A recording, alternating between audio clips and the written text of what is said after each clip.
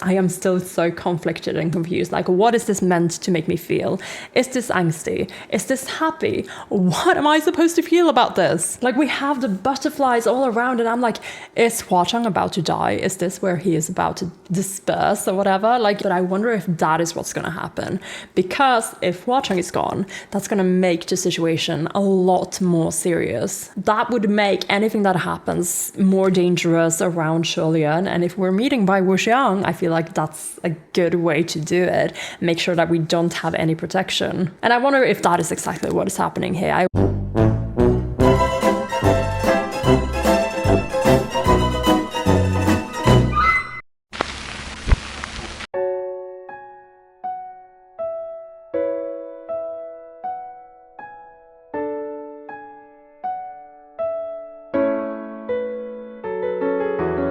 Good morning, good time zone, 早上好. It's Amelia, aka Spaced Out Puffin. Welcome to my read-along and deep dive into Heaven Official's Blessing. And it's been a hot minute, and it feels even longer because we're about to dive into Volume 6. Volume 6. Perhaps the most highly anticipated read since I first got this book in the mail. I mean, the cover alone, the drama, as well as other important details that I just did not know to look for a year ago. Well, I'm looking now, and by everyone's reaction, there's a lot in this, isn't there? And she's like on the thinner side too. She's 60 pages less than Volume 5. And yet, I've been stalling. For good reasons, partially. I'm recovering from a cold. Like, I've been so ready to record, but I've been dry coughing for the last few days, and today I just said, okay, I'm doing it. But it is a cold that I caught the moment I got home from my vacation.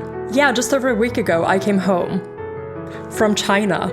I can't believe I'm saying this. The stars aligned, and yeah, I ended up going to China. I had such a blast visiting all these historical sites that, you know, you kind of learn about in school or just in everyday life growing up anywhere in the world, but I never thought I'd actually get to see them. And that alone was fantastic, but of course, I also went hunting for TGCF in the wild. My hunt paid off. Yeah, I have so much that I want to show off to you guys, but if I do, this video is just going to be a merch video.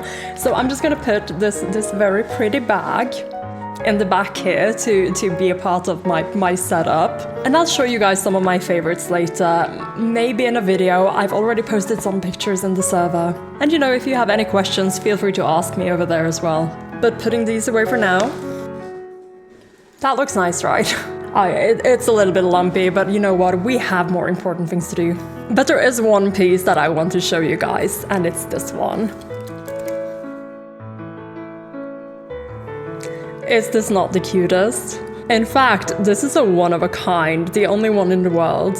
I was lucky enough to have a really talented roommate who was also big into Danmei and TGCF. I did tell her that I was reading it as we were planning the trip, and so she went ahead and surprised me by making this for me. She made it. It is handmade. Is that not amazing? So I have this little homemade shaker keychain with Hualian, and it's the most adorable thing. She told me to be super careful with it and not actually use it as a keychain in case it gets damaged. You know, unless I wanted to. But I want to keep this forever, so I'm gonna make sure to hang it somewhere around my desk area so that I can admire it and not be afraid of it getting ruined anytime soon. But gosh, I just love the details of this. I know she put like a photo card as the background with Huang and Shulian on it. And she's filled this with like little butterflies and little red beads and some hearts, and it's just thematically so on point. With the white and the red, like she went all out on this one. I am so happy. One of my favorite things I took home from China. But that aside, oh gosh, I had such a great time. I met so many sweet and talented people. I ate so much amazing food. And well, I saw so much BL and Danmei stuff in the wild that it actually made me kind of hopeful there for a moment regarding the future. Season 3, please! But I also spent quite a bit of time avoiding spoilers.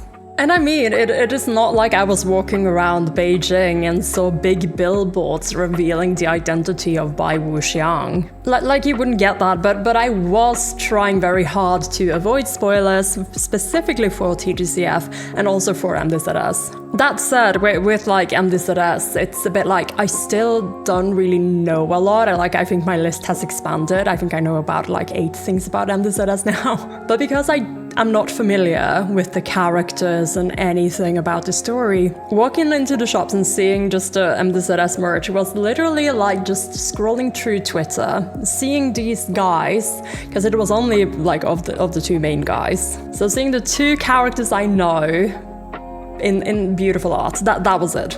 And I'm sure if you know the story, you could probably tell that some of the details were referencing this or that, but for me, it was just like an exhibition of beautiful things. TGCF, on the other hand, I know so much, so anything unfamiliar or different becomes a bit of a, oh, but what could this be?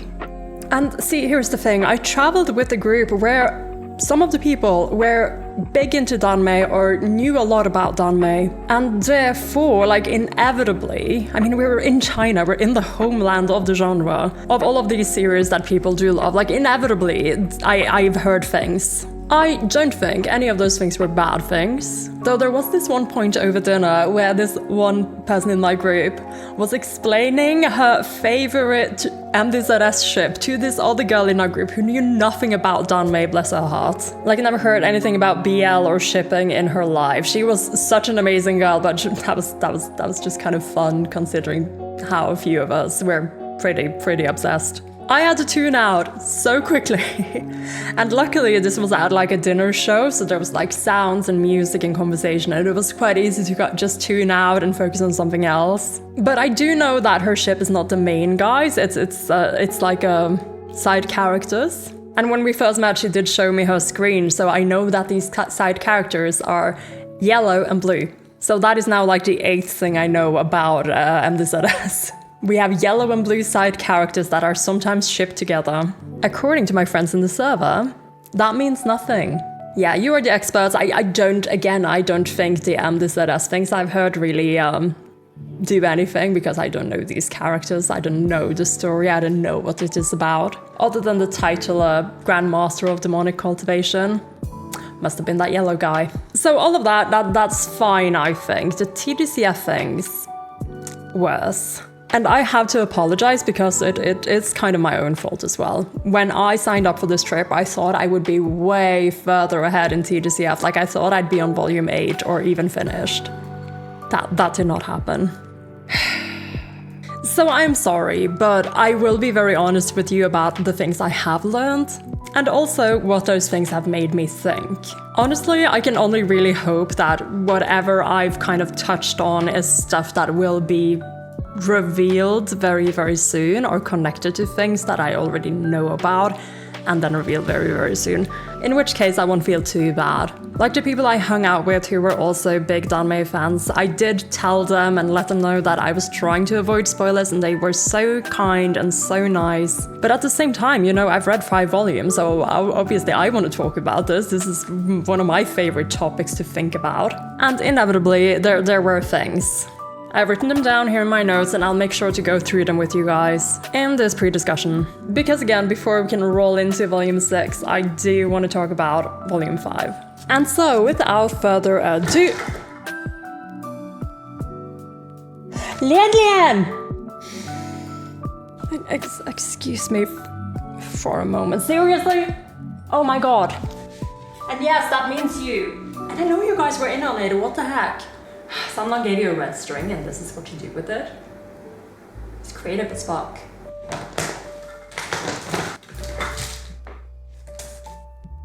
I haven't been taking these out yet, oh my lord.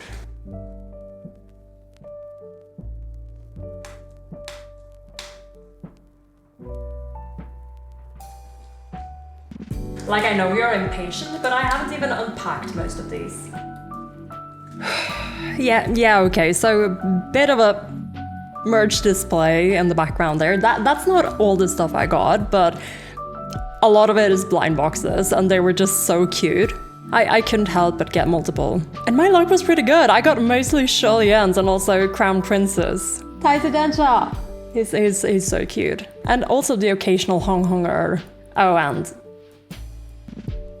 he's got a permanent place on my desk now, so that I can take my frustration out on him. And hey, canon events. Though I think my favorite thing that I got was actually this. You stand over here and have a look, Lianlian. So this here is the TGCF Donghua art book that I managed to find in one of the first bookshops we visited. I didn't get it the first time I was there, but it was gnawing at me the entire time we were in Beijing, so I went back and I bought it, and I am so happy I did. I've only leafed through it a couple of times, but oh my gosh, what a beautiful piece. What a wonderful idea to just have the art from the Donghua, to have all these scenes in a book like this. Oh my gosh, something is so cute. Maybe if I leave this with you, you will keep distracted for the entire read, right? There's plenty of eye candy in here for you. Yeah, let's find a good page and set it up for him. Maybe he'll stay put.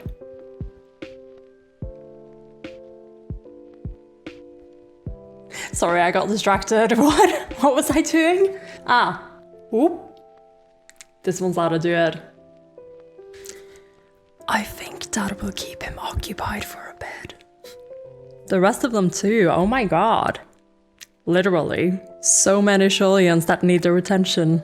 So with all that out of the way, maybe we can actually get through the Volume 5 stats. Before I get into my take on Volume 5 as a whole and also the last few chapters of the volume. So Volume 5 was the Gaga volume. It has the most Gagas spoken from Sanlang's own mouth by a wide margin here. Runner-up is Volume 4 with 68. Volume 5 had 92 Gagas.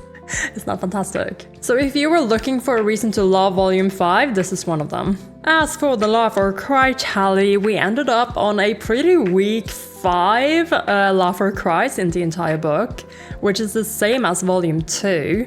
But still not the least laugh or cry volume, which was Volume 3 with only 3 laugh or cries altogether. But that does put us on a total of 29 laugh or cries in the entire story.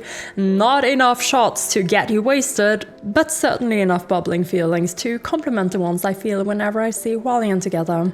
And as for the ellipsa replies, Lian has had a total of 134 of them, as well as some interesting ones. So we're like in 140 something if I count all of those.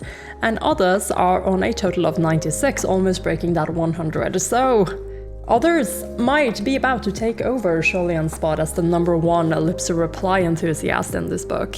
So, Volume 5.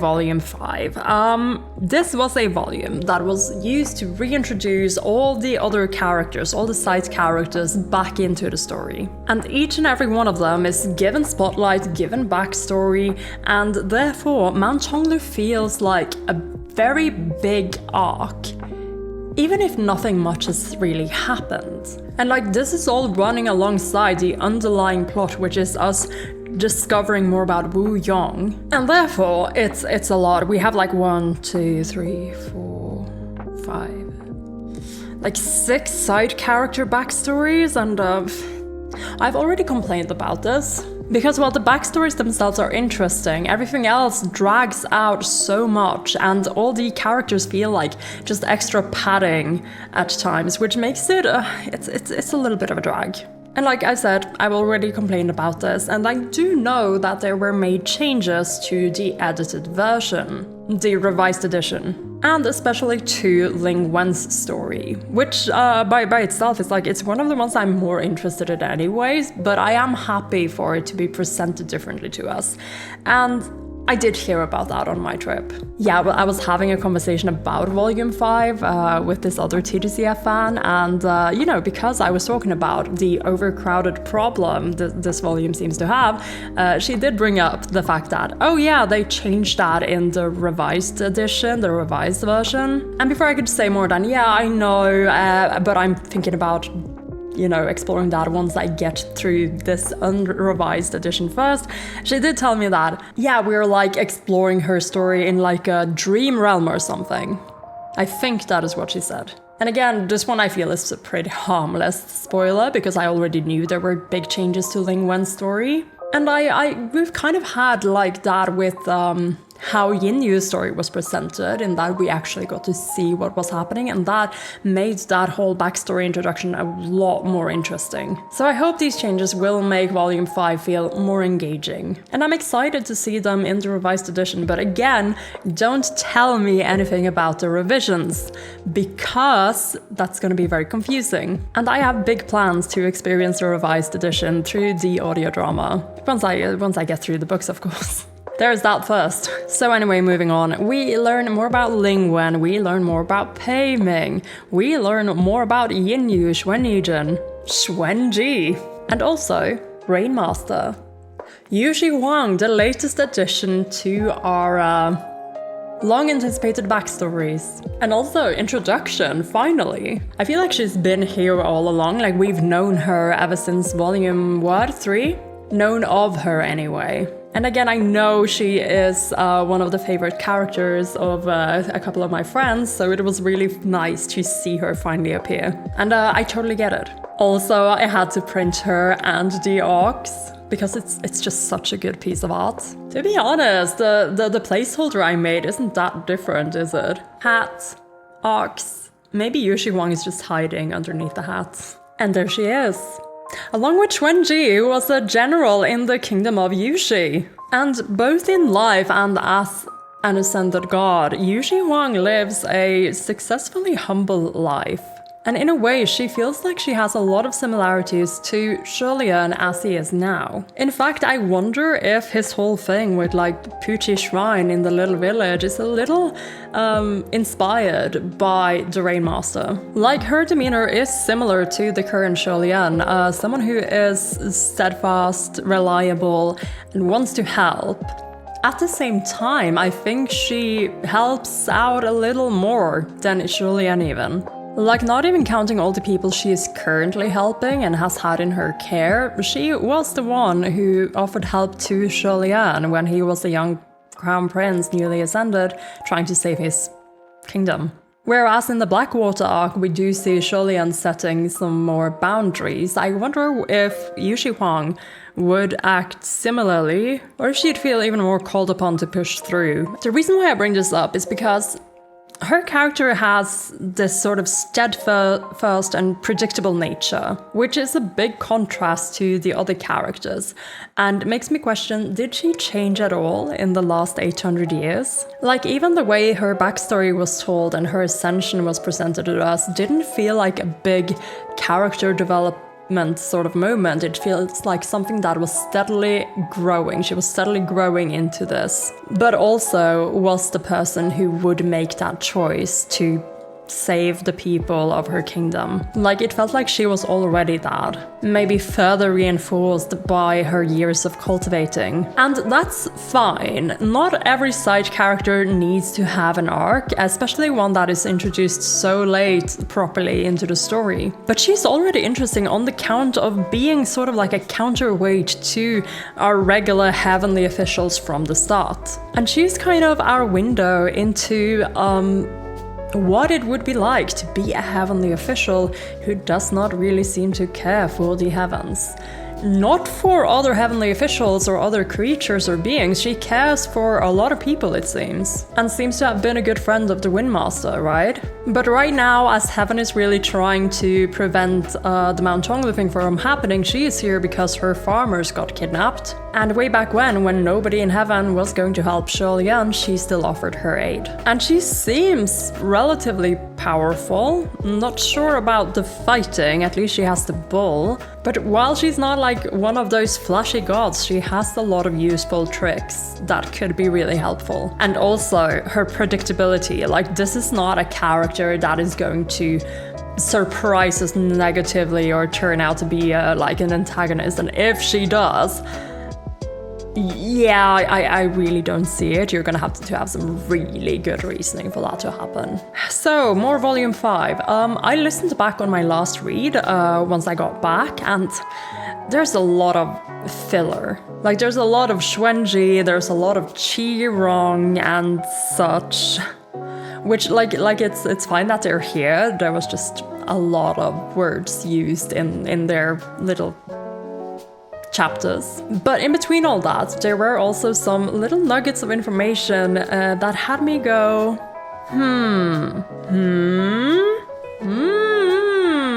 And first and foremost, I wanted to talk about the Temple of Wuyong, the one in the underground city, where we look at the 3 pieces of art and Lian takes us through it. We see the Crown Prince of Wuyong telling his people of the disaster that awaits. So the Wuyong people start expanding their borders, which they do through war, and it gets bloody and it gets messy, and the prince does not approve of that. Like, he was against them going to war to expand to begin with, but once they did that, he reached down from heaven to smite them. In other words, he killed his own soldiers as a god, and that is another kind of Lian parallel, in that Lian also killed the people from Yong'an who attacked the capital, even though he was a god. Like, I remember it was very one-sided there for a long time. But aside from all that tragedy, the Crown Prince also has a plan. A plan to hold up a bridge to heaven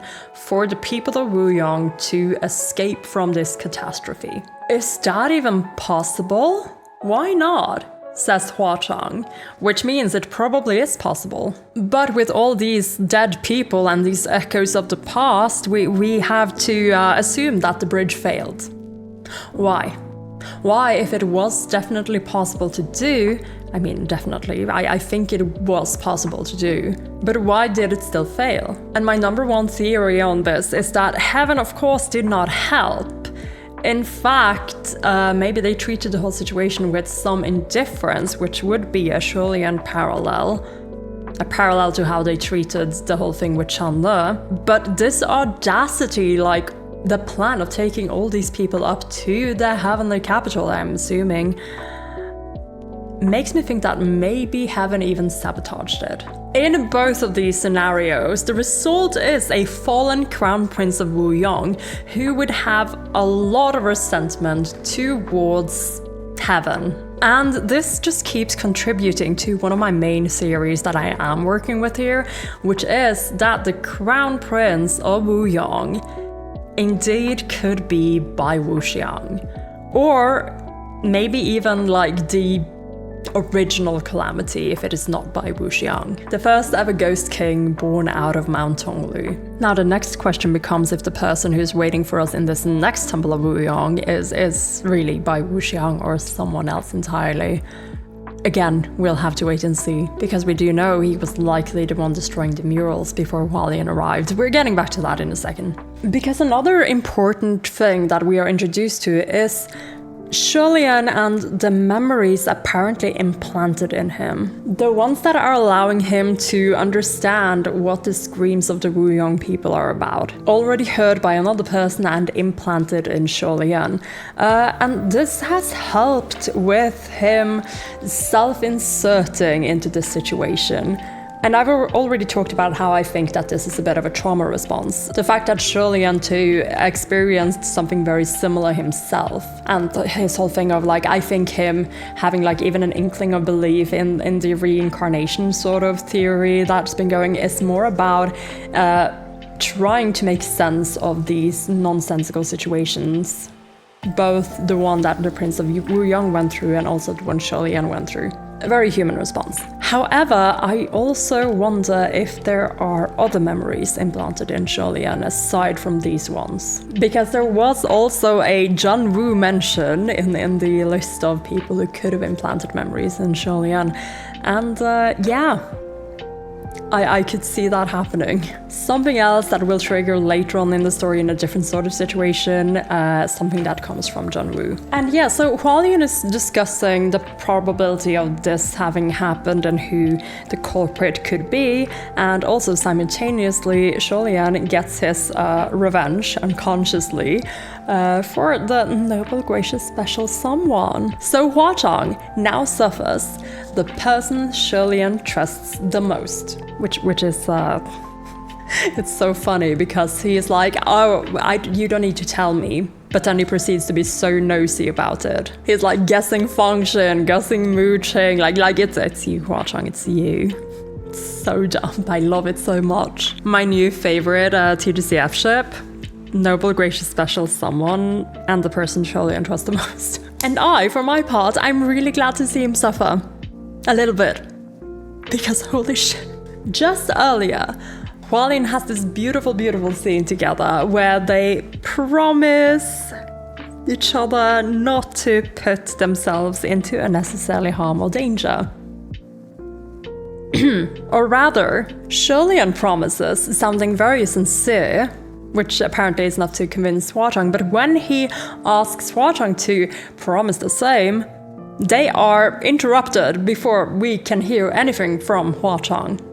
By Pei Ming of all people. Oh my gosh, Pei Ming! And it is so funny because I was so distracted by the importance of the moment and the fact that Pei Ming had ruined it. And now on re-listening, I'm like, Huang? He's gonna do some dumb shit, isn't he? You're gonna do some dumb shit and we're gonna have a little bit of a scare because you're gonna go poof or something and we're gonna be like, Did he actually go? He's not gonna actually go. He's gonna pop up again. This is a happy ending. This is a happy ending. But we're gonna have a scare, and that's gonna lead to a little bit of angst. And I'm not looking forward to seeing Lian deal with this. Oh my gosh, it's so gonna be like that. It's gonna be like that.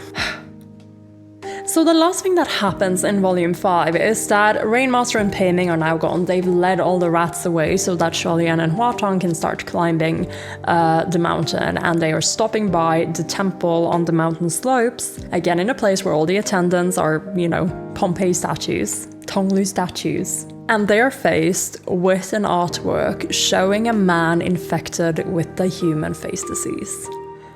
And we have so many questions. Is it real? That is one of the questions Huang is asking. Is this real? Because if it is, holy fucking shit.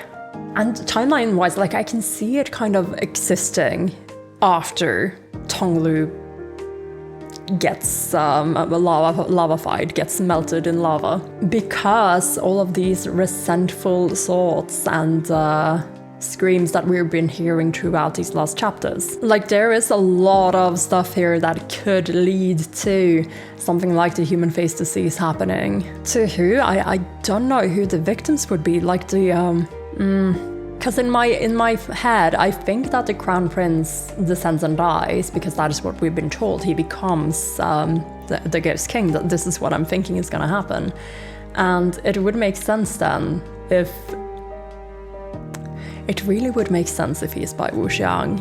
Maybe even the man we're seeing in this picture is the Crown Prince Wuyong, descended, ruined, and wearing the faces of these people on his face. And that could be why he has this whole mask thing going on, right? He's covering it up. So this thing, Wuyong by Wuxiang, that's my favorite theory right now, and I want it to be real so badly. And everything else, I think it will fall into place once we get there. But yeah, so the chapter ends with Hualian alone in the temple. Or are they alone? Only Volume 6 will be able to tell us. Yes, finally, it is time. Let's find, there it is. Postcard for Volume 6. And oh my gosh, guys, the red string. I've already talked about it in the server, but I can't believe I never noticed the red string. When I first got the covers, admittedly, I tried not to look too hard. I was just kind of looking at them and being like, oh, this is dramatic. But now, red string, it is so front and center. It's so... It's a good one, oh my god. The back of this, it's so cute. I know they make fun of the scenes with this, but you have the fox Huang, and then you have little Lian this out, and he's all blushy because he's pressed up against it. This must be this is a serious moment. This is super serious. And I wonder if this is a moment of begging for forgiveness or for asking him to, I don't know, something. Like, I feel this is momentous. This is such a big moment. This is why it is on the cover. I want this so bad. I can't wait to get to this scene. I'm like, I don't even know where in the book it is, if it's in the beginning or if it's in the end. I'm kind of like, I want to know this scene. I want to read until we get to this scene. But anyway, Volume 6 era. Gosh, again, I've talked so much about this cover already, but I am still so conflicted and confused. Like, what is this meant to make me feel? Is this angsty? Is this happy? What am I supposed to feel about this? Like, we have the butterflies all around, and I'm like, is Hua-Chang about to die? Is this where he is about to disperse or whatever? Like he's not gonna die, he's gonna come back to us, but I wonder if that is what's gonna happen. Because if Hua-Chang is gone, that's gonna make the situation a lot more serious. That would make anything that happens more dangerous around Lian, and if we're meeting by Wuxiang, I feel like that's a good way to do it. Make sure that we don't have any protection. And I wonder if that is exactly what is happening here. I wonder if Hua-Chang has sort of like sacrificed himself because they've met an enemy, and now he's like, you got all the butterflies, he's gonna poof into a cloud of butterflies. I don't like this. Yeah, there are butterflies all around. The spine has an eye, and this, I'm guessing, is Erming's eye. It might be something else, but it looks, no, it's Erming's eye. Erming's right here. It's Erming's eye. So that's on the spine for this one. And again, I'm not reading the back, but I'm gonna read the top, which is body in abyss, heart in paradise. Again, the sentences that Lian said sometimes before he ascended, while he was still a crown prince. The words that have since been scratched off all his temples and plaques and stuff. Loving this cover as per usual. I love the color scheme. I love everything about the dramatics of it. This book itself is iconic. Oh, my copy is a little bit wonky here on top. I think it might have gotten bent in the box or something, so it's a little bit but that's all right. That's all right. Let's see what funny little sketch we're getting. Oh no, we're getting the cover first. Oh my gosh, it's not a funny little sketch, but it is Hualian looking at all these lanterns being launched from a city. That is so romantic. Are they holding hands? Please say you're holding hands. You've got to be holding hands. Oh my goodness. And that is my little cover review, I suppose. This is a cover that inspires a lot of feelings, and could be bad, could be good, but it's gonna be momentous. Those are my thoughts around this. Like, is this like a confession pre-sacrifice? A little bit Han Solo, Leia Organa style? Samnang, I love you. I know. He doesn't know. That's the fun part. So, other predictions. Arc 4. Is that gonna start in this book? Are we gonna get Arc 4 somewhere in this book? Because that has been mentioned a lot to me. I know it's gonna be a ride, and judging from everyone's reactions, I am very convinced that, yeah, Arc 4 is probably going to be in here somewhere. The start of it is in here somewhere. Like, Arc 2 started at the end of Volume 2, so I feel like we might be going towards something like that. We're going to get to a point in the story where we're going to get the flashback or whatever, and then we're going to go see what was up 800 years ago in Chandler. And we have some ideas of what we might expect to hear about in Arc 4. One of those things being the relationship between Function and Lian, and also maybe even what actually happened to Lian's parents. Because that has only really been hinted at in the text, in the subtext, honestly. We know they died. But the Donghua did show us them jangling, and I'm wondering more and more if they are there because of a suicide rather than being strung up by like rebel soldiers. And also, what makes Lian regret his second ascension so much? He was only ascended for a little bit, and he was ascended as the god of like plague, I think. The Donghua said, at least, the English edition. I'm not sure what other title it would be, but like god of misfortune for real. And we know he wreaked a little bit of havoc. He fought John Woo before getting banished again, and yeah. could be really interesting to see. And I do have another prediction. And well, I think we are going to be introduced to a new character, or rather have one of our mysterious characters, such as Bai Wuxiang, be brought out into the light. And I am vaguely convinced that...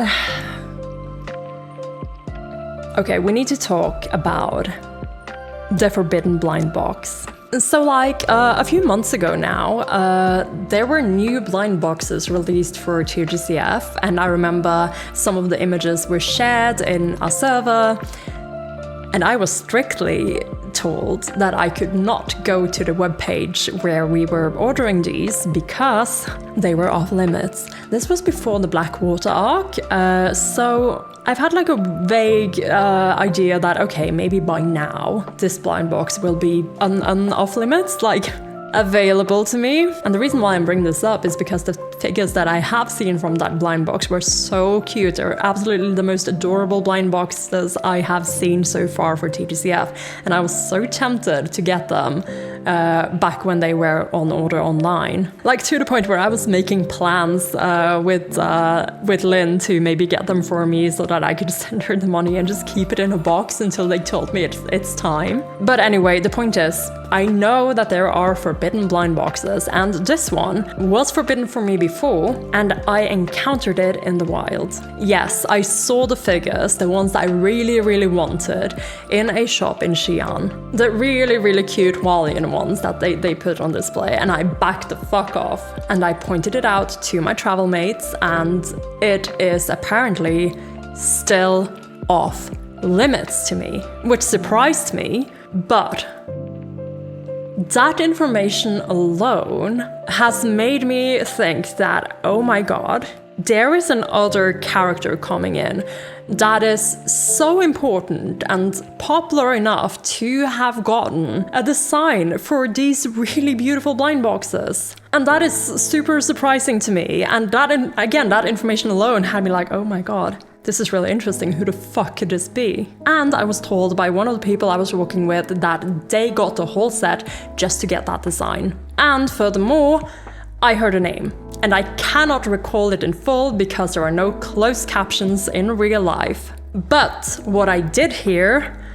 has my mind like going absolutely insane because Wuyong. Whoa. John Woo? Yeah, oh my god, like I have to share this with you because this is like probably the biggest potential spoiler I've touched on. But ever since that happened, I've been stuck between trying very hard to forget and then theorizing based on that one syllable and the context of all of this. And I think that what is going to happen here is that we are going to meet the Crown Prince of Wuyong, and he is going to be a big character with a really nice design coming up very soon. And now I also have like an additional theory because of the name similarities here. Like, does John Woo have more to do with Wuyong than we previously thought? Like, is he perhaps even like a descendant of this because the name's right? Like, again, I don't know all the characters in Chinese for this, but we already know that there's a lot in names in this series. So I think that there are a few surprises around the corner, and I'll be very excited if John Woo is involved. But regarding this box, I really think that we are talking the Crown Prince of Wuyong, and like he's gonna get like a proper name as well. Or this is the full package deal in that the Crown Prince of Wuyong is Bai Wuxiang, and we're gonna get like the design is gonna be him unmasked, you know, the unmasked Bai Wuxiang. But I don't know, like something about this character has to make him popular enough that people would go out of their way to get him. And I don't know if it was just my travel mate who was really into this character, or if it's like a thing, you know? What I will say is that after I realized that this blind box was off limits, a couple of the people I went to the shops with did get these boxes, and I did my very best to stay away from them. Like, I tried not to look at them. When we were doing our unboxing stuff, I made sure that I was out of the room before they brought them up, and that they would put them away before I came back. So I just want to lay this all out there for you, let you know that I tried my best, but also let you know what this has made me think, so that you know where my brain went with all this new information. And again, like, I had such good help from the people I was traveling with to avoid spoilers, but you know, this is partially my fault for going to fucking China before I finished reading these novels. And I feel like it's just natural in these situations that, yeah, I learned a few things that maybe I didn't want to learn. But it is what it is, and I don't think that the big central plot points have been revealed to me just yet. Again, maybe I am off course, maybe I am making this out to be a bigger thing than it really is. And you guys are just laughing at me for making this a big deal to begin with. We'll see how central any of this will be, but my biggest wish for Volume 6 is Hualien. I need them to get their feelings out to each other. I need this to be a confession scene, even if it's a sad one. I need this to be them realizing how they feel about each other, because holy shit. Volume 5 put the patience out of me. It took all my patience. I am so ready to know what is gonna happen. Anyway, so I am almost ready to read, but before we get to it, I do have a couple of packages from my spoiler advent calendar. This one I'm pretty sure came from Aria. It says save after volume 5, and this one was after book 5, chapter 83, which has been a while now, so let's check these out. Now come on, Erming, show us some use. Ooh, fantastic little butter knife use. Oh, it's Hualien kissing, which already makes me so happy. What is this? I'm trying to figure out why it was not sent to me before chapter 83, and I see it. Do you see it? It's the red string on Julian's finger. It's the red string. I get it. Oh, this is so cute. I completely forgot where this came from. My gosh, this must be the same person who sent me the other heart-shaped keychain one. Remind me who sent this one with the spoilers, so that I had to put it in my spoiler pile. This is wonderful. It's going up on the board. Is this book 6? Please happen in book 6. Boys, we are impatient. And this envelope from Aria, it has Sanlang and Julian on the front. Very, very cute bunny with a big butt. And it is...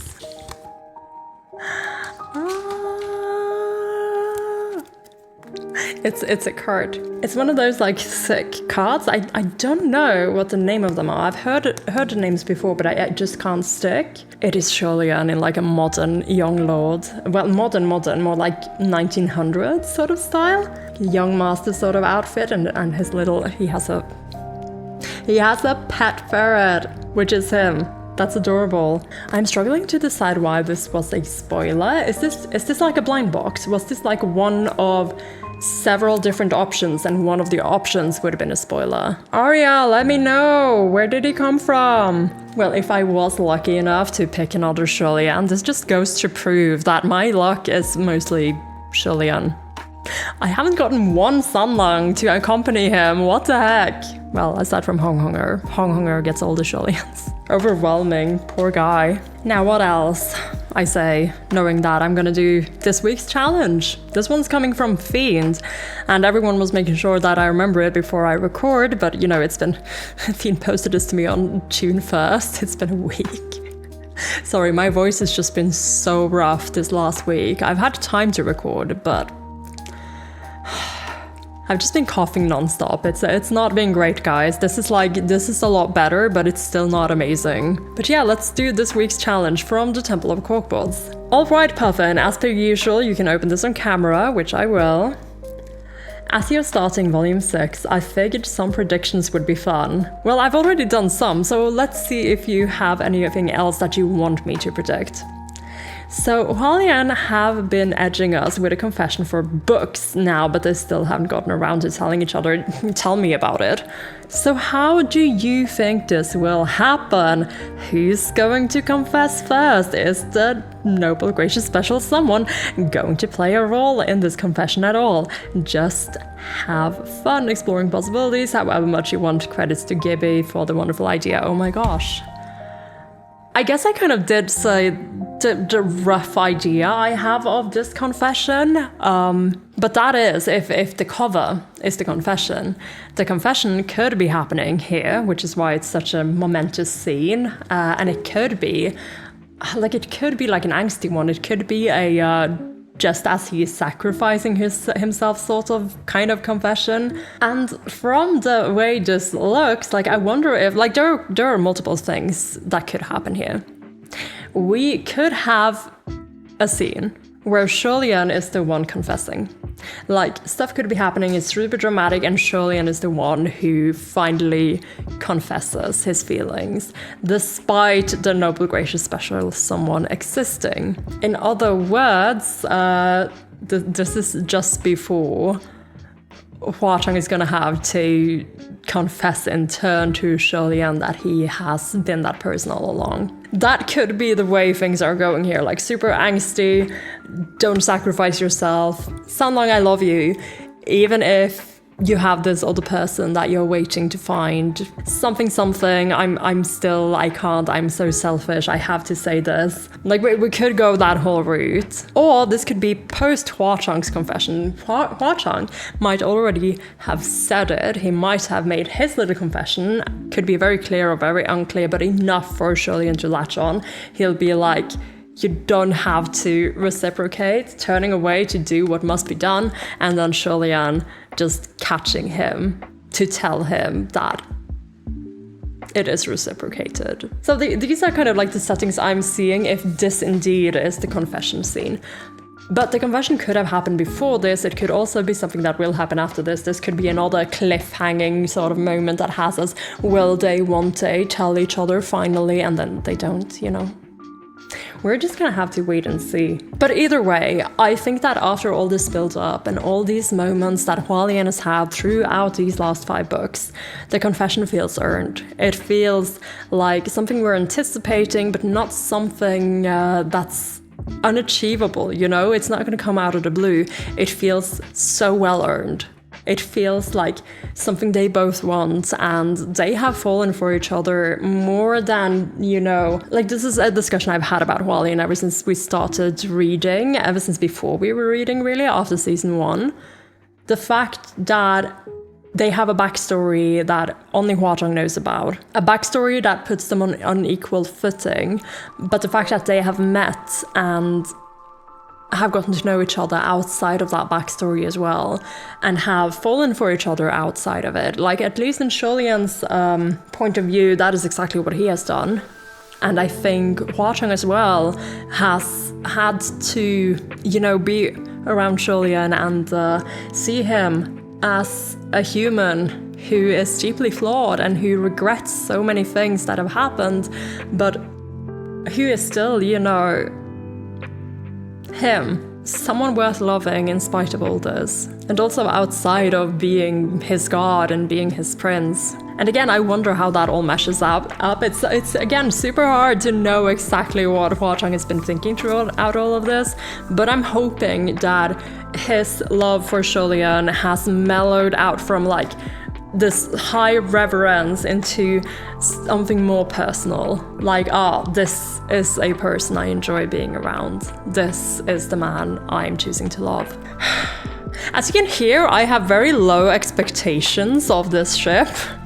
I'm sorry, Hualian, you've just, the bar is very high, and I'm expecting you to fly over it.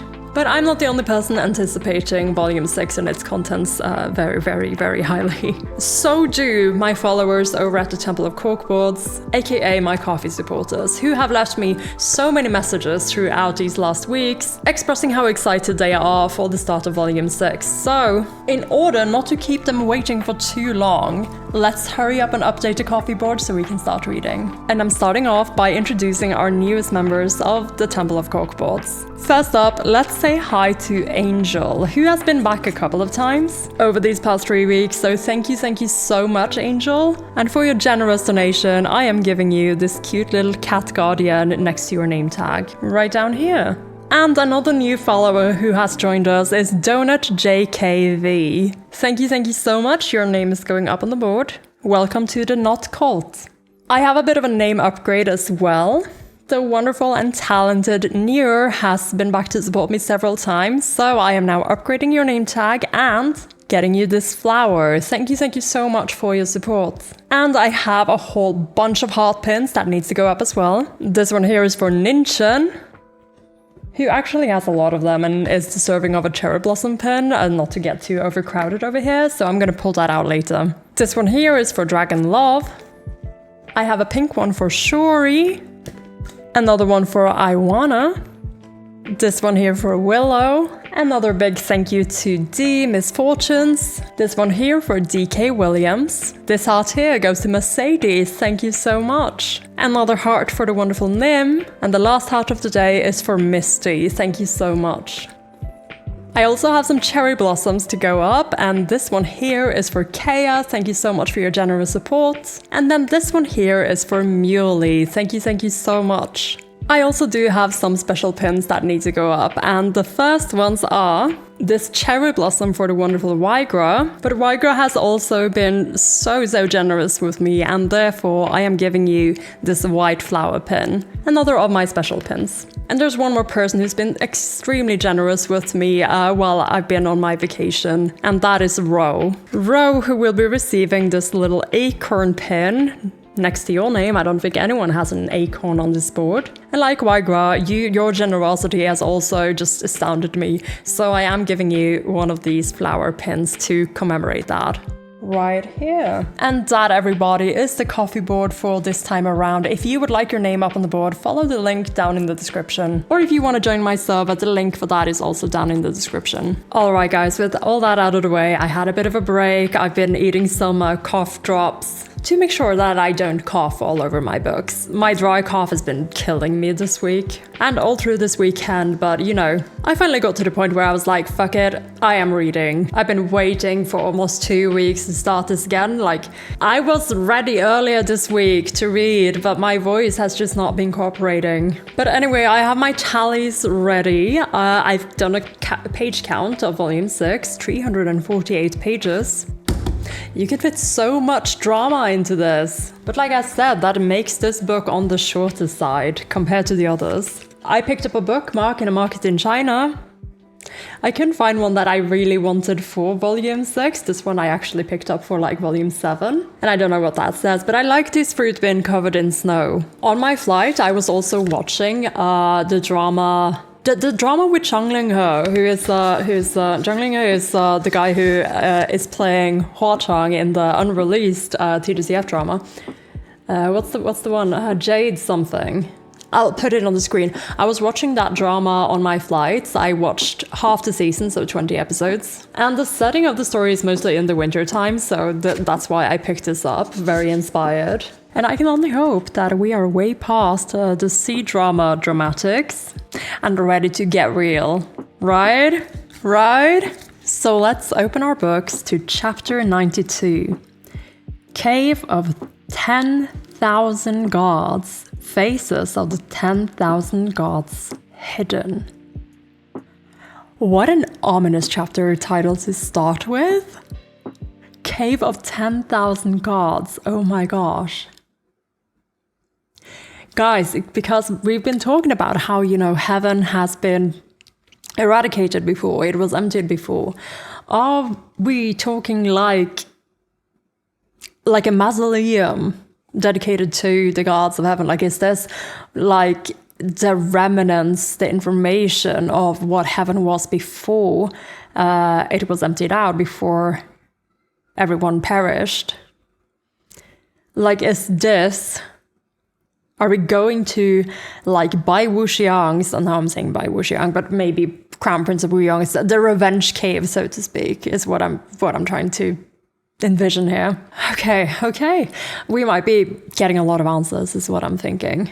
So let's begin. Hua Chang's breath was warm, but his words made Lian's blood run cold. Yeah, because Hua Chang has just said they might still be here with us, the person who was trying to destroy the murals, and might have left that one because they came to interrupt them.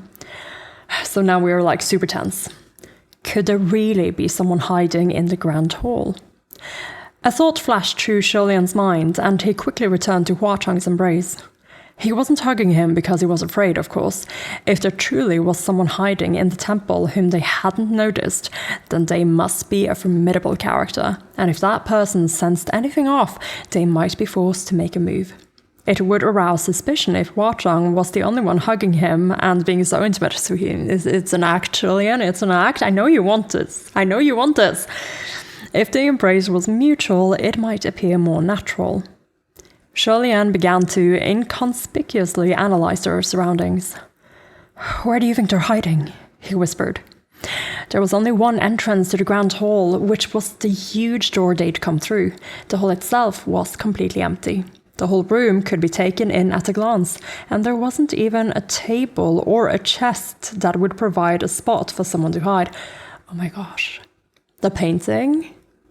Like the painting, is it, like, have they hidden kind of inside the painting? Like, is it an illusion or something? That would be interesting. It might not be. I'm just babbling. Aside from the two of them, there were only the empty stone shells of the temple and temple's attendants. The shells, Lian and Hua Chang whispered in unison. Oh my gosh, hiding inside one of the shells? That's better than what I was thinking. That is more likely than what I was thinking. Those stone people were hollow inside, which meant they could serve as a hiding spot. A human couldn't get inside, but a ghost most certainly could. When Lian was sure they were both in agreement, he started to speak, but then he inadvertently looked up and his pupils shrank. There was someone standing 6 meters behind Hua Chang. This person seemed to have been a young man of higher status.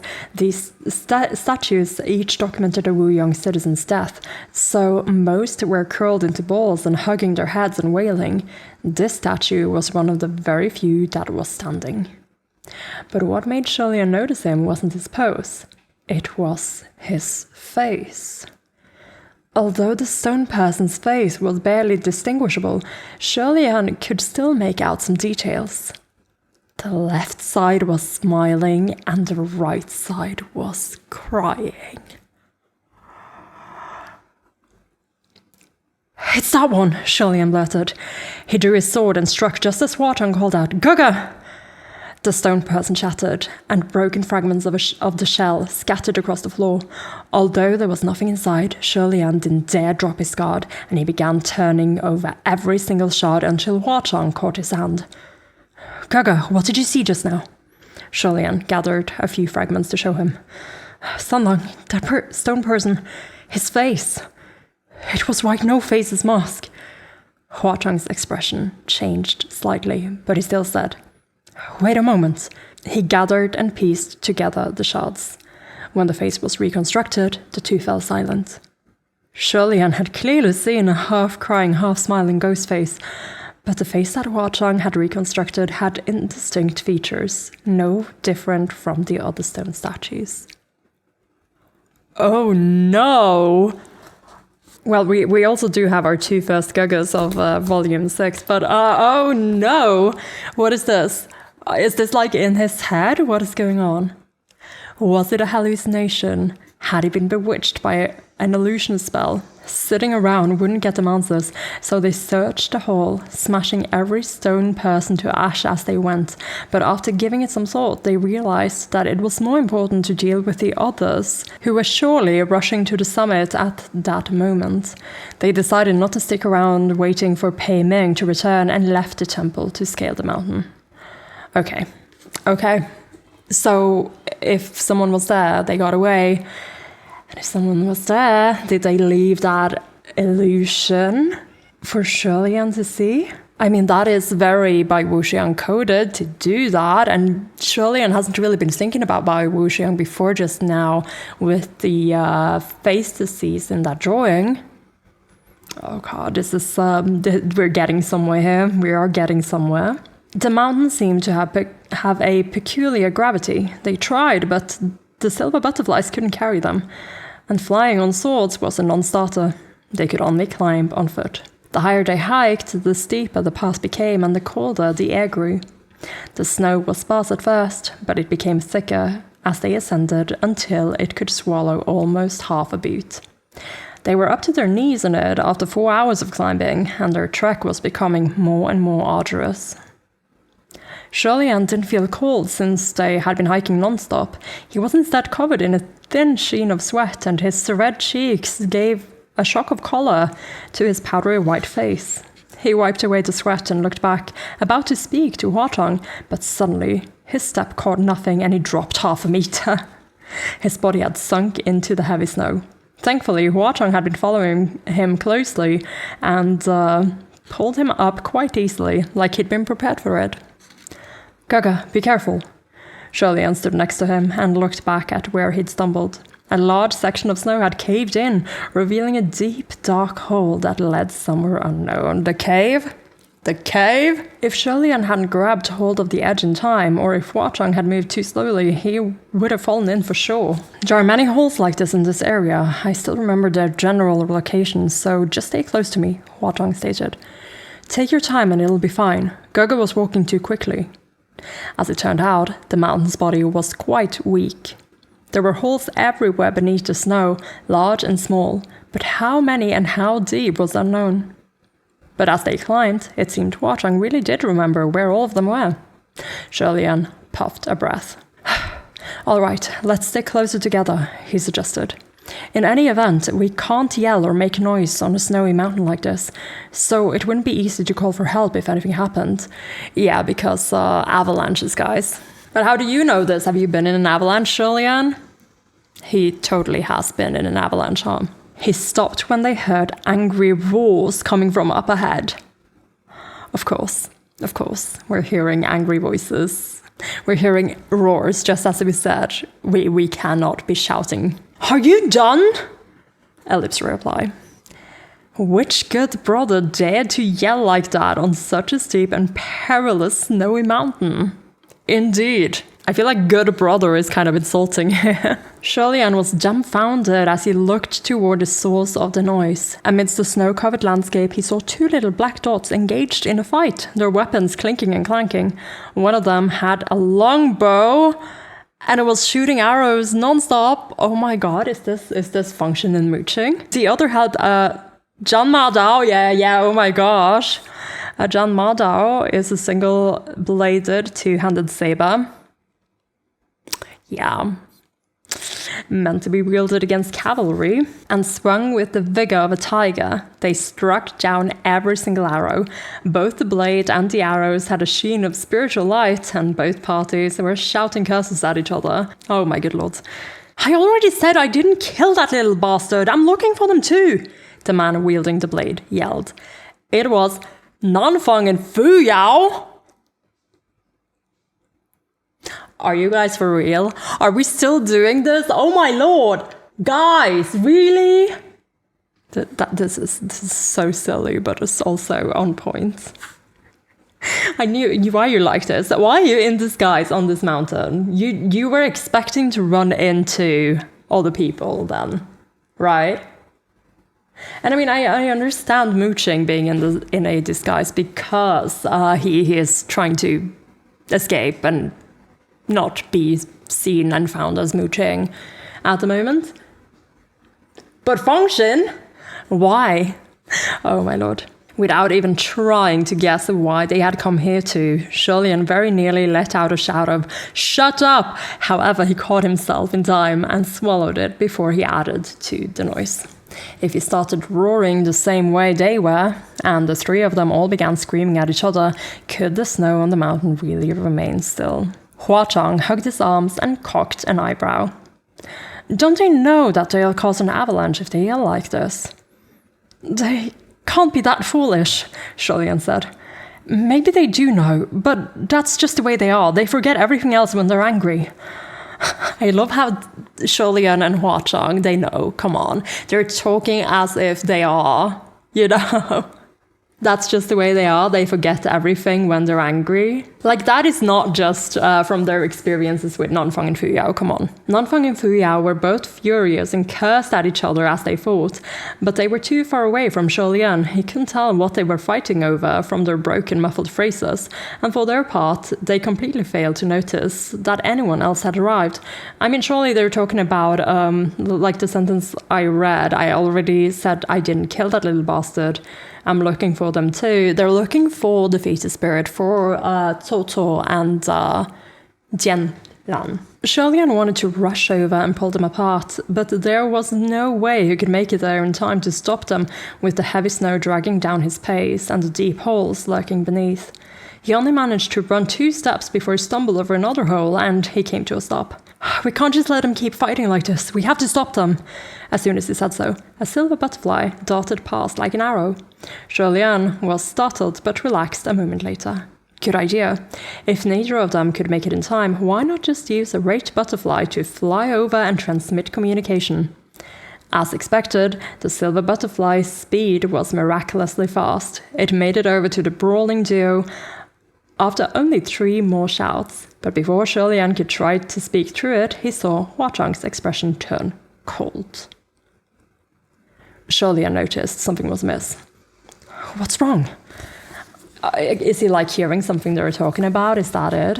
Yeah, that's gotta be it. The smile on Huachang's lips had disappeared completely, replaced by a look that was frigid as the snowy mountain upon which they stood. Sanlang, what's going on? Lian pressed. Huachang's lips twitched, but he didn't manage to answer before Lian suddenly felt an inexplicable wave of panic. His head shot up to look at the top of the mountain, and his eyes widened.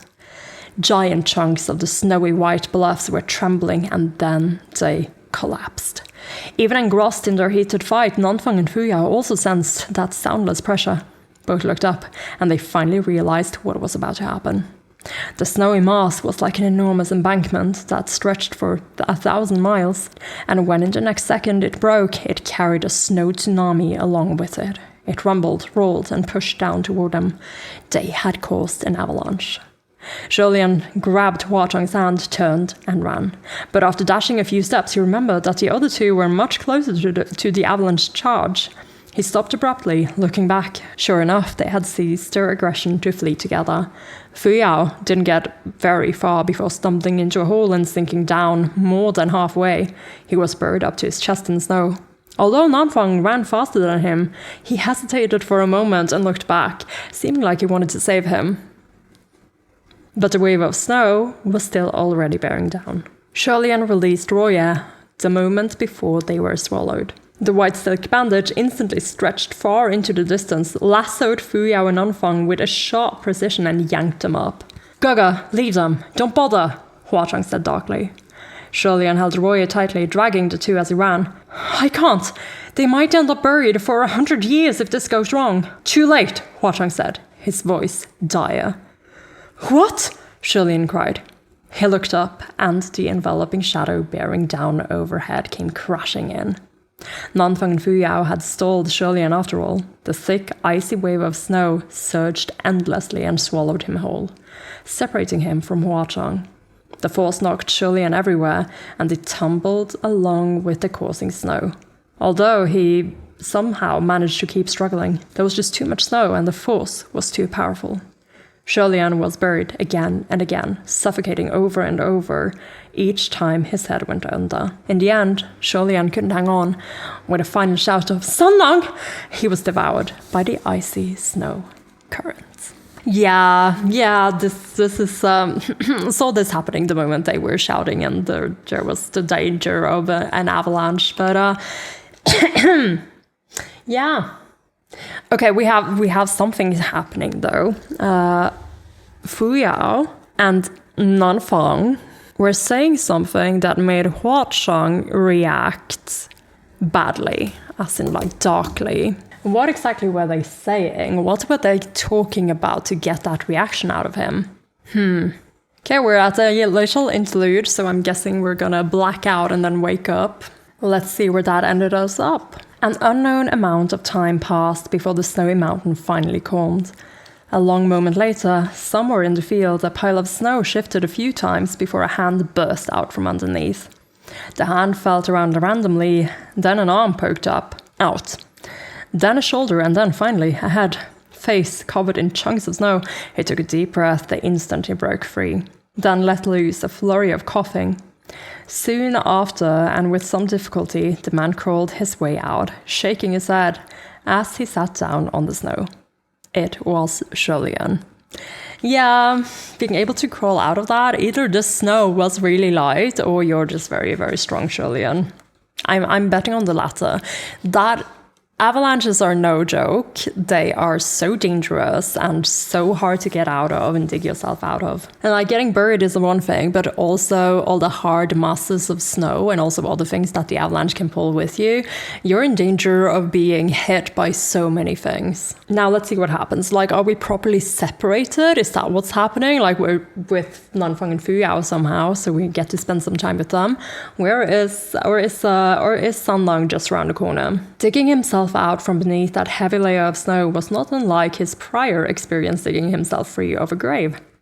Lian's face and hands were chapped red from frostbite and essentially numb, but he only bothered to rub his face a few times and huff some hot breath on his hands before looking up with a lost expression. There was not a trace of that captivating red in the sprawling blanket of white.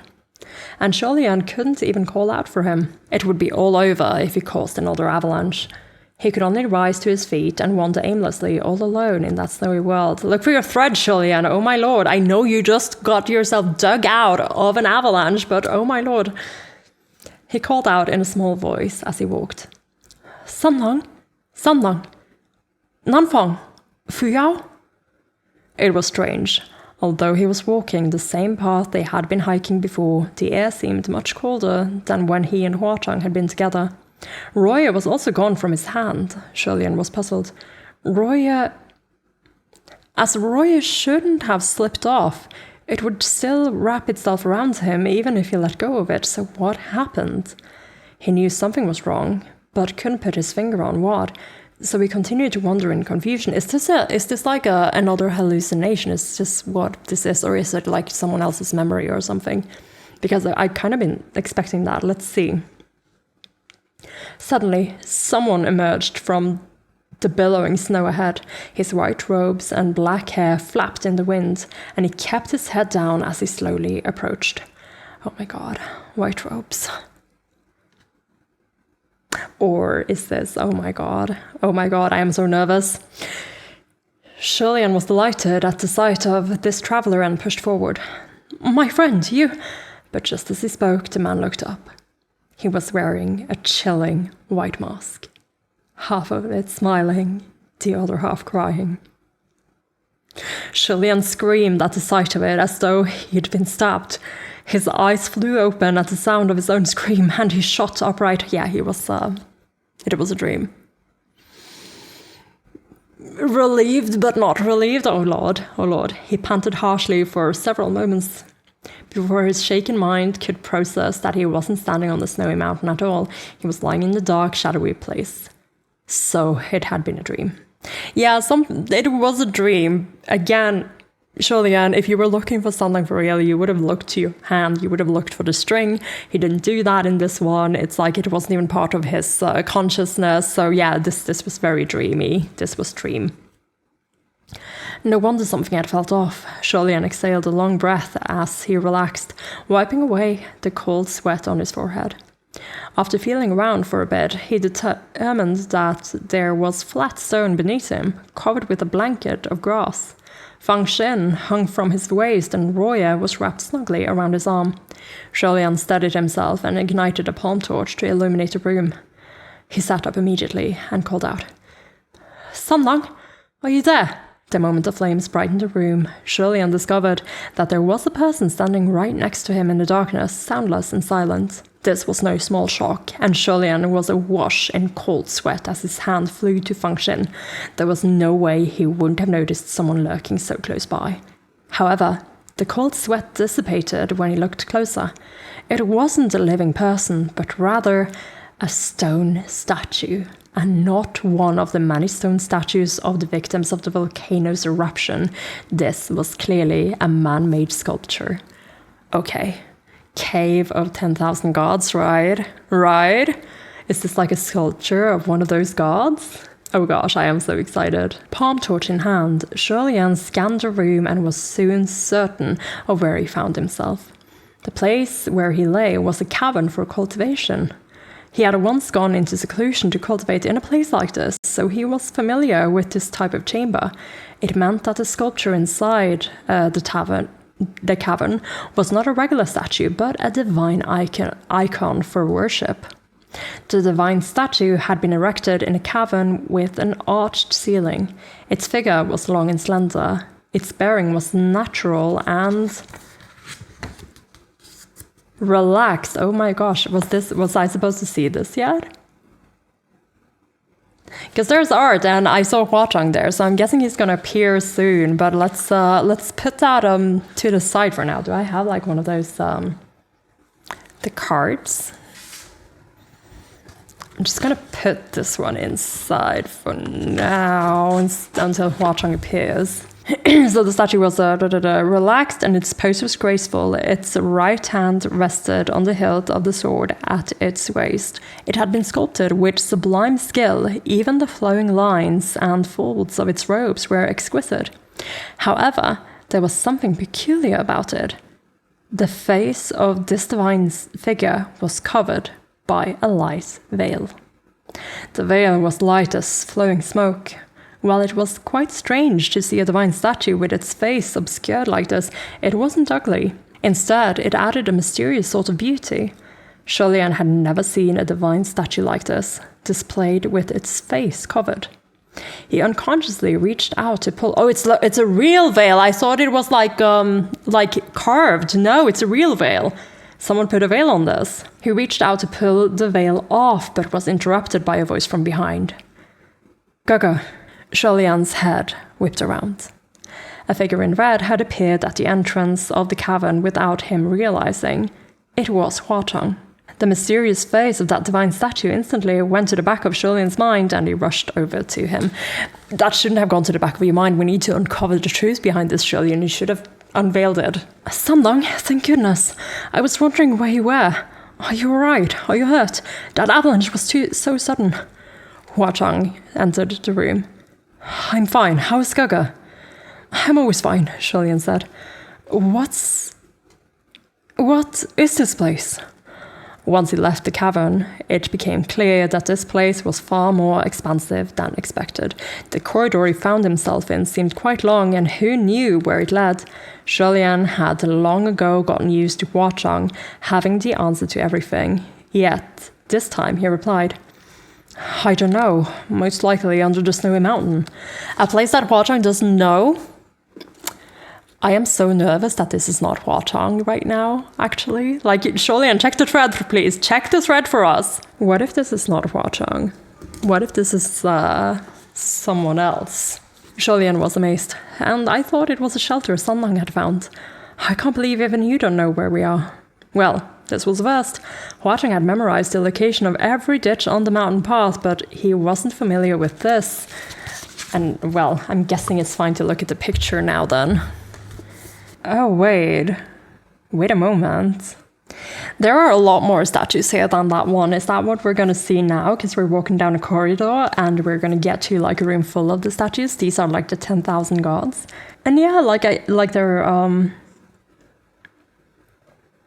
yeah, okay, there could be 10,000 gods. I just had to stop when I looked at this one close to here, because from the side it really looked like Lian for a second. But it could just be a random person. It's just a random person. I was nervous there for a second. But you know, holding a flower and everything, we already know that there are not a lot of female gods, and you know, that kind of was Lian's thing. But anyway, Huang wasn't familiar with this place. The cave network clearly wasn't small. Had he really never stumbled upon it before? Yeah, so the thing is, either that is a lie, that's the first thing that is happening, or this is not Huachang, that could be the second thing happening, or this was made after Huachang left Mount Honglu, which doesn't run well with my theory of this being like a mausoleum of like the previous gods of the heavens or whatever. But we'll see. We just need to unveil them. Shulian, I'm telling you now, pull that veil off. Let us see. Shulian couldn't help but find it a bit strange, but he didn't press the matter and instead raised his palm towards Shaya. You should be pressing the matter. This might not be your boy. Check your thread. How did we get here? Huachang summoned a few silver butterflies. Well, we have silver butterflies at least, so okay, maybe it is Huachang. Sorry, my dude. I am just very cautious. You know, just a little bit protective regarding our boy Shulian. You understand Huachang, I'm sure. So Huachang summoned a few silver butterflies and let them flutter about to shine their faint light. Maybe we stepped wrong and fell into a ditch, he replied evenly. That was the only logical explanation, as the alternative was that someone had intentionally put them there. Shulian couldn't help but recall the dream he had just had, and a slight shiver went down his spine. Remembering something else, he asked, "We're here, so where are Nanfang and Fuyao?" At the mention of those two, a trace of hostility flashed across Huachang's face.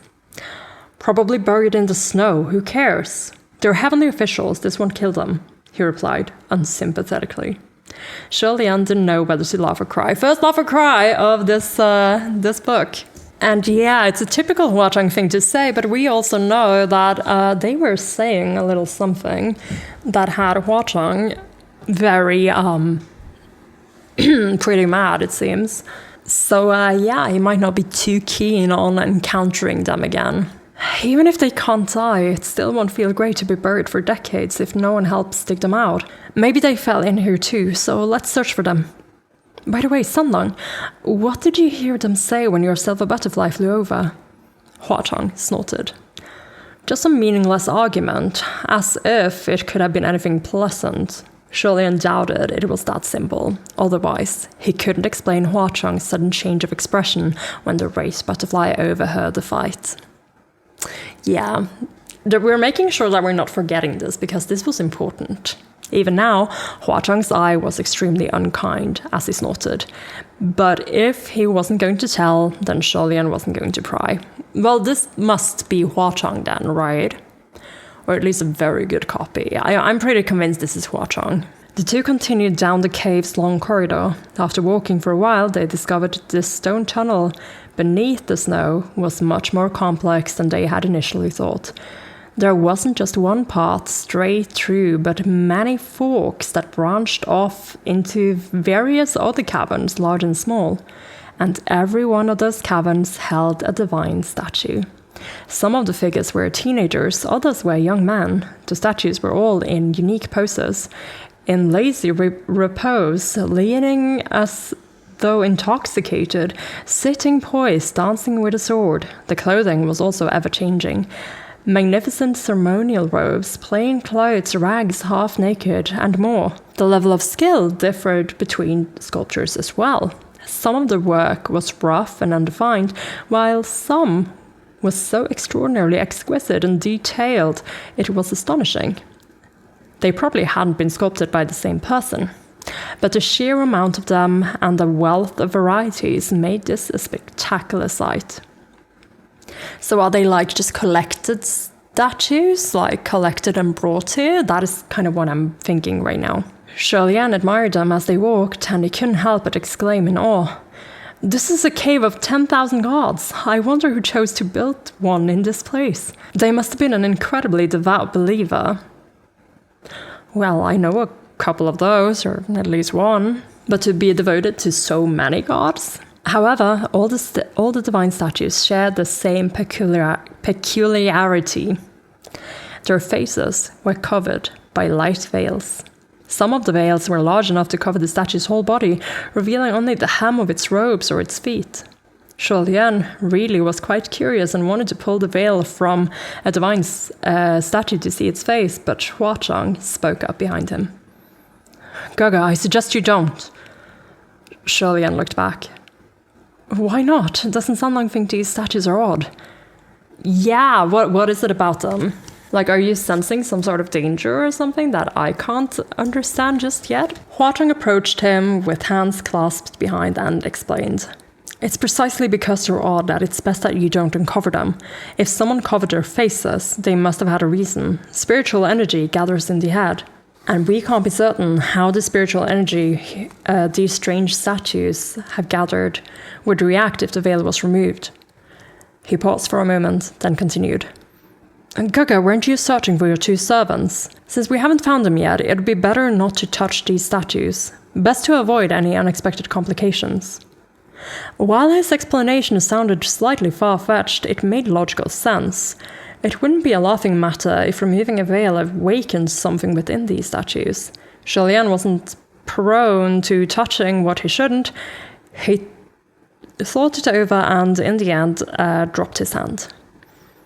I was only curious which deity these sculptures depict, that's all. There was something else strange. Yeah, this whole situation is so strange. There is something wrong here. There was something else strange. Huang was not the kind of person who feared unexpected complications. Yeah, I guess. If they saw what the veil covered, so be it.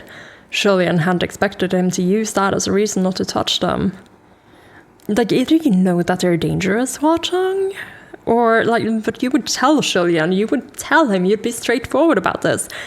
This is the kingdom of Wuyong, so they're probably the crown prince of Wuyong, Huang said dismissively. Nothing notable. Lian countered. I don't think so. Oh, what do you mean? Huang asked. Lian gazed at him. Judging by the murals we saw along the way, the clothing worn by the Crown Prince Wuyong and the Wuyong people was particularly bright in color. As the country existed 2 millennia ago, the prevailing style of dress was ancient and coarse, and a little wild. The clothing on these divine statues is quite different, though. I don't think these statues have anything to do with the Crown Prince of Wuyong. In fact, the sculpture might not have been from Wuyong at all.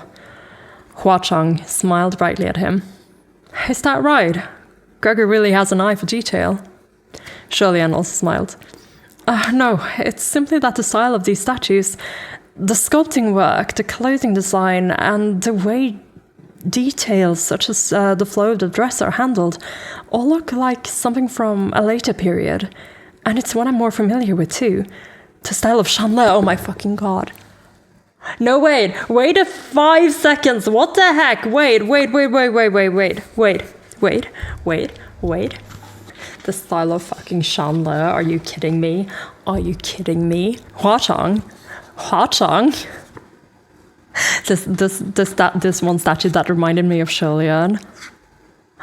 These are teenager, young man. Oh my fucking god. The description of the first one. All I'm saying is Huang?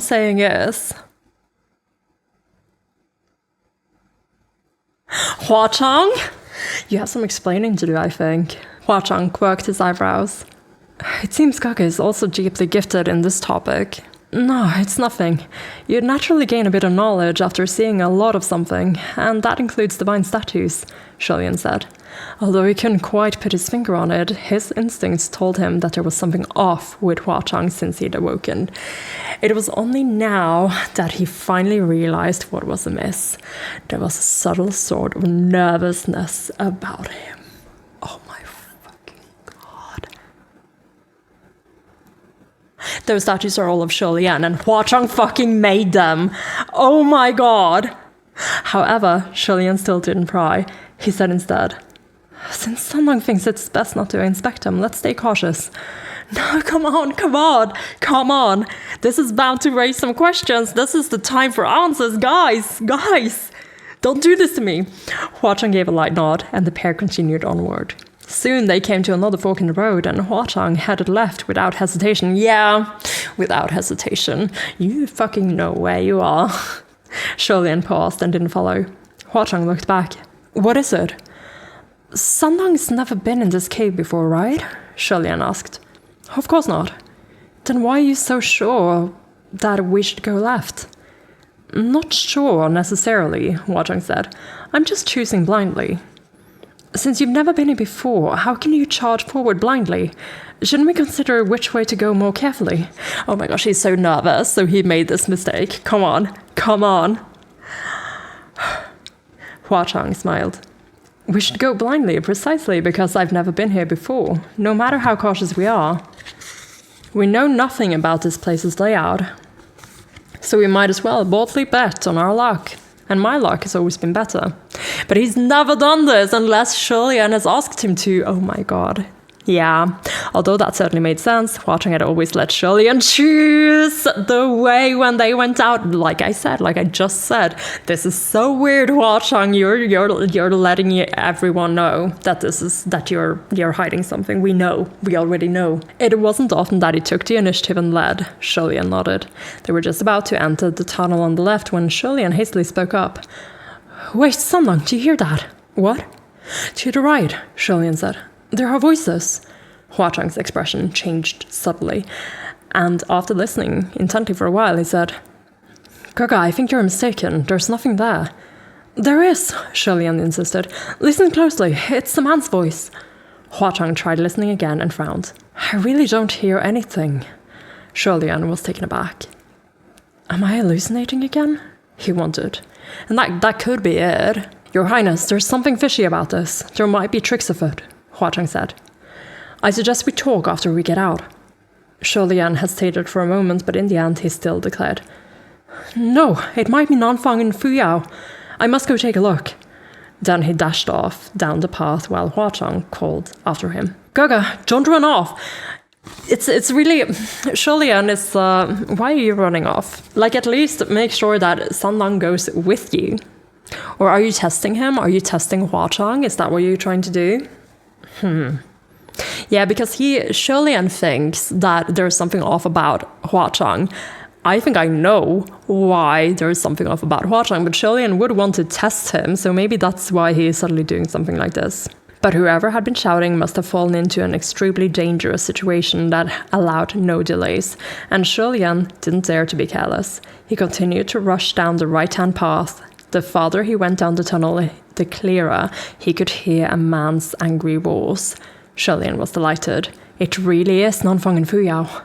Lian didn't know how long he'd spent hurrying through the winding tunnels, but he finally found the source of the voices in a giant cave.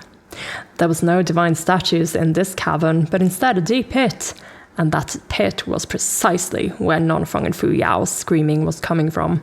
It looked like they were both trapped at the bottom, unable to climb up. But they were still yelling passionately at each other, so their lives likely weren't in danger at the moment. It was too dark in the depths of the pit to see anything clearly. Lian cupped his hands around his mouth and shouted from above. Hey, what happened to you guys? When the two in the pit heard someone up above, they instantly stopped arguing. Fuyao's reply came first. Your Highness? Is that you? Hurry and pull us out! Nanfang, on the other hand, didn't speak. Lian was puzzled. You guys can't climb out on your own? The pit isn't that deep. What's happening down there? Perhaps it was because he'd been fighting the entire way, but Fuyao was still full of fire. If we could climb up on our own, we would have done it already, duh. Can't you see for yourself, Your Highness? Lian squinted. Well, I can't see much right now. Do you still have spiritual power? Can you light a pawn torch so I can see what the situation is down there? If you can't, I'll throw a fireball down. But before he could finish his sentence, the two at the bottom yelled in unison. Don't! Their voices rang with alarm and terror. Do not light any fires! Fuyao yelled. If he couldn't light a fire, he'd have to find another way to illuminate the place. Lian's first reaction was to look behind him. Sunlong. But Huachang is not there right now. But also, Fuyao and Nanfang seem very suspicious to me right now, because Huachang could not hear their voices. Sure, he could have been pretending, but that's kind of dumb to do. Are these Fuyao and Nanfang, at all? Or are they a trap? Why could only Lian really hear them? However, there was no one there. Huachang hadn't followed him, and Lian was surprised. At first, he felt slightly uneasy, then confused. There was surely no way Huachang could have lost his way, right? Huachang had been acting quite strangely ever since they entered the Cave of 10,000 Gods, but Lian couldn't quite put his finger on why. He looked to his left and right, then discovered a tiny silver butterfly resting on his shoulder. He touched it tentatively. Yeah, okay, so we have a butterfly with us, though. Hello? The great butterfly fluttered at his touch, but didn't fly away. It seemed to want to show him its wings. It's George. You're so pretty today, George. Over the course of their journey, Huatong had told Lian that his silver butterflies fell into various categories. Lian didn't know which category this one belonged to, or what its duties were, but it could at least shine some light regardless of its purpose. Thus he asked, "Can you go down and take a look for me?"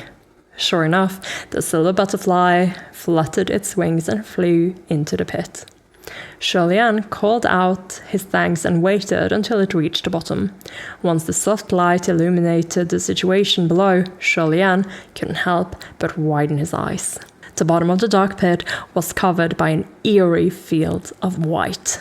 The entire hole was blanketed with a thick bed of silk. Oh my god, is this a spider thing? Is this a spider thing? Hello, Shelob. What are you doing in my Chinese danmei? Nanfang and Fuyao had been tied up in that silk so thoroughly that they had been bundled into 2 cocoons like 2 little flies stuck in a spider's web. Their faces were battered black and blue, and their heads were covered in blood, but they might have done that to each other during their fight earlier. Lian couldn't help but give himself a pat on the back for his caution.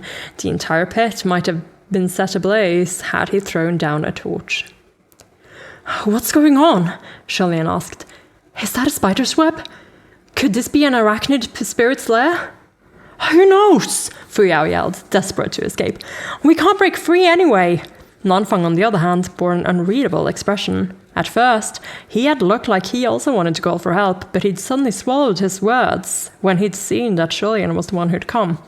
Okay, this could be suspicious behavior, but at the same time, the last time Feng Xin saw Lian, he hurled some really, he said some things. And he might feel a little bit bad about it at the moment. It's a bit awkward for him to see Lian again. So that could be part of it. "Don't come down yet. The spider silk is really tough," Nanfang said instead. "It'd be hard to break free once it grabs you." "I won't come down," Lian said. After deliberating for a moment, Lian tied one end of Roya to the hilt of Feng Xin, planning to lower the sword to see if it would work. But Roya had only crept down halfway before the web discovered it. Tendrils of silk shot upward with violent intent at this interloper. Roya coiled away in terror, but it was too late. The webbing snagged the bandage, wrapped around it, and yanked it down, pulling Lian in as well. Oh no! Lian had never imagined that this web would be so strong and cunning. The moment Lian fell into the pit, the white tendrils of silk charged forward and trussed him up. The rest of the silk tendrils crawled along to further secure the cocoons that trapped Nanfang and Fuyao. Fuyao was absolutely furious. "How come you fell in too? Now look at us, 3 stupid fools. Let's all just die here together. What are you griping about?" Nanfang shot back. "This only happened because he was trying to save us." Lian, on the other hand, was tumbling about and laughing. "Why are you laughing, Lian? Why are you laughing?" "Mightily concerning this." Okay, let's continue with these fools. I can't tell if they're real or not, because, yeah, the way Nanfang is acting, it's a bit weird, but it could also be the way Feng Xin would be acting right now, so let's see where this ends up. Nanfang and Fuyao looked at him, dumbfounded. "Did you hit your head on the way down? Have you lost your mind?" Fuyao asked. Tears rolled from the corners of Lian's eyes, and he said with much difficulty, "No, what's with this web? Why is it so ticklish? I can't." The silk bed had caught him gently when he fell, and the tendrils that had bound him seemed to touch him with care and love. They brushed softly against Lian's body while they worked, as if they were tickling him. Julian curled into a ball, fighting back with tenacity. No, don't wait, stop, I can't stop. Only then did the white silk tendrils bind his hands behind his back and stop their ticklish dance. Nanfang and Fuyao stared at him. A moment later, Fuyao said grumpily, how come it was so rough when he tied us up, but so lenient with him? It hasn't even covered his face. Julian finally caught his breath. Aren't your faces fully uncovered too? Fuyao rolled his eyes. They were covered. We had to use our teeth to tear holes after we woke up. We couldn't have shouted otherwise. Oh, this is so suspicious. Julian tried struggling a bit, but the silk webbing was tough and unyielding. Plus, his ribs faintly hurt from laughing too hard. For now, he was out of commission. He decided to relax a bit, lying down flat. So, how did you two end up here? Don't know, Fuyao replied. When the avalanche hit, snow came crashing down on us. When we woke up, we were already here. No, Julian said. I mean, why did you come to Mount Tonglu? Fuyao was furious the instant the topic was raised. I was pursuing that ghost woman Lantang and that fetus spirit. Who knows why he is here? Me? I'm here to chase after that mother and child too, Nanfang answered. Of course. I predicted that they would. Then why don't you go after them? Fuyao spat. Why did you hit me? My general already said that he had nothing to do with the fetus spirit. He didn't kill either of them. His goodwill was taken for ill. There's honestly no point in trying to be a good person. Lian mediated out of habit. All right, stop. I understand the situation now. Stop fighting, stop arguing. You're the ones who caused that avalanche, so can you just give it a rest? Let's think of a way out together. However, Nanfang was incensed. Does your general not realize how he usually acts? He has no right to complain if people are suspicious of him. Fuyao glared. What did you say? I dare you to say that again. Nanfang glared even harder. I do dare, and I will say it again. You never had goodwill for anyone. You just want to show benevolence to people you can't stand so you can secretly feel all smug about it later. You're after your own satisfaction and you love to watch everyone else make fools of themselves. Don't give me that goodwill taken for ill garbage, and don't you dare think that you're a good person. Genuinely good people aren't like you. You've never been one. The way he's talking, you. Like, if Julian didn't already know, surely he would catch on at this point, but he knows. Come on, he knows. He and Huatang both know. Veins popped on Fuyao's forehead, and his lips began to twitch. You've made all that up. It's pure nonsense. You know best whether it's nonsense, as if I don't know you, Nanfang shouted. Those veins now bulged all the way down Fuyao's neck. What right do you have to lecture me? Looking down on people from so high up. Careful, you might fall and break a leg. I'm better than you at everything, Nanfang yelled. Do you think no one knows about that shitty stunt you pulled back then? The mere mention of this mysterious incident seemed to inflame Fuyao even more, his fire fueled by shame. Ooh, mysterious incident. Yes, I admit I did it.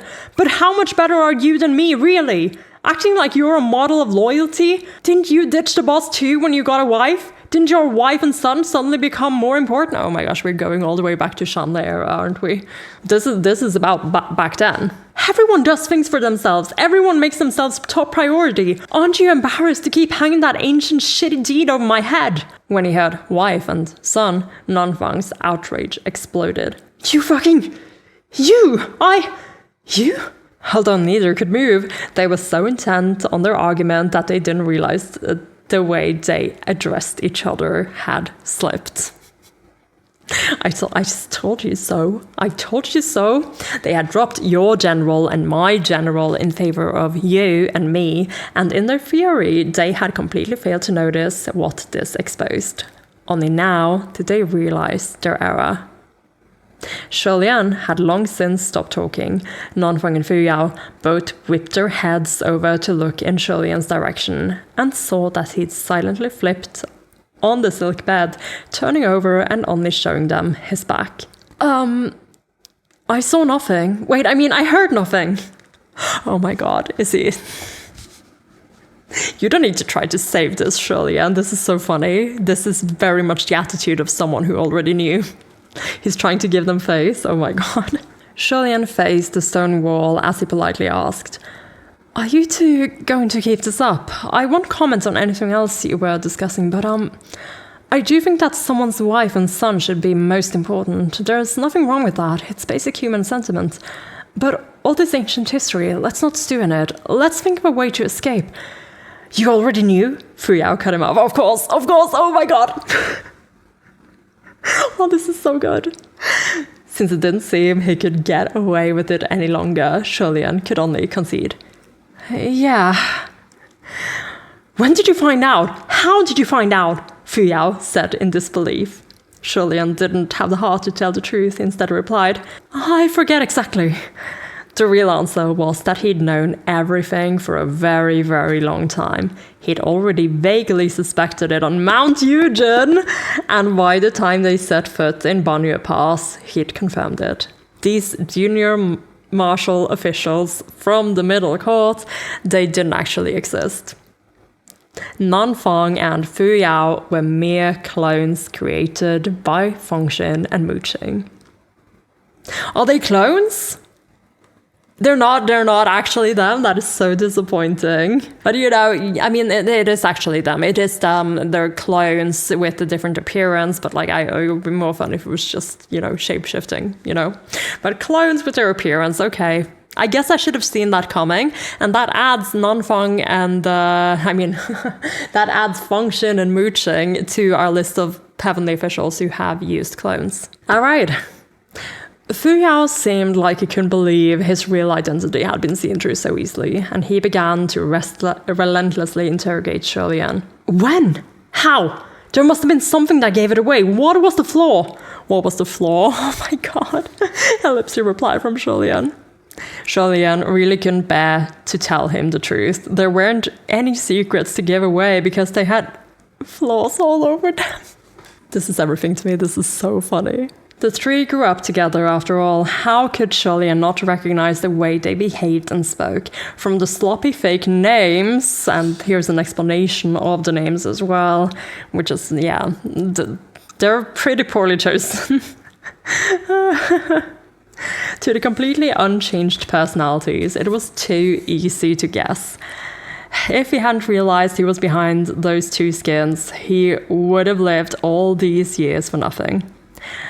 There were always some things one couldn't say and some things one couldn't do. For example, one couldn't easily roll their eyes or cuss when minding their behavior as a heavenly official, but they could be much freer and more relaxed while wearing a different identity. Thus, Lian never felt the need to expose them. Fu Yao, no, now he should be called Muqing, gritted his teeth and said coldly, So, you've known who we are for a long time, but you never said anything. You quietly watched us put on an act, am I correct? And that was the end of the chapter. That was a weird note to end on. You could have cut it like a couple of sentences before. We're gonna figure out the rest, don't worry about it. But that was finally the reveal of the junior officials really being their respective generals. Finally. I don't know how much of a reveal that really was. I feel like it's been such a thing. That is like the one thing we've kind of just been joking about a little bit, but I think we've all been on board with this fact. And I'm so happy to know that Lian was also caught on, even way back in Mount Eugen, and then Banyu just confirmed it to him. So proud of you, Lian. You really are an inspiration to me. But what a tense chapter. Like, now I feel like these two really are these two. And Huachang I really thought was Huachang, but like, why is he here now? Like, is he covering up things? Is that what is happening? Because this is what I think is happening. This nervousness that Huachang is displaying is not because he's a different person. This is definitely Huachang, and he has definitely been here before, which is why he's tripping up so much. These statues are all in the style of Shanle, because they're all Lian, and the art kind of confirms it to me. Like, that one statue really reminded me of Lian, and then looking back on it, yeah, these are all Lian statues. They have to be. Because the descriptions as well, that's what it matches up to. The nervousness is Huachang not wanting to show, because again, there's a hint here in the text. The hint is a very devout believer must be behind this, and we only know one of those. It's fucking Huang. It's Huang, and he's made these statues. This is the reveal that I think we're coming up on, and I think that is going to be the start of a conversation that we sorely need. Is this going to be when we reveal Huang's ties to Shanla? Because that is what I'm hoping for. So I have a dinner appointment I need to rush to, but I'll be back to get that next chapter out of the way because we have a lot to talk about still. So give me a break, I'll be right back with you. Okay, I'm back. Well fed, not well rested, mind fucking reeling. I am so hyped for this. I can't believe this is happening. We finally have a reveal. And while I was eating, I was thinking all about how, oh well, they are here in this cave. And if what I am kind of suspecting is happening is actually happening, who's like, what are they gonna do after they get out of this little pit? Well, probably go back to where they came, which means we will be going back around to the statues, and I bet you we're gonna be unmasking them. Oh my god, this is so tense, this whole situation. The fact that we have like a perspective on this that the others do not have. Like, I really wonder if Lian is thinking, like he obviously is noticing that Huang is acting different, he's acting a bit weird, but I don't think he is. Is he suspicious of him? Is he suspicious that he has exchanged places with someone? Because again, like, he's acting weird, but he is acting like I would expect Huang to act. The quickest way to solve this is if we just check the thread, guys. We just need to check the thread. Why are we not doing that yet? Like, Lian, just make sure to do that the next time we're close to Huang. Double check, make sure it's him, okay? This fucking shape-shifting thing is getting me... So that is the chapter title, right? It's about these 10,000 cave of 10,000 gods. Is it really like a cave system with like multiple of these sort of rooms? Or is it really just these statues that we saw in the picture? Is it really just the ones that are very likely, very probably the Lian ones? That very likely, very probably Huang made? Or is there more in this area? That is what we want to discover. The next chapter... Oh no. I might have made a mistake. It is 9 o'clock at night. And this chapter is... Am I missing something? This next chapter, from page 34 to page 96.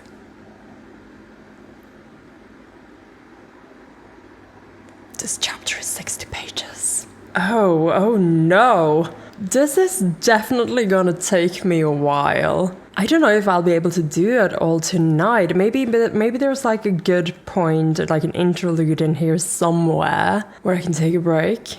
Oh my gosh, this previous chapter was not that long. The first one I read just now, literally like 20-something pages. And now 60? Why are these chapters cut the way they are? Gosh, this is so frustrating, but also I can't just stop now. I literally came back like, oh, I ate dinner, let's read another chapter, and it's 60 pages.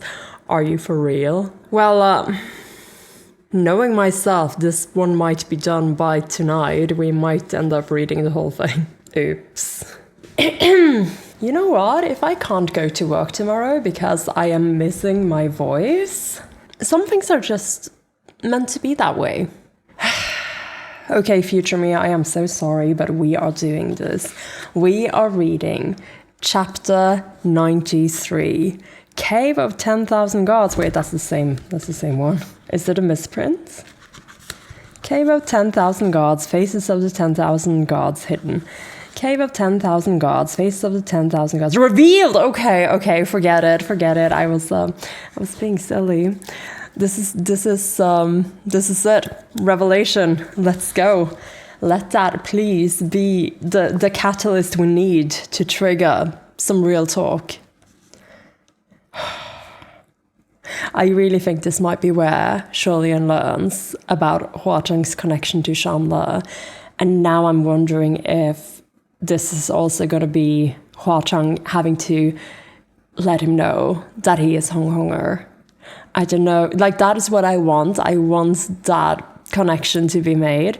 But I don't know. Maybe we'll just like know for sure that Huacheng is from Shanle.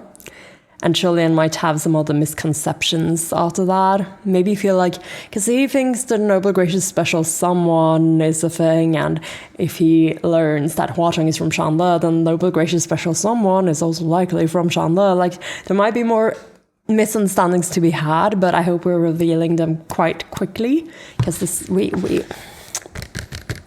have places to go, we have places to be, we have back hugs to make. Okay. Seeing that he was taking the matter quite hard, because Mooching is kind of, he was gritting his teeth and being very like, saying coldly, so you've known who we are for a long time, but you never said anything. You quietly watched us put on an act, am I correct? So, seeing that he was taking the matter quite hard, Lian decided to try to give some guidance. Actually, it's not that big of a deal, Mooching sneered. It's the wrong thing to say. I knew I was right. Was it fun? Did you enjoy watching me act? You weren't even acting though. You really weren't. That's the whole point. Now that they were being honest with each other, Mooching was honestly cheering him a new one. Non-Feng, or Fengshen rather, only looked awkward at first, but in the end he couldn't let Mooching's words slide without comment. What's with that tone? Mooching was pale-faced and thin-skinned, and his entire head turned bright red whenever his blood started rushing, making it impossible to hide that he was upset. He whipped his head around. What tone? Don't forget you're one of the jesters here too. I'm not as generous as you are to have no complaints about being someone's entertainment for so long. I wasn't trying to watch you guys make fools of yourselves, Lian said. And stop thinking everyone is as narrow-minded as you are, Fengshen added. His Highness still tried to help you, even when your shitty deeds landed you in Heaven's prison. Ha! Oh, thank you so much, but I ended up in prison thanks to your son. What, you want to fight for real? You're not afraid to sire a son, but you are afraid to talk? Fengshen really wanted to knock him dead for raising the subject of his son. Unfortunately, all three of them were still rolled up tight by the silk webbing, so he couldn't move a muscle. Fengshen and Mooching could only curse at each other, all manners and class gone. Fengshen's face was getting redder and redder from anger, and Lian was afraid he'd blow his top soon and start cursing up a storm. So Lian tried to wiggle a bit, managing to rock back and forth a few times and eventually rolled to Mooching's side. Mooching, can you try turning around? Mooching stopped his yelling and took a breath. What do you want? Fengshen is too far away, I can't roll over there. But since we know these webs can be torn by teeth, I want to try to break the bindings on your wrists, Lian explained. Mooching glared at him for a moment, then his expression swiftly cooled as he gazed upward like a dead fish looking at the sky. No thanks. Oh my god. Mooching, please! We need you free. Please, just... I really do want to help, Lian said helplessly. Your Highness possesses a body of 1,000 gold. I can't possibly trouble such greatness, Mooching said, coldly. The insult. Fengshen cussed. What the actual fuck? Why are you being so sarcastic at a time like this, huh? He's helping you, trying to save you, but you're acting like he owes you. Mooching's head shot up. Who asked him to help? Lian, why do you always show up at times like these? Lian was a bit bewildered, and he vaguely remembered that Mooching had asked him the same thing a long time ago. How did he answer him back then? He couldn't remember. A long time ago? Like, is this in the past still, or is this something else? Oh, this might have been in the second arc, because he did show up to help Mooching a couple of times in a couple of different situations. Is there something wrong with showing up at times like these? Mooching lay back down. It doesn't matter, I don't need your help. Why? Lian questioned. Everyone needs help sometimes, just to get by. Don't bother with him anymore, Function said. He's just a show-off. He thinks he'll lose face if he gets help from you. Mooching and Function kept at each other's throats, while the wraith butterfly leisurely danced around Lian. It was unhurried and calm as it shimmered with faint silver light. Well, that means Huachang might know where we are and might come to help, I hope. But he seems like he is really avoiding Function and Mooching. Like, they are obviously here. He must have heard them. So he is avoiding them. That's what's going on. Likely because of something they said. I wonder what they were talking about. And why? Is that why he is avoiding them, or is it more about what is in this cave? So anyway, a butterfly shimmered with faint silver light. It made Lian remember something, so he interrupted their sniping. Stop arguing, you two. It'll be more of a joke if anyone else sees you like this. And someone will be along to help us soon. Yeah. Huachang. No one in heaven or on earth will heed a call from this hellish place, so who's gonna come save us? Mooching said derisively. Unless... Yeah. A particular person came to mind before he finished, and he trailed off abruptly. Function, however, asked directly. Crimson Rain's old flower came with you. You trust him that much? Mooching asked, doubtfully. You sure he's gonna come? Lian was confident. He will come. Huachang had been behaving oddly for a while. Several times he almost suspected Huachang next to him was a fake. Nonetheless, his instincts told him that was impossible. Yeah, exactly. I love how we have like similar approaches to this, Lian and I. Like several times we were like, is this Huachang real? But then stuff happens that makes us go like, yeah, it's him, you know? But I'm glad that that wasn't just me. It feels good when Lian has like similar trains of thoughts to me. Even if he wanted to, how would he find his cave? Mooching added. Why don't we holler some more? Function suggested. The more people, the louder the noise. No need, Lian said. We only need to sit and wait. No, just lie down and wait, because Huachang and I are joined by a red string. Okay. Before he even finished his sentence, he could see Function and Mooching's faces twitching like worms had crawled into their ears. Yeah, the way that sounds probably is a bit...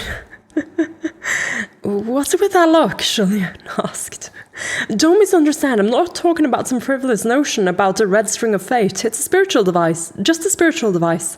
Only then did they stop twitching. Yeah, exactly.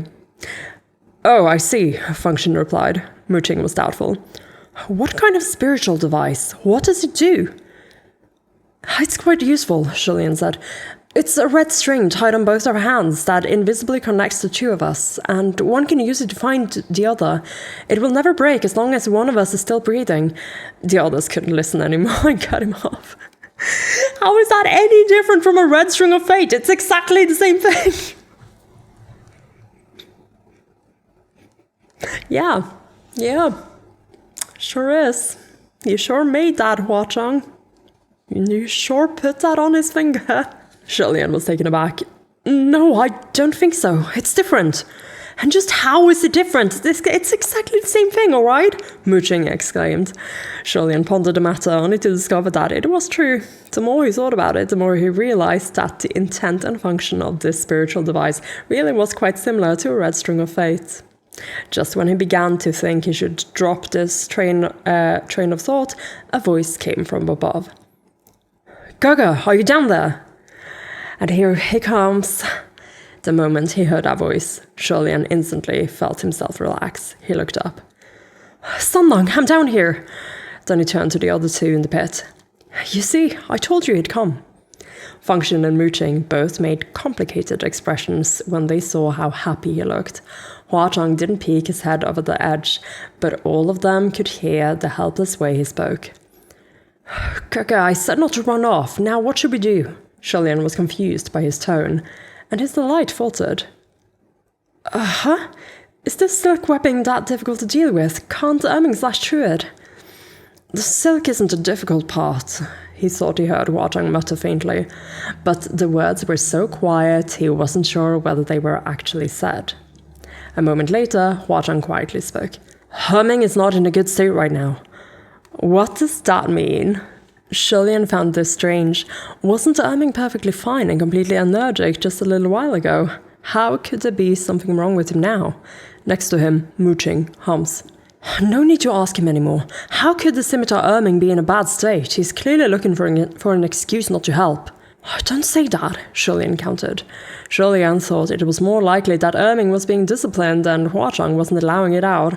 Suddenly, a black shadow flashed above, and the figure dressed in red landed soundlessly at Lian's side.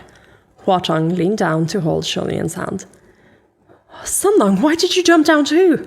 Lian cried when he realized who it was. Watch out for the spider silk! Sure enough, the white silk tendrils were flying at him in an attack, but Huachang didn't even spare them a glance. He gave a casual wave, and hundreds of silver butterflies shielded his back, forming armor with their wings. They started ruthlessly fighting the silk tendrils. Huachang tore away the white silk that bound Lian, then held him around the waist and shook out a red umbrella with his free hand. Let's go! The other two were dumbfounded when they saw that he had zero intentions of saving them. Did you forget something? Lian hadn't yet spoken, but Huachang looked back. Oh, that's right. The heavily bound Function flew straight into Huachang's hands.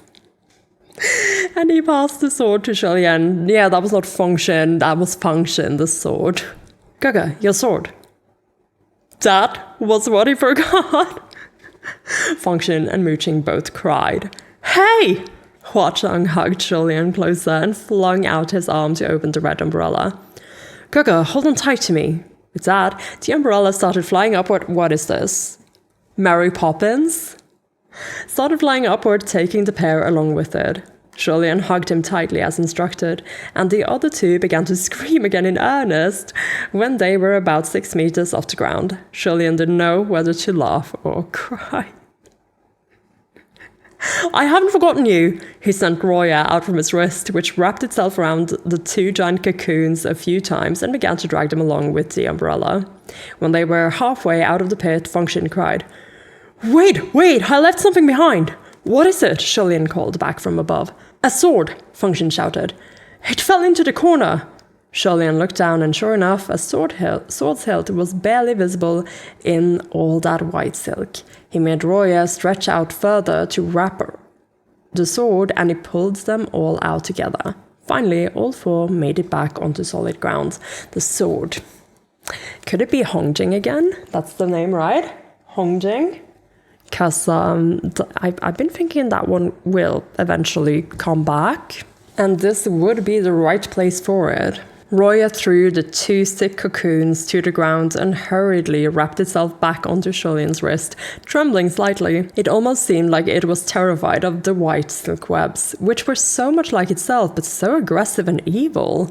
Lian soothed Roya while cutting the webbing on the cocoon with Function. The moment Function and Mooching could move, they both leapt to their feet and ripped off the rest of the webbing. Lian held out the sword Roya had helped bring along toward Function. Finally getting a good look at the blade, he stared at it in amazement. This is Hongjing. Nanfang, did your general repair the sword? It was an offhand comment, but the moment the word left his lips, he realized how bad it sounded. Function and Mooching were still in the forms of Nanfang and Fu Yao. And Lian had forgotten that their identities had been exposed and was still subconsciously going along with their act. Although he'd intended to be considerate, that consideration simply led to awkwardness. The two of them fell into a strange silence. Function couldn't mask his expression. Discomfort surfaced on his face. He transformed back to his true form and took the sword. Okay, so they weren't clones? I'm so confused. It said they were clones, but this seems like shape-shifting now, right?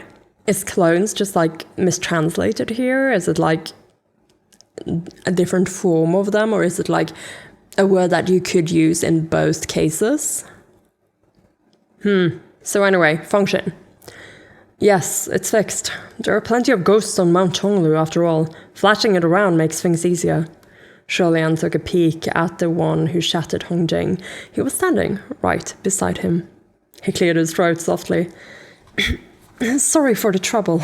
After all, it wasn't easy to repair a sword that had been shattered to pieces. Mooching also transformed back to his true form and brushed off the rest of the silk webbing on his sleeves. It's good that it's fixed. So many of the nefarious creatures here are adept at disguise. If someone's not good at using their brain, using Hongjing is the only way they'll see through deception. Feng Xin was pissed. Who are you calling brainless so passive-aggressively? Did you think I wouldn't notice? Yeah, no, he's completely turned onto your brand of passive-aggressiveness, Mooching. And there they went again. Lian shook his head and turned to Huatong. Sunlong, I ran off too quickly before. Sorry for leaving you behind. Huatong tucked the umbrella away. Don't worry, as long as Kaka doesn't run off like that again. Lian grinned, but just as he was about to speak, he saw that Mooching's glance at Huatong had turned into a strange, pointed glare. Mooching? What is it? Lian asked. Mooching immediately snapped out of it and gave him a look. Nothing. I've just never seen Crimson Rainsword flower like this and found it curious, that's all. Lian couldn't fully believe his explanation. While this likely was the first time Mooching had seen Huatong's true form, he'd certainly seen Huatong in his youthful body, and the two skins weren't remarkably different. So why that look? Oh my god, is it what I think it is? Because I've had this theory for like the longest time. In season 2, Mooching does not come with us to see Huatong again. In episode 11, that is Feng Xin, right? Mooching only briefly sees him as he consensual kidnaps Lian from the heavens. And then we went into Arc 2, right? And we learned in Arc 2 that Mooching has a special relationship, let's call it, with the Red Pearl. Additionally, he also seems to be the person who recognizes Hong Honger the most throughout the little meetings they've had. He realizes sort of who he might be. As in, Hong Honger might be the child that Lian saved, and so on.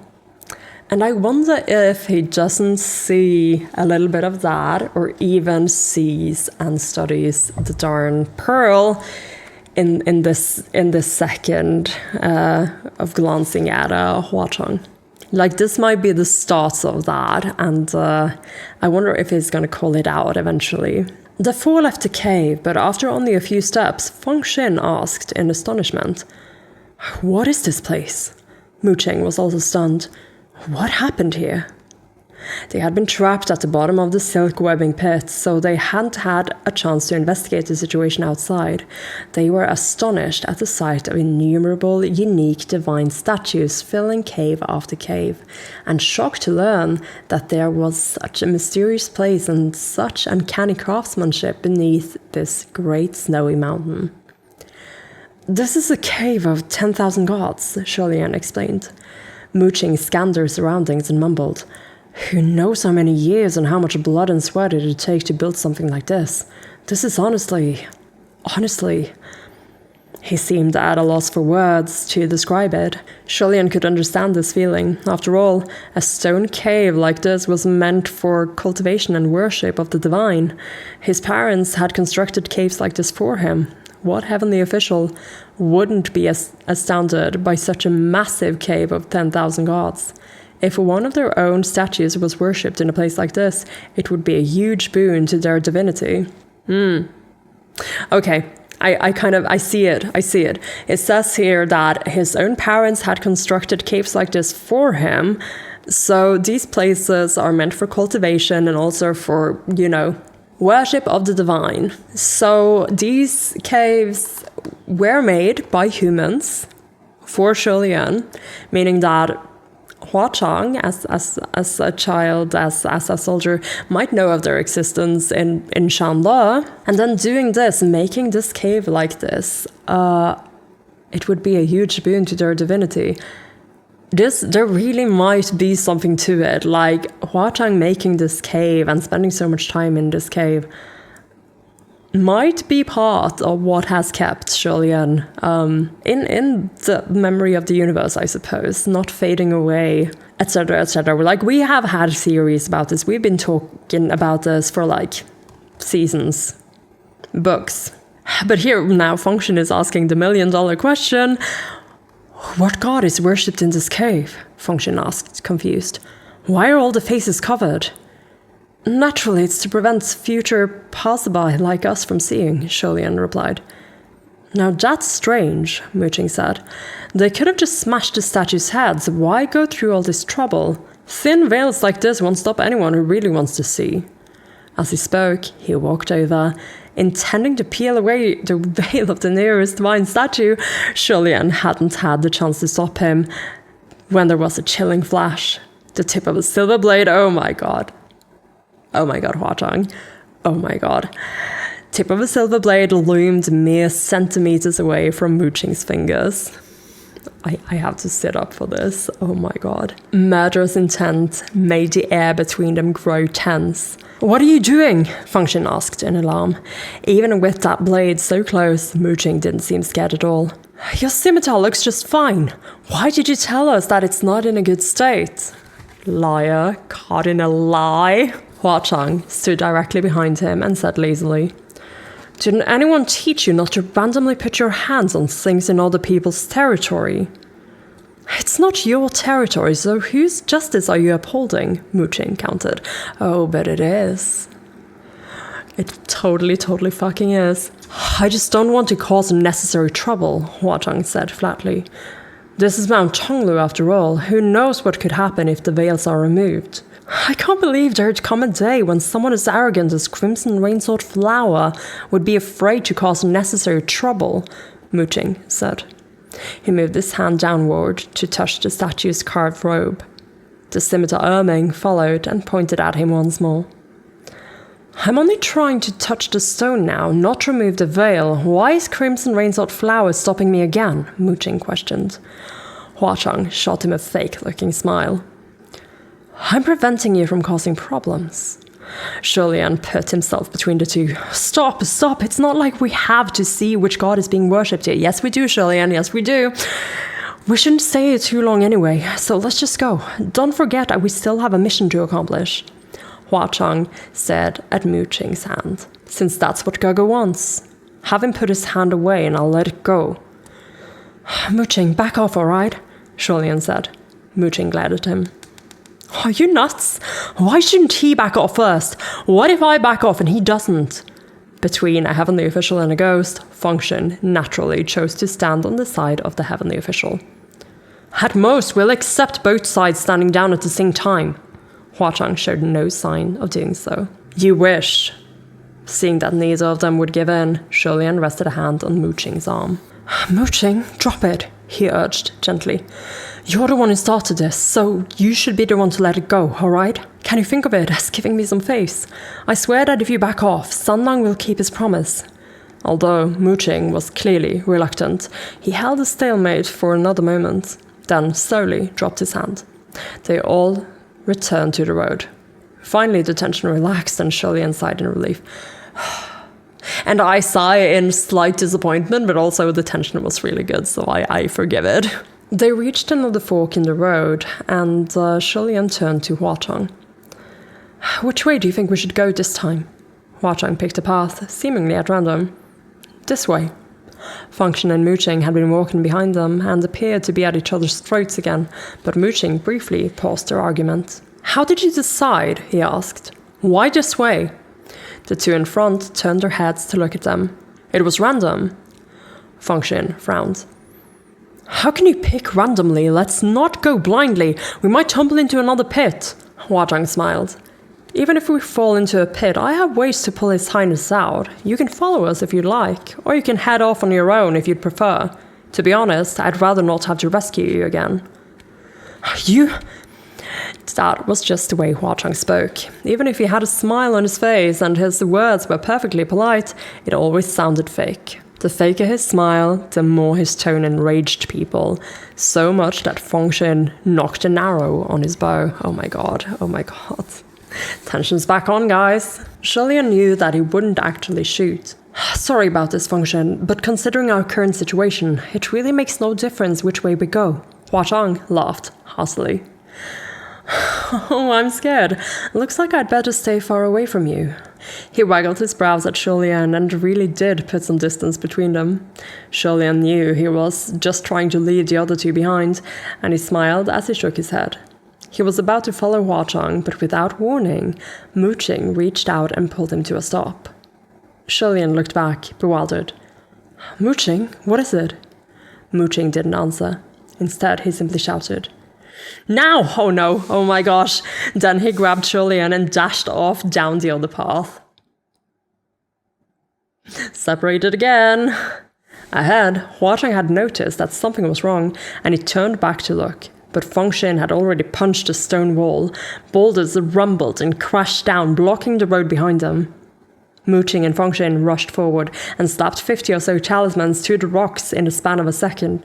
Huang was now separated from the three of them by a pile of boulders. As it turned out, Fengxin and Mooching hadn't been arguing when they were trailing behind them earlier. They had actually been discussing how to launch this sudden attack getting Lian away from Huang. This is still where we're at. But I get that they are, they're heavenly officials. They've had encounters with Huang before. They view him as someone dangerous, and, they have every reason to believe that he's just messing around, having his fun, and will not care if any of them, including Lian, gets hurt. And if they have, any sort of idea about who Huang might be, their perspective on it would be pretty damning, right? Let's see what they are gonna say. Let's see what is gonna happen. Lian was dumbfounded. What are you guys doing? He struggled free of Mooching's grip, wanting to check on Huang behind the wall of stone. However, Fengxin tripped him, and he and Mooching each grabbed one of Lian's arms and began to drag him off at a breakneck pace. Let's get away, quick! Those talismans won't last long, Fengxin exclaimed. You have to ask what we're doing? There's something odd about him, can't you tell? Mooching reprimanded. How is he odd? Lian questioned. You've really gone stupid. Odd is written all over him. You're the only one blind to it, Mooching exclaimed. Stop talking and run, Fengxin roared. Fuck, I think the rage butterflies caught up. Block the cave entrance, Mooching barked. Fengxin continued to punch the walls as they ran, and many of the cave entrances were completely blocked by the giant rocks that tumbled down. The two dragged Lian along as they fled through the endless, winding underground corridors, sending his head spinning from all the twists and turns. Stop! Stop! Lian shouted as they ran. When they finally felt they'd gone far enough, Fengxin and Mooching paused to catch their breaths. Taking advantage of this break, Lian said, What I meant was, why did you two suddenly drag me away? Did you notice something? Fengxin was supporting himself with his hands on his knees and panting harshly. Let him tell you again. Mooching straightened up and turned to Lian. It's so obvious, didn't you see it? That pearl... It's here. Oh my god, it's here. But what conclusions are you gonna draw? Are we drawing the right conclusions, or are we doing something else? Oh my gosh, we're back at it. Sitting up again. That pearl, do you remember that pearl? What pearl? Lian asked. Mooching said each word slowly and clearly. The red coral pearl from the earring of the god-pleasing martial warrior costume. The one you wore for the Shengyuan heavenly ceremony. The earring you lost. Lian thought for a long while, but he still couldn't remember. Oh my god. And again, this is so, it makes sense. Of course he doesn't remember. To Lian, that earring was one of thousands that he's worn. This is nothing. And to Mooching, it was everything. Ugh. Okay, not everything. It was a big deal, though. It was a darn big deal. He looked confused as he tugged at his earlobe. Were those earrings red coral pearls? Did I lose one? Oh my fucking god, Lian. The corners of Mooching's lips twitched, and he said furiously, You two even wrongfully accused me of stealing that pearl. How could you forget something like that? It's been 800 years, Lian began, but Fengxin interrupted to rebuke Mooching. Stop making shit up, no one wronged you. You're the one who started making assumptions all on your own. Lian waved. Stop fighting, stop fighting. Why are you talking about that pearl out of nowhere? Because it's been found, Mooching exclaimed. Did you see the red bead tied in Huatong's hair? Shilian's eyes widened. Are you saying? I am, Mooching stated with conviction. So that was why Mooching had that weird look in his eyes when he looked at Huatong earlier. Yes, and we knew. That's so exciting. Why would he have that red coral pearl? Are you sure you remember it correctly? Shilian questioned. Mooching cut him off. I searched for that pearl non-stop for a whole year, and I've never stopped looking for it. I'm the only one who would never remember it wrong. Shilian crossed his arms and tucked them into his sleeves. He furrowed his brows in contemplation. I still think you might be mistaken. There's no reason for him to have that pearl. Don't all high-quality red coral pearls look pretty much the same? Besides, Sanlang has always liked collecting rare treasures. He's got antiques that are thousands of years old. Mooching nodded. Fine, very well. You think I'm wrong? Fine, then look at this. He was standing next to a divine statue. As he finished speaking, he yanked the veil off its face. Why don't you take a look at this then? Surely it can't be a mistake too. The moment the veil was lifted, Shilian's pupils shrank. The divine statue's face wasn't deformed or frightening. It was the face of a young man who wore a gentle, kind expression, smiling and in high spirits. But when Shilian saw it, a chill raced down his spine and raised the hair on his neck. How could it not be eerie? This face was nearly identical to Shilian's own. Looking at this divine statue so closely was like staring into a mirror. Even that smile, previously kind, now seemed disturbing. Shilian couldn't help but feel shaken by the sight of it. This? Are you still going to tell me I'm wrong? Mooching said coldly.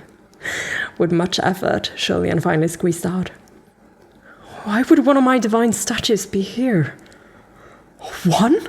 Mooching replied. Not just one, look closely. Then he yanked a veil from another divine statue. It too had a face that was undoubtedly Shilian's. He pulled the veils from the faces of 5 or 6 more divine statues. They were all identical.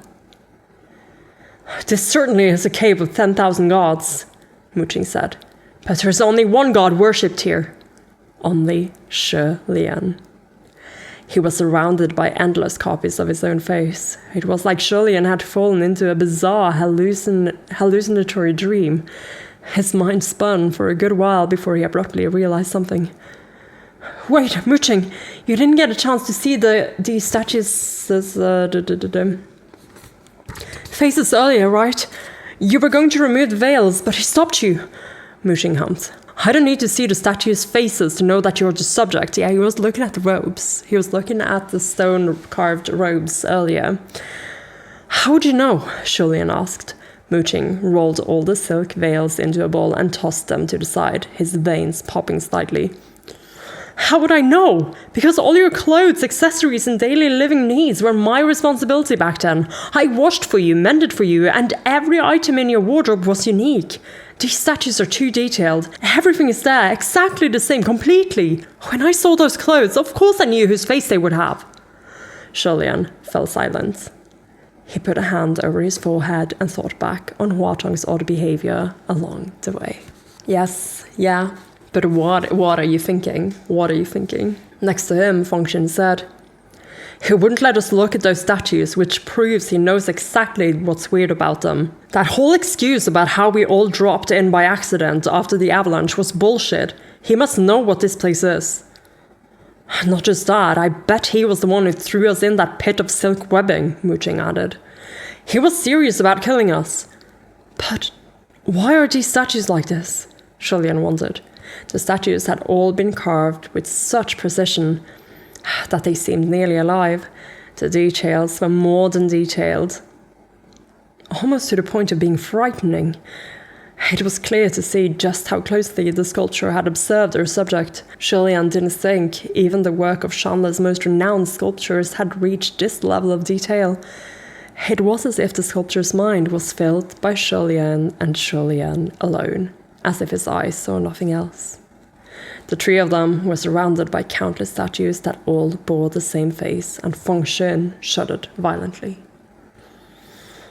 Honestly, what the fuck? Too creepy, they're too fucking realistic. And there were so many. I suspect these statues are components for some wicked spell. Let's destroy them, Muqing said. He moved to shatter one with a chop of his hand. Lian's mind was instantly pulled back to the present. He stopped him. Don't! He cried. Muqing looked at him. Are you sure? The spell could be aimed at you. Lian pondered it, but in the end still said, Let's not act recklessly. I think the chance that it's a wicked spell is very small. I think it's very large, Feng said. Honestly, what the fuck? Doesn't the sight of these things scare you? Muqing stared at Lian, who stared at him right back. And what are you basing that off of? Nothing, Lian said.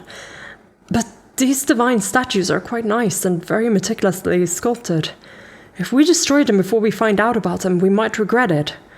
After a pause, he added, Sanlang might have lied to me about something, but I truly don't think it's anything that would harm me. Muqing couldn't believe his ears.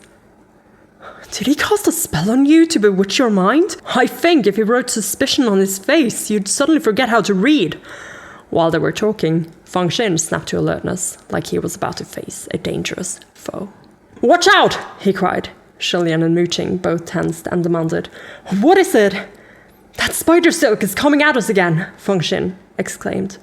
The palm torch illuminated the stone walls ahead. They were covered with large patches of dense white silk. The three cursed mentally, gearing themselves up for another clash. Yet unexpectedly... Oh my gosh. Yeah, we have a picture of them, like with all the statues. I'm going to look at it more closely in a sec. This white silk wasn't as aggressive as the silk in the pit. It neither moved nor attacked. It was acting like a gecko lounging on the wall. After they had waited for a while, Lian observed, These silk nets don't seem alive. If they're not alive, then what are they for? Feng questioned. Lian had an answer in mind, which he confirmed when he went over to study it. I think they're covering something. All three of them stood before the stone wall. Lian gave the white silk a tug and pulled off a large section. As expected, the strands were tough and difficult to tear down, but he could manage it with effort. The veils had concealed the identity of those divine statues, so what was being hidden on these stone walls? The other two joined him in tearing down the webs, each taking care of different areas. Soon, a section of the wall was revealed on Lian's side. It's a mural. The webs had been hiding a giant painting. The entire surface of the wall was densely packed with lines, colors, and little people. The mural was divided into smaller pieces, each with a different style. Some were coarse and wild, some elegant, some exquisite, some peculiar. After studying it for a while, Lian stated, He painted this. He? Muqing echoed. Huatang? Are you sure? Yes, Lian said softly. There are words on here, and he's the one who wrote them. He pointed at a little blood-red person on the wall. Right next to it, there were a bunch of messy, twisted, indiscernible characters. It looked like they had been written in a state of delirium or scrawled to vent the author's feelings during a period of extreme suffering. Based on those characters, Lian could guess that the little blood-red person painted there was Huatang himself, but for some unknown reason he had depicted himself as extremely ugly and disfigured.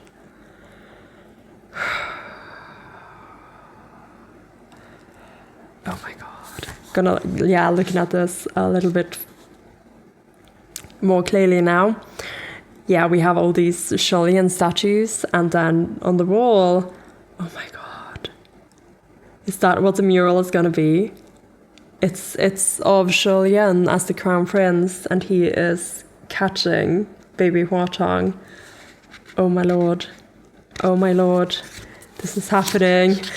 Are we gonna see it? Are we gonna, you know, do the threads, connect the dots? Are we connecting the dots? Come on, please, Julian. Function glanced at it and he couldn't help but comment, that handwriting, it's so ugly I've gone blind. I bet even I write better than him. Handwriting uglier than Function's was truly beyond saving. Julian was dazzled.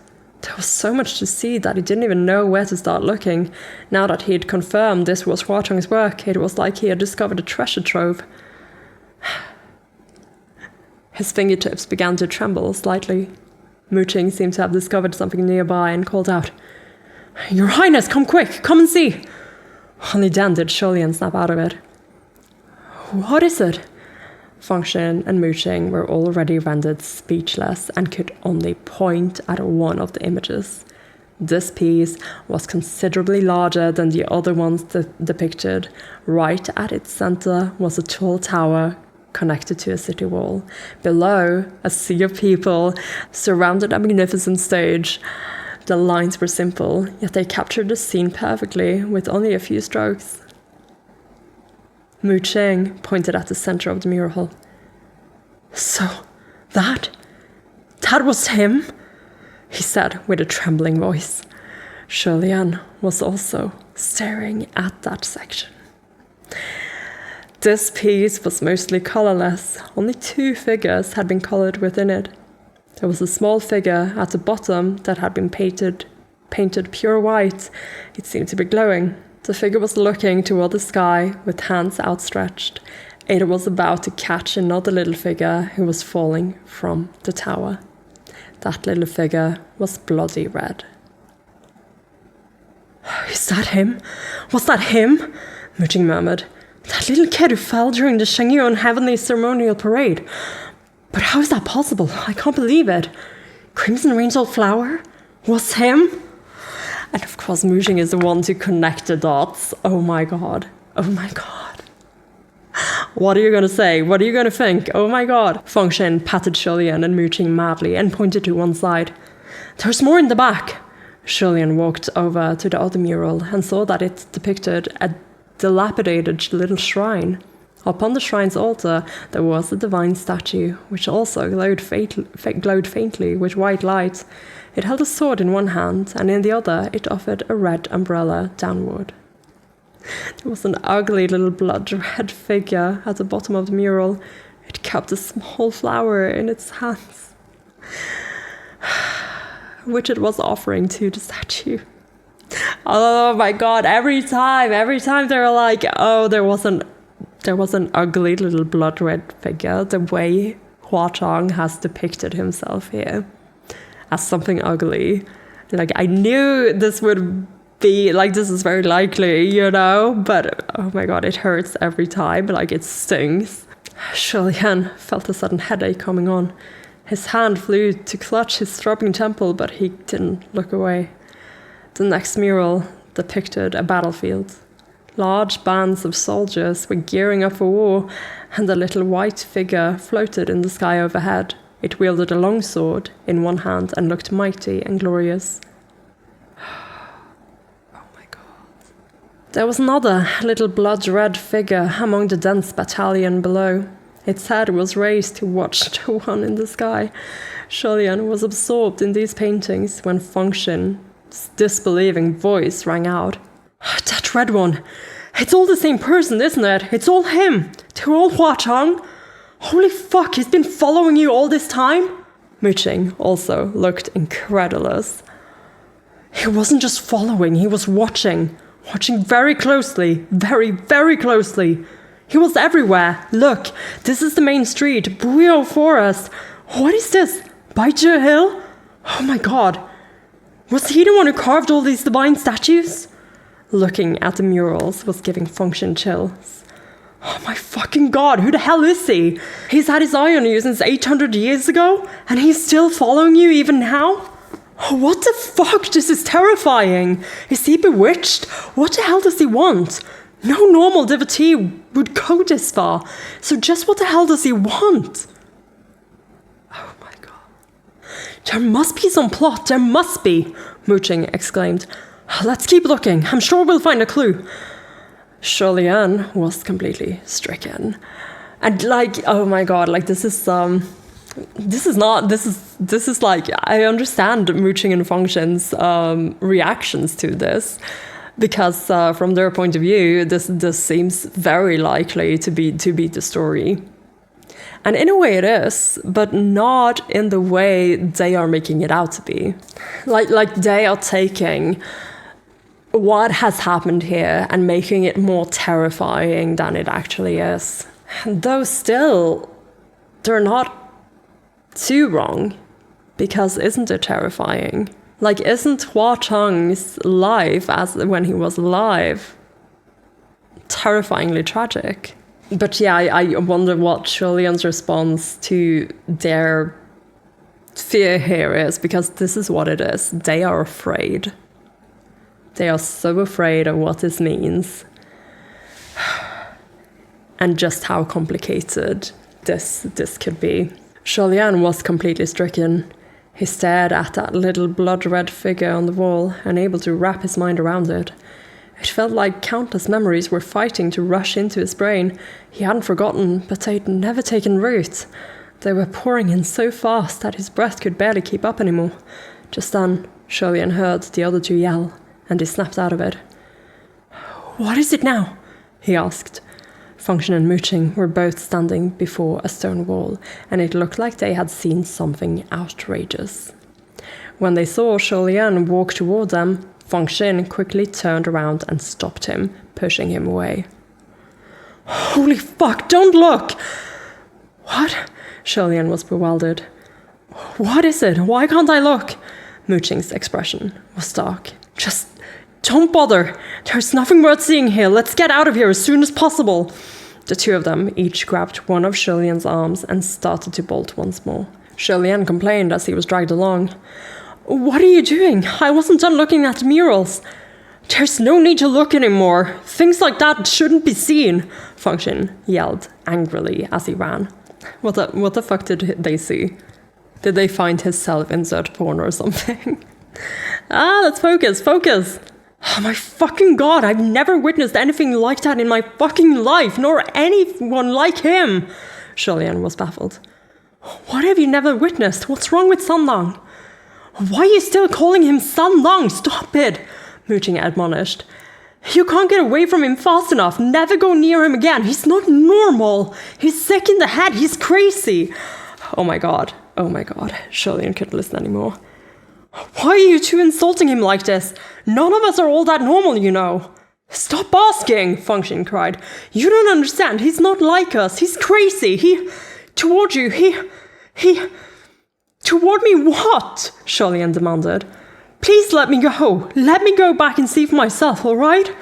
One wanted to go back, but the other two were pulling him forward. They were stuck in that stalemate until suddenly a bone-chilling voice came from ahead of them. Oh my god, it's Huachang, isn't it? It is, oh my god. "Didn't I say not to randomly put your hands on things in other people's territory?" The three of them froze, then slowly turned to look. Before them stood a man dressed in red. Huachang was leaning against the stone wall, blocking their way with a smile. "If you do, who knows what will happen?" While his mouth was smiling, his eye held not a trace of mirth, but was instead dark and muddied. He hugged one of his arms, while the other hand idly fiddled with something small. It was a deep red coral pearl tied to his thin braid. Oh my god. The curl's luminous red luster was as bright and dazzling as the red affinity knot on his pale finger. Neither the hundreds of charmed talismans nor the heavy piles of boulders had stopped him. Fengshen and Muqing both reacted swiftly.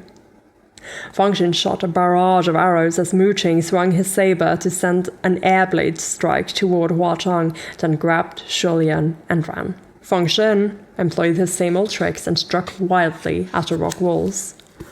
"What the fuck?" he cried. "How did he find us so fast?" "How should I know?" Muqing yelled back. "Wait! The red string! The red string! His finger is still tied with that red string!" When it dawned on them, they both turned around to seize Julian's hand, as if he would let them. Julian clutched the red knot on his finger to protect it and exclaimed, "You can't! Your Highness, he'll find us as long as you keep that red string tied to you," Puffin insisted. "If you don't want him to catch up, it has to be removed." Julian still held on, guarding his finger. "I'm not afraid of him catching up. I want to ask him about this face to face." Mooching's eyes widened. "You still want to talk to him? I don't think you'll realize how dangerous he is until he's devoured you whole." "But I already know he's dangerous," Julian countered. "You guys won't tell me what that mural shows, and you won't let me go near him. You won't convince me of anything acting like this. He's a ghost king, and his behavior is abnormal. People would usually stay far away based on that alone. You shouldn't need to be convinced of anything."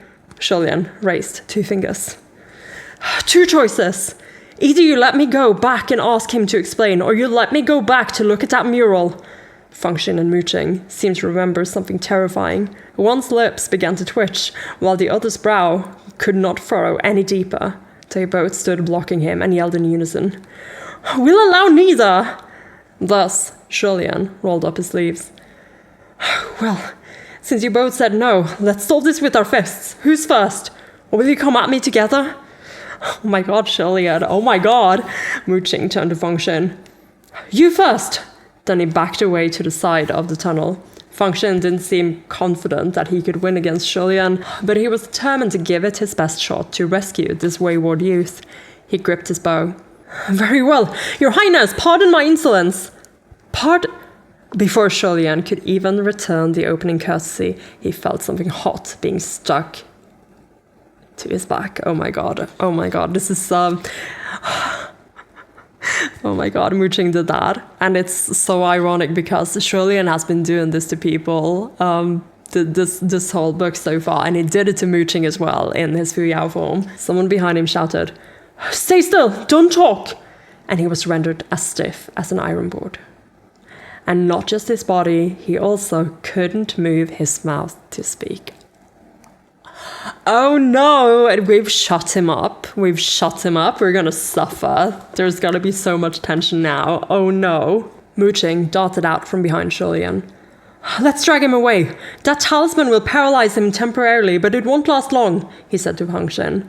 Puffin was slightly dumbfounded. "Why did you ambush him? Didn't we agree to go one-on-one?" Julian was shocked as well that Mooching would immediately go back on his word. He wouldn't have been deceived so easily had it not been for his wholehearted trust in both of his once subordinates. "Your mistake, Julian." "Who has the time for you to go one-on-one right now?" Mooching said. "He's doing it on purpose. It's easy to see that he's dragging things out to give Wachong time to catch up. Do you see the state he's in right now? Completely enchanted. No matter what you tell him, nothing will get through. Once they meet, Wachong will probably only need to charm him with a few lines and he'll believe him, just like someone who's under a fox spirit's thrall."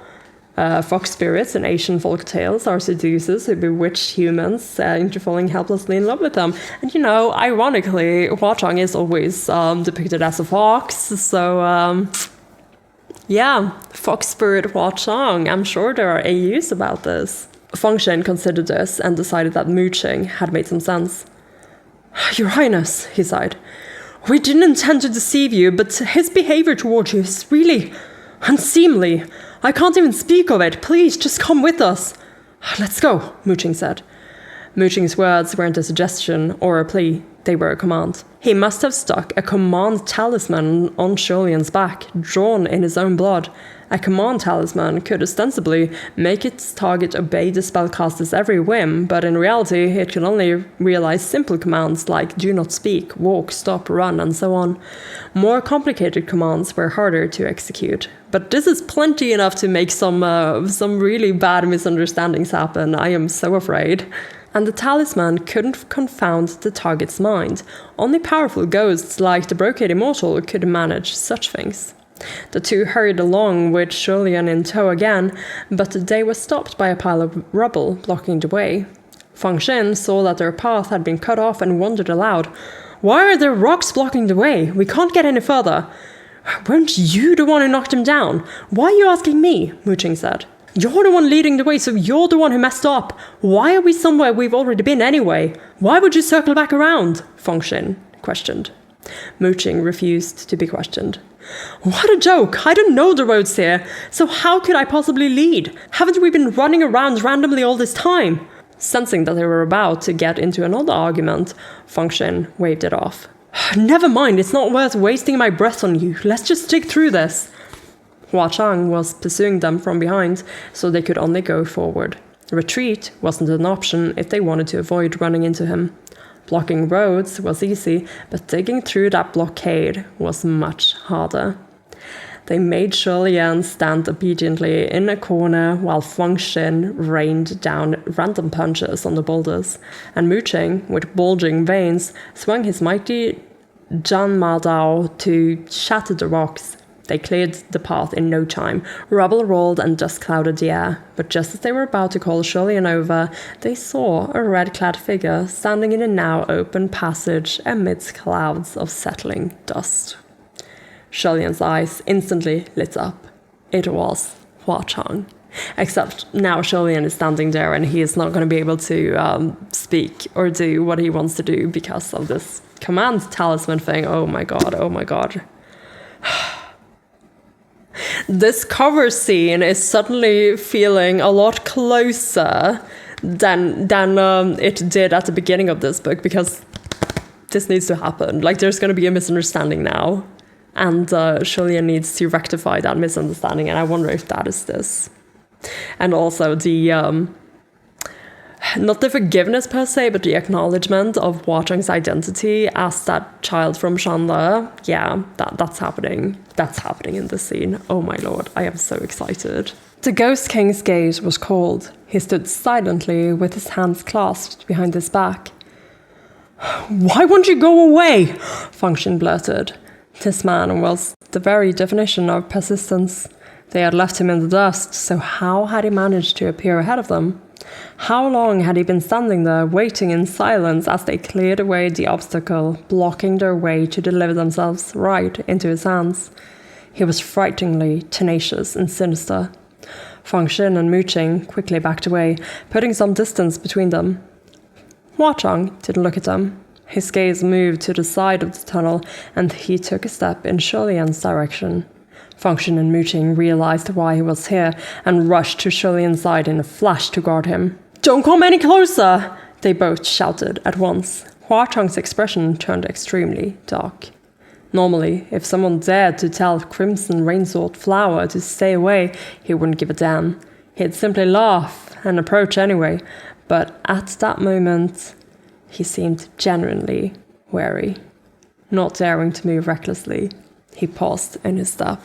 Oh my god, because he didn't want Lian to see this.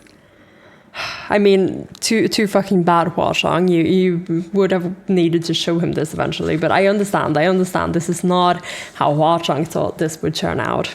After a moment, he finally spoke. His words came slowly, and his tone was calm. What do you two mean by this? Fengxin, however, cut straight to the point. You don't need to pretend anymore. We know this is your old lair. We've already seen what those divine statues are, and the murals too. We've seen everything. Hua Chang wasn't directly facing them. He stood at an angle. The hands tucked behind his back seemed to jerk at Fengxin's words, and two of his fingers curled stiffly inward. His Highness saw it too, he asked softly, inclining his head. His voice was very, very quiet. While he still sounded unfazed, his voice was slightly cracked and obviously strange. Oh my god. No! Lian cried mentally. The truth was that he hadn't seen much, but at that moment, Lian could neither move nor speak. He could only lean dutifully against the wall in the corner, which made it look like he was hiding behind the other two. It must have seemed like he was afraid to face Hua Chang and refused to speak with him. Fengxin drew his bow. That's right.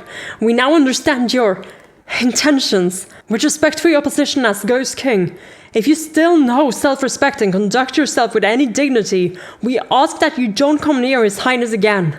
Lian's feelings were like a cottage on fire. black smoke roiling heavy and thick.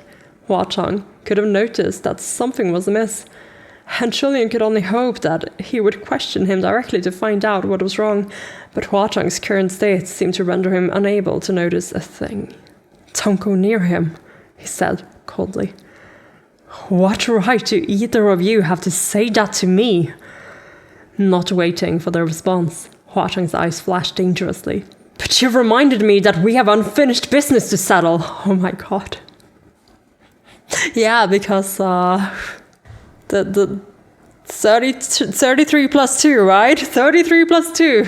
The moment he finished speaking, countless shrieking silver butterflies shot forth toward him. In the face of such an attack, a spiritual shield was the only option. Function and Mooching cried in unison, "Shield!" The butterfly dodge was blocked by the formless spiritual shield and shattered into shimmering silver light, which rapidly recrystallized into new silver butterflies and attacked once more. The onslaught was completely unstoppable. Function and Mooching gave ground slowly as they kept their shields up, and Huang steadily advanced step by step. The whirling wind, raised by his spiritual aura, stirred his raven hair, and it danced wildly with every gust. The mad fury and violence in his eye was on full display under the blinding light of the silver butterflies. Defending alone wouldn't get him anywhere. Function and Mooching exchanged a look, silently agreeing to go on the attack. They maintained the spiritual shield as they charged forward. Then, with weapons flashing, the three began to fight in the narrow stone corridor. Function battled the great butterflies while Mooching faced Huang. Huang flung out an arm, and the scimitar Ming appeared in his left hand, ready to strike. It was the first time Julian witnessed Ming fighting seriously. The scimitar was long, slender, and chillingly murderous, and it gleamed with threatening silver light. It was truly a wicked blade overflowing with evil. The battle was truly thrilling to behold. Huang stood his ground, even when fighting 2 against 1, and Julian watched unblinkingly with bated breath. With a flick of Ming's blade, Mooching's Janma Dao was knocked off course and into the rocks.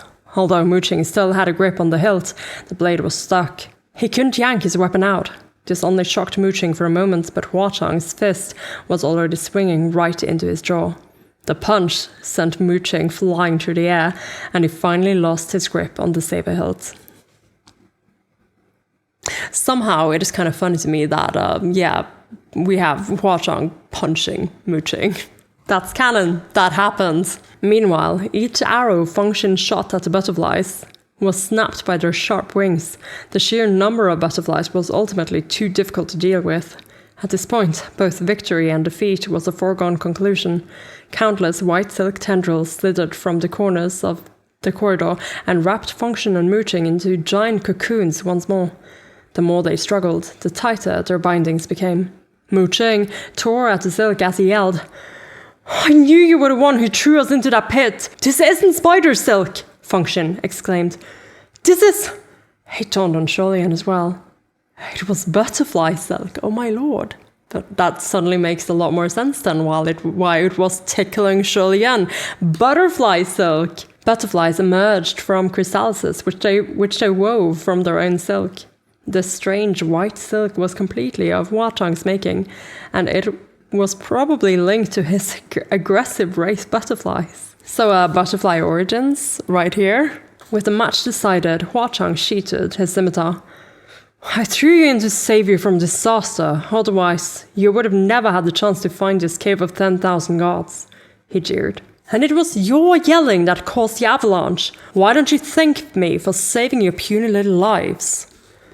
Huang had probably planned to wait out the avalanche at first, getting Julian out once the snowy mountain quieted down and leaving Function and Mooching behind. But unexpectedly, the pair gnawed through the chrysalises and made enough noise that Julian had discovered them, which led to all the trouble afterward.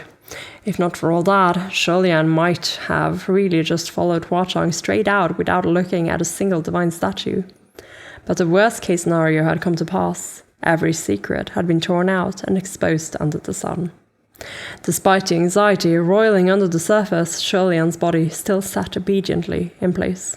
Hua Chang's gaze was growing colder and more intense as he stared condescendingly down at Mu Ching. It seems I'm the one with the real talent for sabers, not you, he quietly stated. Oh my fucking god. Mu Ching's throat was bound by a few bands of white silk, and his face changed from blue to red and black as he was strangled. Blood leaked from the corners of his lips, and they choked out. You, I see, I get it. Oh my god, you realize he's that kid? Feng Shen gritted out through his teeth. What do you get? I get why this bastard hates me so much now, Mu Ching said. He probably hates you for the same reason. Why? Feng Shen demanded through his coughs. Because he's insane, Mu Ching said hatefully through his own coughing. Have you forgotten what was in those murals? He was that young soldier His Highness wanted to promote after he returned from Baitu Hill. His Highness had said his swordplay was good, and that he was well suited to the saber. Why'd that make him hate you? Feng Shen questioned. Mu Ching didn't reply. Bam. Hua Chang landed another punch on Mu Ching's face. Hua Chang gave a chilling smile and answered on Mu Ching's behalf. Because he kicked me out of the army. Oh my god. Well, he did say it straight. To think Mu Ching had done something like that. And yeah, here, because it's insane, have you forgotten what was in those murals? He was that young soldier His Highness wanted to promote after he returned from Baizu Hill. And that mural, it's from that, right? The one that they were so disgusted with. It's the flower Yao case thing. That's gotta be it. Oh gosh. Yeah, that's kind of incriminating, isn't it? Depending on what the mural was about, if it was Shulian in that cave, yeah, I can see how this can be misconstrued. But anyway, back to Mu Ching kicked him out of the army. Feng Shen was astonished. What the fuck? Why did you do that? How did he piss you off? Mu Ching's face was covered in blood. I just made him go home. It's not like it's good to fight in a war. How could I have known he'd wind up being this crazy and holding grudges all this time? Hua Chang cut him off with another punch, so forceful that Mu Ching's face almost contorted when it landed. Bam. Hua Chang smiled. Did you think I couldn't guess why you kicked me out, Mu Ching looked away. Hua Chang snickered. I guess it's clear which one of us is actually useless trash, Mu Ching spat out a mouthful of blood and grimaced like he had been stabbed where it hurt. He replied, spitefully slowly, Thank goodness I kicked you out. If we'd kept you in the army and let you get closer to His Highness, were you going to watch him all day with your mind full of unspeakable filth? Disgusting! Shulian's heart squeezed violently. Hua Chang had his fist raised first, but it froze in mid-air when Mu Ching spat the word disgusting. Veins bulged at the back of his pale hand. The fingers clenched and loosened, then clenched. A long moment later, Hua Chang said, icily, For now, I want to argue with you on that point. But tell me one thing, and tell me honestly, your argument before the avalanche, is that true? What were they talking about? Oh gosh, yeah, we're getting a lot of reveals already. Mu Ching looked to Feng Shen with eyes wide. Feng Shen looked back, his own eyes round and bulging. Neither of them knew how to respond. My patience is limited, Hua Chang said sharply. Answer me on the count of 3. 1, 2. Such a rush for an answer. An idea struck Mu Ching within his panic. Your Highness, run! He cried, and of course he's wearing the fucking amulet thing, the talisman thing, so he's gonna run. He's gonna run. Oh no! The moment the command was issued, the damn spell stuck to Shulian's back forced him to bolt. Hua Chang swung around toward him, and 2 bands of white butterfly silk shot from the corner of the cave to bind Shulian. He fell to the ground before he'd even managed 2 steps. To an observer, it looked like Shulian had been frozen in terror this whole time, or perhaps that he'd been struggling to accept the truth about Hua Chang, or had simply decided he didn't want to intervene in their fight. Now it looked like he'd finally decided to flee, but had failed. The truth was, though, that he had never even considered running away. Shulian's hands and feet were tightly bound by the thick white silk. He lay sprawled on the ground, with his black hair and white sleeves splayed out around him.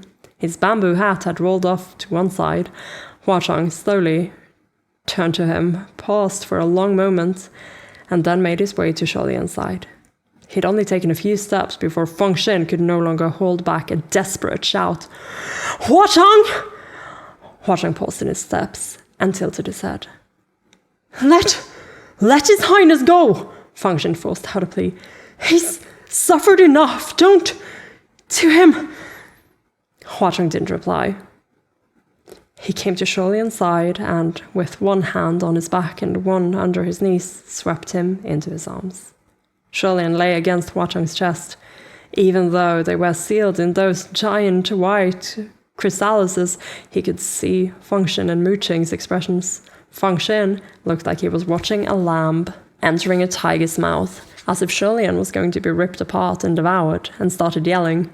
Mu Qing had started tearing at the white silk with his teeth again, but the awkward angle meant his struggles came to nothing. Huang knew the pathways of this cave of 10,000 gods like the back of his hand. After many forks and turns, the two figures and their voices soon disappeared. Carrying Shulian in his arms, Huang moved deeper into the darkness of the cave's innermost dens. The only light around them came from the gently fluttering silver-ray butterflies. Shulian couldn't see the expression on Huang's face, but he could feel the tension in his body. Huang had held him like this in the past, but it was obvious that something had changed. He wouldn't even touch Shulian's neck or hands directly. Shulian kept eyeing Huang's face, trying to blink hard enough that he'd notice, but Huang kept avoiding his gaze. Yeah, Shulian is just trying to communicate to him that something is up. Huang, have you not noticed? Have you not noticed? Huang took him into a chamber with a stone bed, where he quickly brought him and set him down. As he lay Shulian on the bed, he noticed something and checked Shulian's back. They cast a spell on you. Shulian was overjoyed. He'd finally discovered it. Still, it had taken him incredibly long to notice that there was something off about Shulian, which just showed how badly Huang had been caught off guard. Shulian waited for him to remove the command talisman from his back, but Huang's hand paused before he touched the offending paper. Do not. In the end, Huang withdrew his hand and led Shulian flat on the bed. Huang, what are we doing? What are we doing? Okay, it's okay if you're taking this opportunity to kind of like say your piece, but you need to remove that. You need to remove that very quickly. Don't worry, Your Highness. I won't kill those two useless pieces of trash. For now, Huang said in a low voice, perhaps attempting to reassure Shulian. Even though I'd really like to murder them. There was a layer of thick, soft, fresh hay on the stone bed. It didn't jab Shulian at all as he lay there limply, but he was so anxious that his insides were smoking. He couldn't understand why Huang wouldn't release him from the spell. Just as he was trying desperately to struggle his way out of its control, Huang reached for the sash around Shulian's waist and began to untie it. In an unfortunate coincidence, that was the moment when the command talisman on Shulian's back started to fade. He kicked out with one leg as an "ah" escaped his lips. His spasm looked like nothing more than the jerk of a dying fish, twitching in its last attempt at life and objecting with no real power. Still, Huang froze instantly and withdrew his hand. I won't! At that point, Huang seemed to decide that his tone was too harsh and that his actions might be scaring or repulsing Shulian. He backed away a few steps and softened his voice. His expression was cautious and resigned, but otherwise unreadable. Your Highness, I won't do anything to you, he said in a low voice. Don't be scared. Shulian finally understood. Huang still wasn't sure what kind of response he would receive from Shulian upon releasing the spell, so he was refusing to hear it altogether. Huang seemed to be holding back some sort of urge, and he once again assured him in a quiet tone that sounded like a vow. "Your Highness, trust me." He'd said that exact phrase before, but this time all his normal confidence was gone. Oh my god, like he's probably feeling like this could be the end, you know? Like Lian might hate him. Lian wanted to answer him, but couldn't, and he didn't dare struggle anymore lest Huang's misunderstanding deepen. He could only lie there, flat and motionless, waiting patiently for the power of the command talisman to fade entirely. Seeing that Lian had stopped resisting, Huang approached again, reached out and gingerly finished untying Lian's belt. "Sunlong?" Lian called out in his mind. Lian wholeheartedly believed that Huang would never take advantage of a helpless person. Yeah, no, he wouldn't. There's something else here. But this new development was completely unexpected. He couldn't help his eyes widening. Huang set about loosening Lian's clothes, but he seemed to be avoiding touching Lian's body, which slowed him down. It was a long while before Lian's outer robes were removed and the inner robe followed. A raised butterfly perched on the curve of Lian's shoulder, and a warm, tingling feeling crawled over his skin. It was only then that Lian realized the state he was in. His skin was red and slightly swollen, even cracked in some areas. Yeah, he did go through an avalanche, right? But when the silver butterfly perched on him, his injuries had started to heal. This was frostbite he'd gotten from tumbling all over the frozen mountain, yeah. But Lian hadn't noticed it since he was fairly used to pain at this point. If he had frostbite, then he had frostbite. Even if he had noticed the injuries earlier, he probably would have left them to heal on their own. But Huang knew even better than Lian himself where he was hurt, and he wouldn't let it go. He would address Lian's injuries no matter what. Now I just need you to let him speak, Huang. I need you to let him speak so he can reassure you, because this is the mind of someone who is not scared of his life. So Huang, please, you need to trust your boy. Lian's thoughts were interrupted when Huang took his arm and raised it. There were even more patches of frostbite on his hands and feet, and many of the spots were bleeding due to all the frantic running and pulling he had been subjected to recently.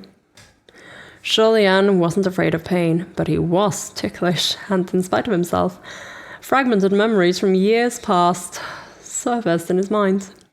The trembling, heated hands of a boy in a dark cave, random panic touches, irregular breathing, and racing hearts. At first, these memories were hazy and incredibly faint. Lian had packed them away and tossed them into a corner of his mind long ago.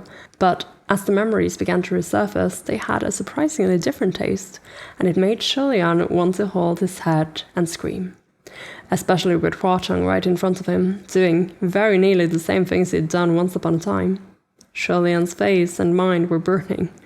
He was afraid Huang would see his distress, but Huang didn't look at him at all. He fulfilled his promise completely and never crossed the line. He kept his head slightly turned away, averting his gaze from Lian's half-exposed white shoulder. Suddenly, a jeering voice rang out from behind Huang. "Huang, you madman! What do you think you're doing to His Highness? You're disgusting!" Huang whipped his head toward the voice. Okay, but they caught up so quickly. Well, they seemed seriously in distress. They needed help to get away from that butterfly silk before. How did you guys do it so quickly this time? Huang whipped his head toward the voice. Lian looked past him to see who had reached the entrance of the cavern chamber. The speaker was Mu Qing, with Feng Xin beside him. Despite being so recently wrapped in giant chrysalises, they had somehow broken free and found this place. Yeah, somehow, Feng Qing has returned. Somehow, they had broken free and found this place. Their faces had gone pale at the scene inside the cavern, and Lian's face paled in turn. What an awful sight. Feng Xin pointed at Huang, then pointed at Lian with his clothes peeled halfway off. It was a long moment before he could squeeze out, You... Let him go right now! Huatang quickly pulled Shulian's clothes back in place. You useless trash dare hunt us down, he said coldly.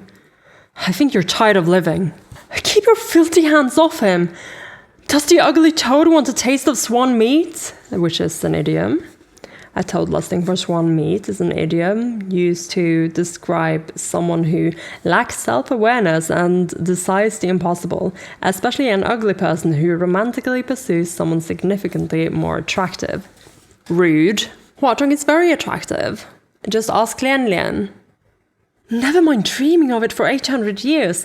You can hope for 1,000 more, but don't even think of touching a single one of His Highness's fingers. Shulian's heart dropped, but while the comments annoyed him, he could sense that something was amiss.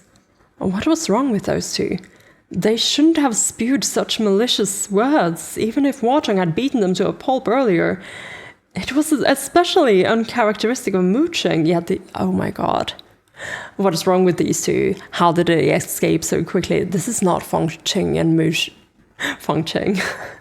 This is not the two of them. It's not Fengqing and mooching. It seemed like they were purposely trying to provoke Huatang, but there was no reason for that. They knew they couldn't beat him, so what did they want? Moreover, their tone subtly pointed the spear in Shulian's direction. It was like they wanted to stir up confusion, as though they wanted Huatang to do something to Shulian in a fit of anger. And sure enough, darkness flashed over Huatang's blanched face, and he threatened softly. Since you both came seeking death, Shulian could see the naked murderous intent in his eyes, and horror filled him. Don't! He cried. Too late. Huatang unsheathed his scimitar, and Erming flashed cold. Fengqing and mooching were both startled by the strike, and they reflexively looked down at themselves, but they saw no visible injuries on their bodies. Just a moment later, before they had the chance to breathe in relief or retaliate, the upper halves of their bodies split from the lower halves and fell to the floor with a thud. Blood spurted and gushed, spilling over and flooding the ground. Shulian had never expected things to go like this. He lay limply on the stone bed, completely dumbstruck. Huatang had actually sliced Fengqing and mooching in half. They weren't dead yet. They tumbled to the ground, one gritting his teeth, the other yelling furiously. It was a sight too tragic to witness. Huatang's expression was frigid as he sheathed his scimitar.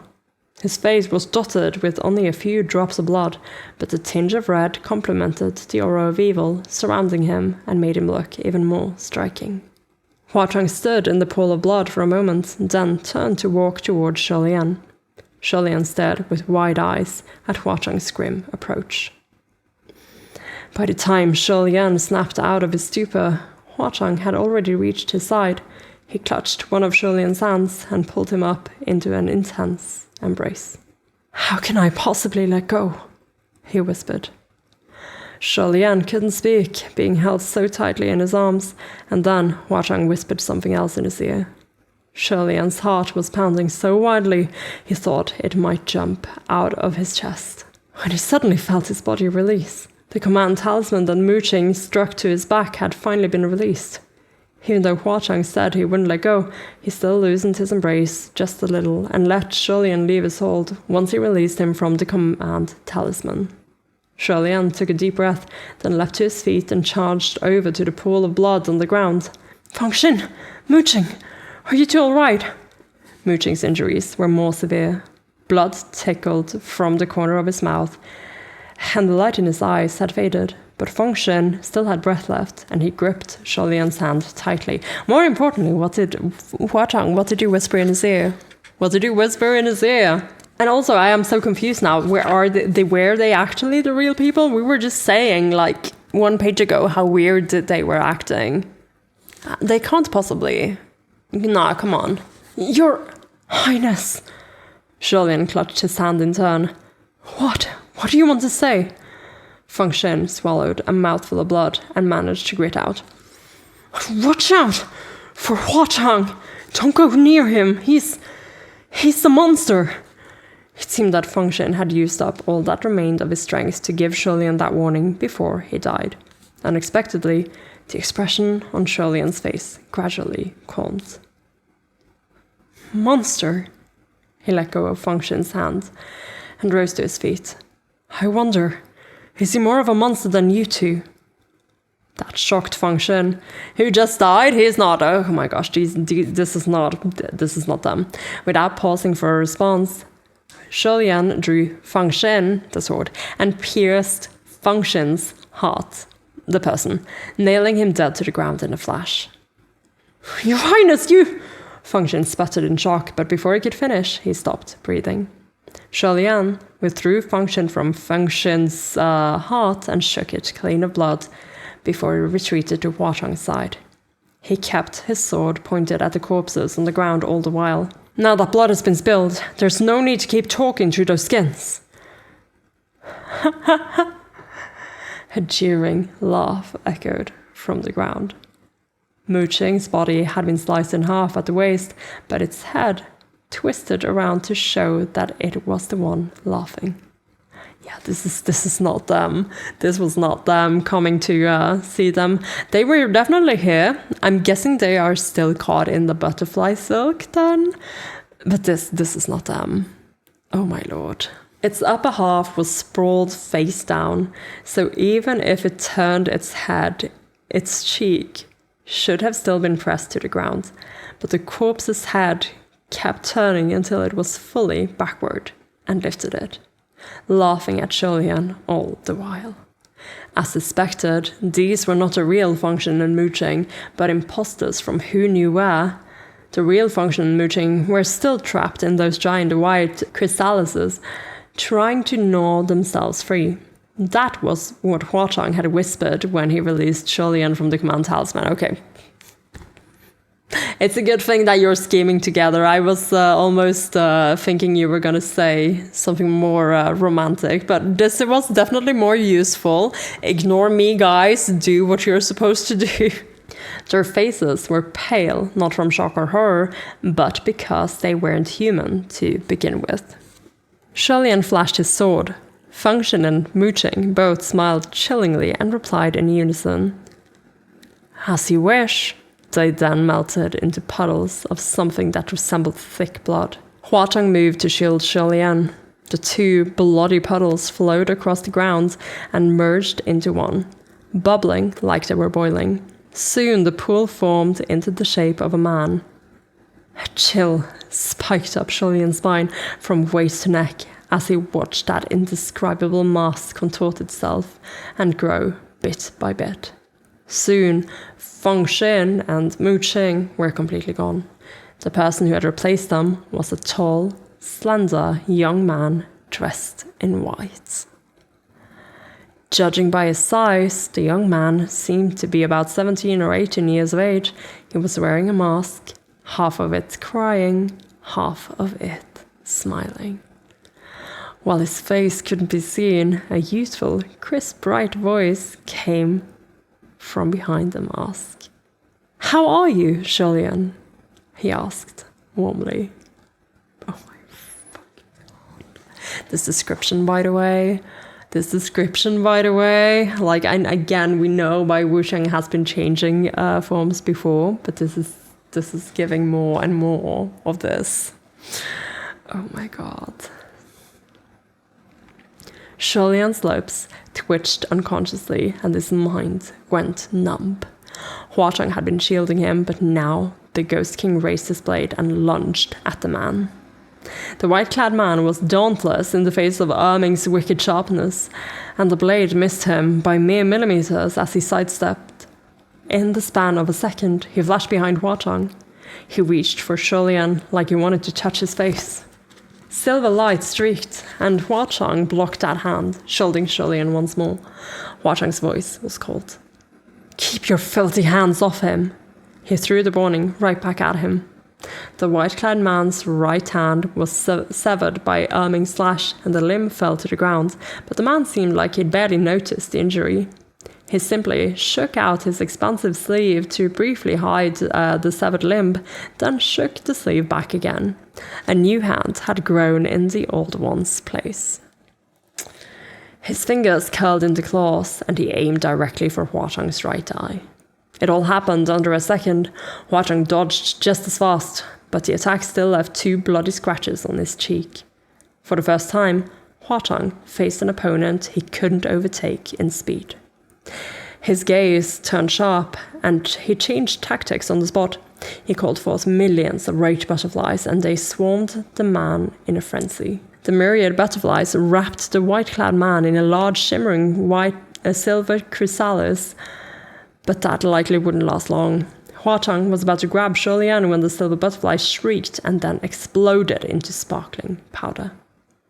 Seeing the subtle change to Huatong's expression, as so many rage butterflies were destroyed at once, Lian knew that this wasn't good. The white-clad man had blown apart the rage butterflies, and now he was hidden within the shimmering silver powder that choked the air. His newly grown hand struck out once more, aiming again for Huatong's right eye. Oh my god. This time it was Lian's turn. He pulled out Feng Xin and slashed. His strike didn't just chop off the white-clad man's hand, nor his entire arm, it very nearly bisected him entirely. Seizing the chance, Huatong called out, "Your Highness, let's go!" Lian knew they shouldn't get entangled in this fight, and that they should quit while they were ahead.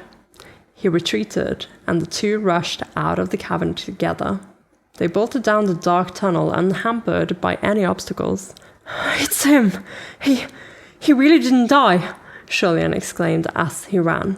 Huatong led the way. He was faster and dashed easily, setting up butterfly formations and silk traps along the way to trip up any pursuers. "He might not be the original." Lian came to an abrupt stop and clutched his head. "No, I can feel it. He's the same. Not only is he still alive, but he's even stronger than before. Something let him be reborn. How else could he transform so easily into Feng Xin and Mu Qing? It's very difficult to impersonate heavenly officials. It should be nearly impossible to create fake skins of them." Hearing his tone go frantic, Huatong also stopped and turned back. He took Lian's hand and gripped it. "Don't be scared, Your Highness. He might not really be stronger. There's another possibility. He could be very familiar with Feng Xin and Mu Qing. That's why he could create fake skins of them. He must be someone all of you—" Before he finished, Lian's gaze fell to the hand that was clutching his own. Huatong's words and expression both froze. He paled and withdrew his hand, tucked it behind his back, and turned to continue onward. Oh my gosh, are we stopping there to be awkward about this? You were saying something really interesting here. He must be someone all of you know? Or someone... Again, Mei Nianqing. But if Mei Nianqing has been like, I don't know, in feeding information to Bai Wuxiang, he might be a bad guy as well. Like there might be like a collaboration sort of thing happening here. Because yeah, Mei Nianqing might be that link then. Unless he really is Bai Wuxiang. But no, I'm so stuck on my Crown Prince theory. That's the one I'm going for. But this is another one. Like, it could be Bai Wuxiang. He's Bai Wuxiang suspect number 3 after all.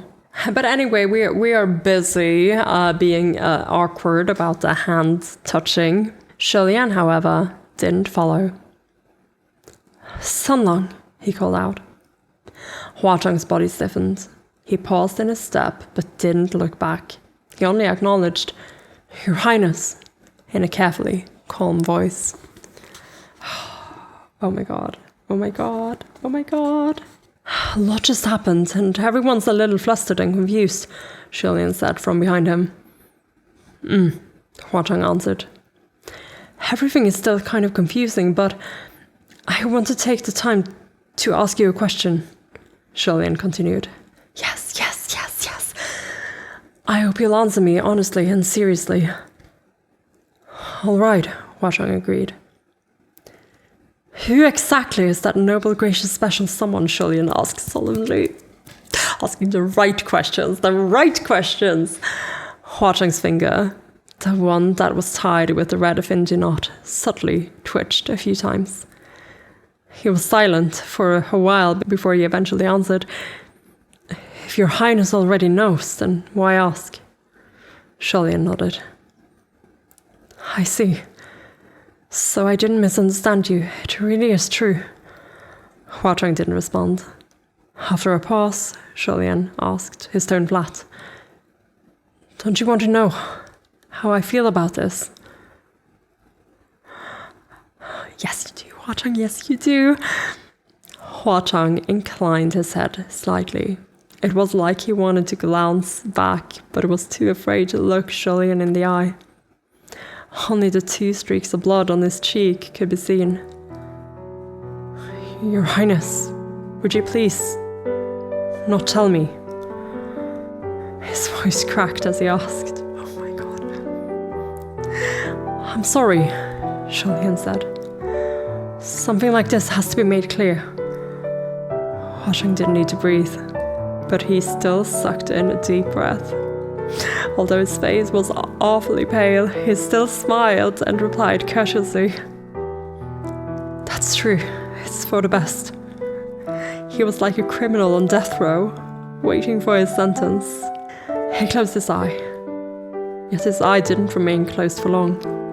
Soon it snapped open once more as a pair of arms suddenly circled him from behind and caught him in a forceful embrace. Shulian buried his face in Huang's back, but he didn't speak either. Though nothing was said, it was enough. It was a long time before Shulian felt the man he was hugging turn around. Huang fervently returned the embrace, engulfing Shulian in his arms. From above his head, Shulian heard Huang's staggering response. Your Highness, you really will beat to death of me. Oh my god, just then the sound of an explosion. Fuck the explosion! Why are we suddenly exploding everything? We were not done here. We got the scene. Oh my god, we got the scene. Oh my god. Something like this has to be made clear. Please use your words too, Shulian. I need to hear it. I need to hear it. I mean, I know we're being all, no words needed to be said. I need words. The words are for me personally. Oh my god. Ah, the fucking explosion. Why? Just then the sound of an explosion echoed through the deep recesses of the cave. A blinding white light flashed through the darkness, followed by a series of shrieks from the silver butterflies. They both looked up, and their expressions changed. Shulian loosened his grip on Huang's sleeves. Let's talk later, Shulian said. And thus the two continued on, except now they were running hand in hand. Okay. I know we're like in the middle of a very tense situation, but oh my god. I wanted to linger on this for like 2 more pages at least. Oh my god, the way he didn't even look at Shulian. Like he had already decided that he was on death row. Like he was expecting the rejection then and there. And then Shulian just hugs him. Oh my god. Because in that moment, not only is he deciding that he's going to hear rejection, he's literally just touched Shulian's hand, because that is like what he's programmed to do now. And then he has let go, completely refusing that privilege anymore for himself. Like he has decided that he will probably never ever touch Shulian again after this for any reason whatsoever. And then instead he hugs him. He comes up from behind and he just embraces him. Oh my god. Oh, that's so good. I'm almost a little teary-eyed here. Because it's like, It's like a parallel to Arc 2 all over again, in that was Huatong as a child, someone no one wanted to touch. And then Shulian did it anyway. And then Shulian did it anyway, and now he's doing it again, and that's so good, and that hurts me. That hurts me so good. But now we're busy running hand in hand through Mount Tonglu now, I guess. So let's see what happens. We have a few pages to go left of this monster chapter. This chapter is so fucking long. What the fuck? But they put a lot of stuff in it, so I guess that's why it's so long. Shulian's face was still hot, but he spoke with forced calm, like nothing had happened. Sandang, how did you discover that the Function and Mooching who approached us were dummies? We are the real ones. Huatong was in essentially the same state.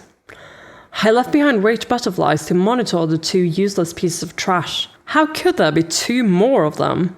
Don't worry, Your Highness. They're fine. They won't die. Then we have to release Function and Mooching from the chrysalises, Shulian said. It'll be bad if he finds them while they have no way to fight back. This way. Follow me, Huatong answered. The Cave of 10,000 Gods was indeed his territory. Even when they came to crossroads that branched into multiple different paths, he immediately and accurately knew which one to take. It wasn't long before they returned to the area where they'd left Function and Mooching. Even from a distance, they could hear those 2 flinging accusations at each other and yelling. Why did you tell His Highness to run? Now you've done it. He's been carried off.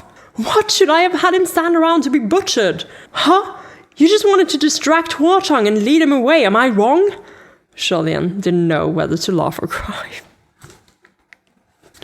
Me neither, Shulian, me neither.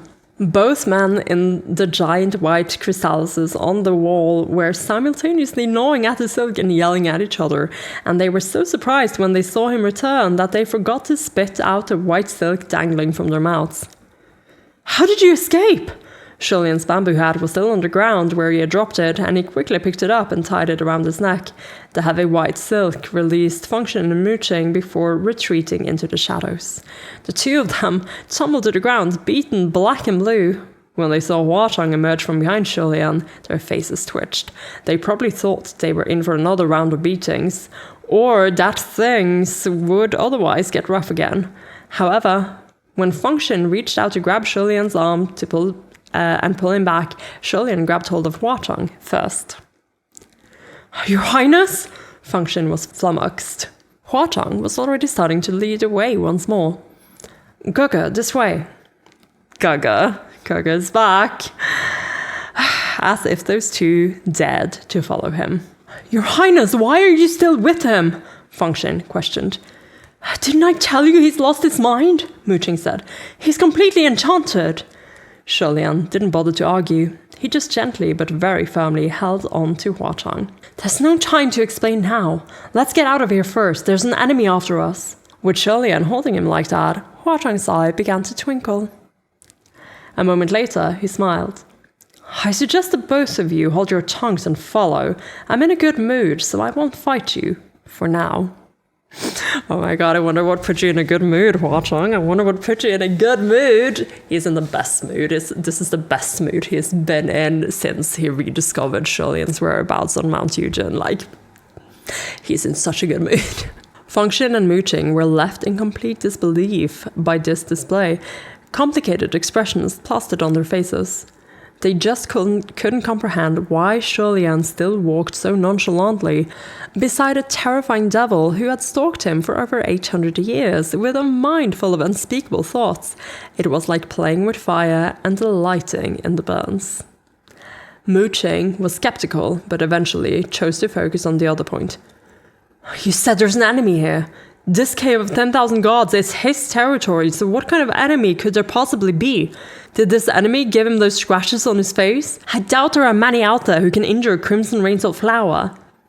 It's White No-Face, Shulian replied. At the sound of that name, Function and Mooching's faces both changed.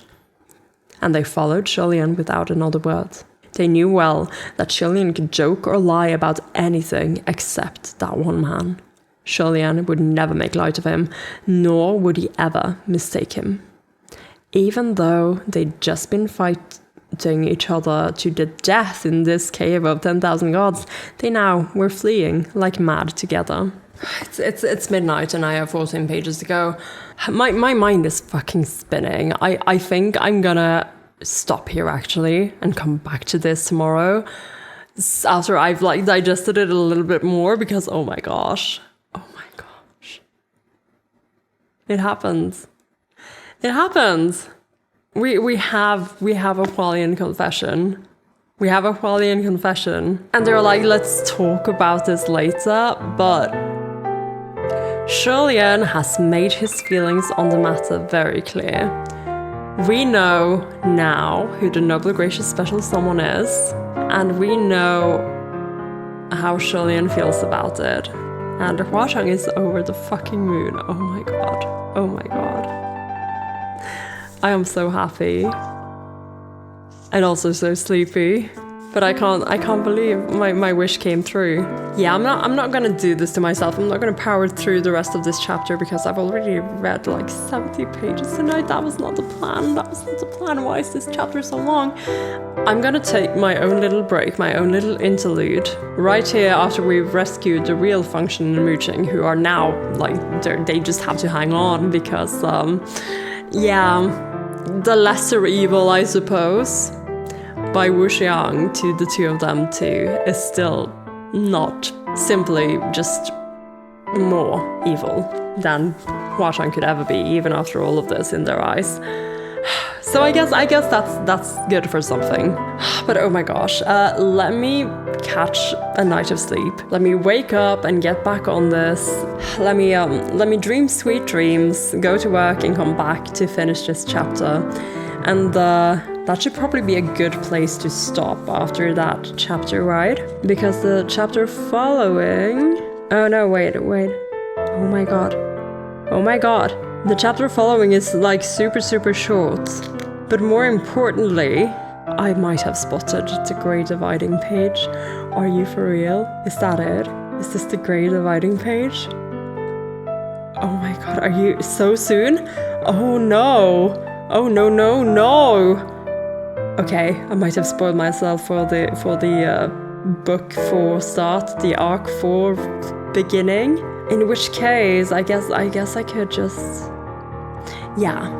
Let's save the last part of this chapter for tomorrow, and then let's also read the next chapter, because that seems to be the last chapter in arc 3. Oh my gosh.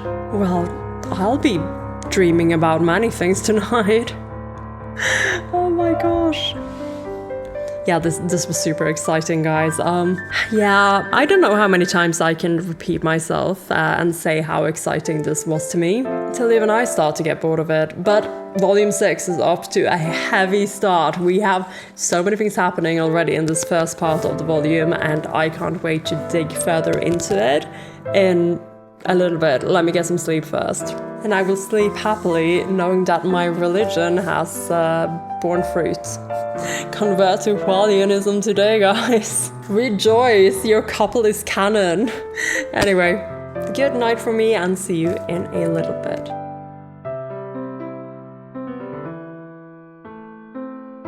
And hello again. A couple of days later. I can't believe that Hualien is gay now. Like, hello, happy Pride indeed. I've actually just been on cloud 9 ever since the last read-along. We've had a confession. We had a beautiful, beautiful confession that went honestly above all expectations. And at the same time, exactly according to them. Gosh, I am so excited for them. I am so happy for them. Even though they still do have to talk. And there was probably a lot of other things going on in the last read-along that I should probably have been paying more attention to. And I probably will upon re-listening to it, but honestly, I've forgotten most of it at this point. I'm just so happy for Hualien, honestly. Running through this cave, hand in hand, being in love, And well, I guess Bai Wuxiang might be here for some reason, somehow. That is very homophobic of him. And I guess I have been thinking about the fact that I did see the Great Dividing Pages coming up ahead, and basically my goal for tonight is to finish reading, I assume, book 3. The last few pages of this chapter that I'm currently in the middle of, and then jump straight into the last chapter of Arc 3. And you know, it's been 2 days for me. You guys have been here, presumably, like just a minute ago. So I'm not gonna hold this up any longer, let's jump straight into it. And if you put your book down like me, we're on page 82. We've just reunited with Muqing and Fengshen, who have just found out things that have made them very, very wary of Huatang, with semi-good reasons, I suppose, from their perspective. But Lian just showed up and told them, White No-Face. White No-Face is here. And that turned them straight around. They are on the serious side now and we're fleeing together. And that is what is happening, and now Muqing is saying, "Just what is going on?" Muqing demanded. Lian gave them an account of the white-clad man who had stolen their appearances, and they were both stunned. "Disguised as us? How is that possible?" "It's true," Lian said. "Everything happened so fast and I didn't get a good look, but it was absolutely you two at a glance." Fengshen was dumbfounded. "But how can White No-Face still exist? Didn't the Emperor kill him?" "Well, did he now?" "I wouldn't be surprised if that thing can't be killed so easily," Muqing said. "Maybe it died at the time, but I'm sure it could revive itself given the right chance." That reminded Lian of something, and he turned to Huachang. "Sanlang, right after we made it into Mount Tonglu territory, you woke from your stasis with a start and urged us to hide from something. Did you sense him then?" Huachang gave a slight nod. "Yes." "I knew it," Lian mumbled. "We chose the path to the west after that, but he was the one on the eastern path who'd killed thousands of ghosts. He's been reborn, but he's still a little weak. He needed to use the nefarious creatures coming to Mount Tonglu as a stepping stone. Now he's recovered and might be even stronger than before." Yeah, okay, so we are saying that that white-clad ghost really is Bai Wuxiang, aka was that Lang Ying? It really could have been. We're just gonna have to wait and see. After all, he was the world's first supreme ghost king. As they talked, Muqing noticed something amiss. "Your Highness, do you know where he's taking us? I don't think this is the way out." It was Huatang who replied, "Of course this isn't the way out, because there is no way out right now." Fengshen was astonished. "What? Isn't this cave your territory? You can't be lost." "Of course not," Lian replied in Huatang's defense. "White No-Face is blocking the path to the cave's exit," Huatang explained. "If you think you can defeat him in your current state, then by all means don't follow me. I won't stop you. Go right ahead." Fengshen and Muqing were both from Shanle, of course, and just like Lian, that creature had left an indelible shadow on their hearts. They didn't want to face him unless absolutely necessary. Fengshen gazed upward. "Can we punch through the top of the cave to get out?" "The snowy mountain is above us. Do you want to start another avalanche?" Huachang mocked. Unfortunately, they had left the Earthmaster shovel with Yin Yu in case of emergency. Even if they did have it, none of them had studied how to use it, so they wouldn't be able to dig an escape route without making a racket and drawing attention. Okay, so Yin Yu is getting pretty proficient at that. Or, you know, did Huachang just send him to Earthmaster shovel camp the moment he picked that up? Over time, training to be the new master of the Earthmaster shovel. That's why he's been so busy all the time. Then why are we running around aimlessly? "As long as we run around aimlessly, he'll chase us and we can lure him away from the exit," Lian explained. "And then you two can use that chance to escape." Muqing immediately caught the issue. "Wait, you two?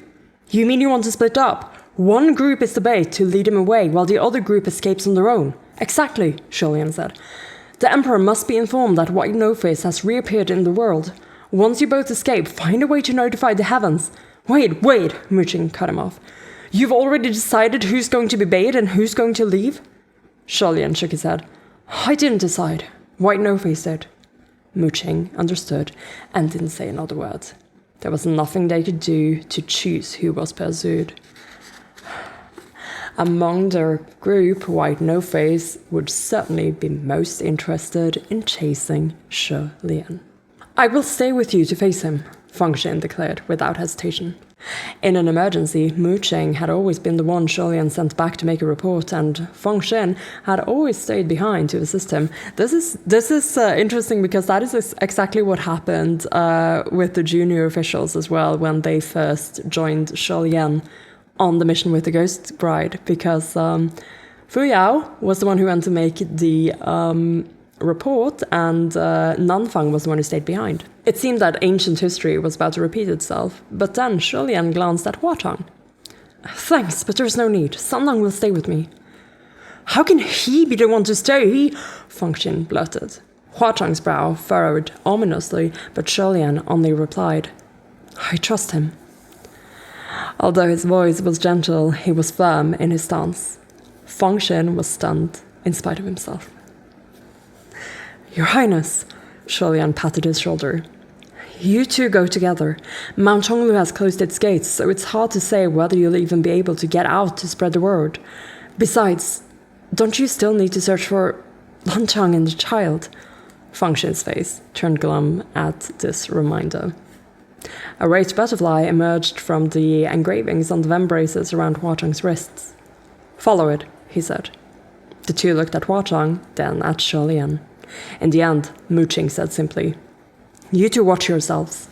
With that, he turned and hurried after the silver butterfly down another tunnel. A moment later, Feng Xin followed. The four thus parted at this fork in the road. As Shi Lian watched their retreating backs, another series of rumbling explosions echoed in the distance. The pair exchanged a look.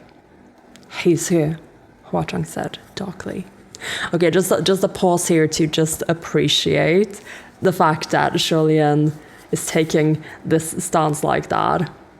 Because yes, Feng Xin does still have to find Lanchang and defeat the spirit, but that was pretty nice. I liked that.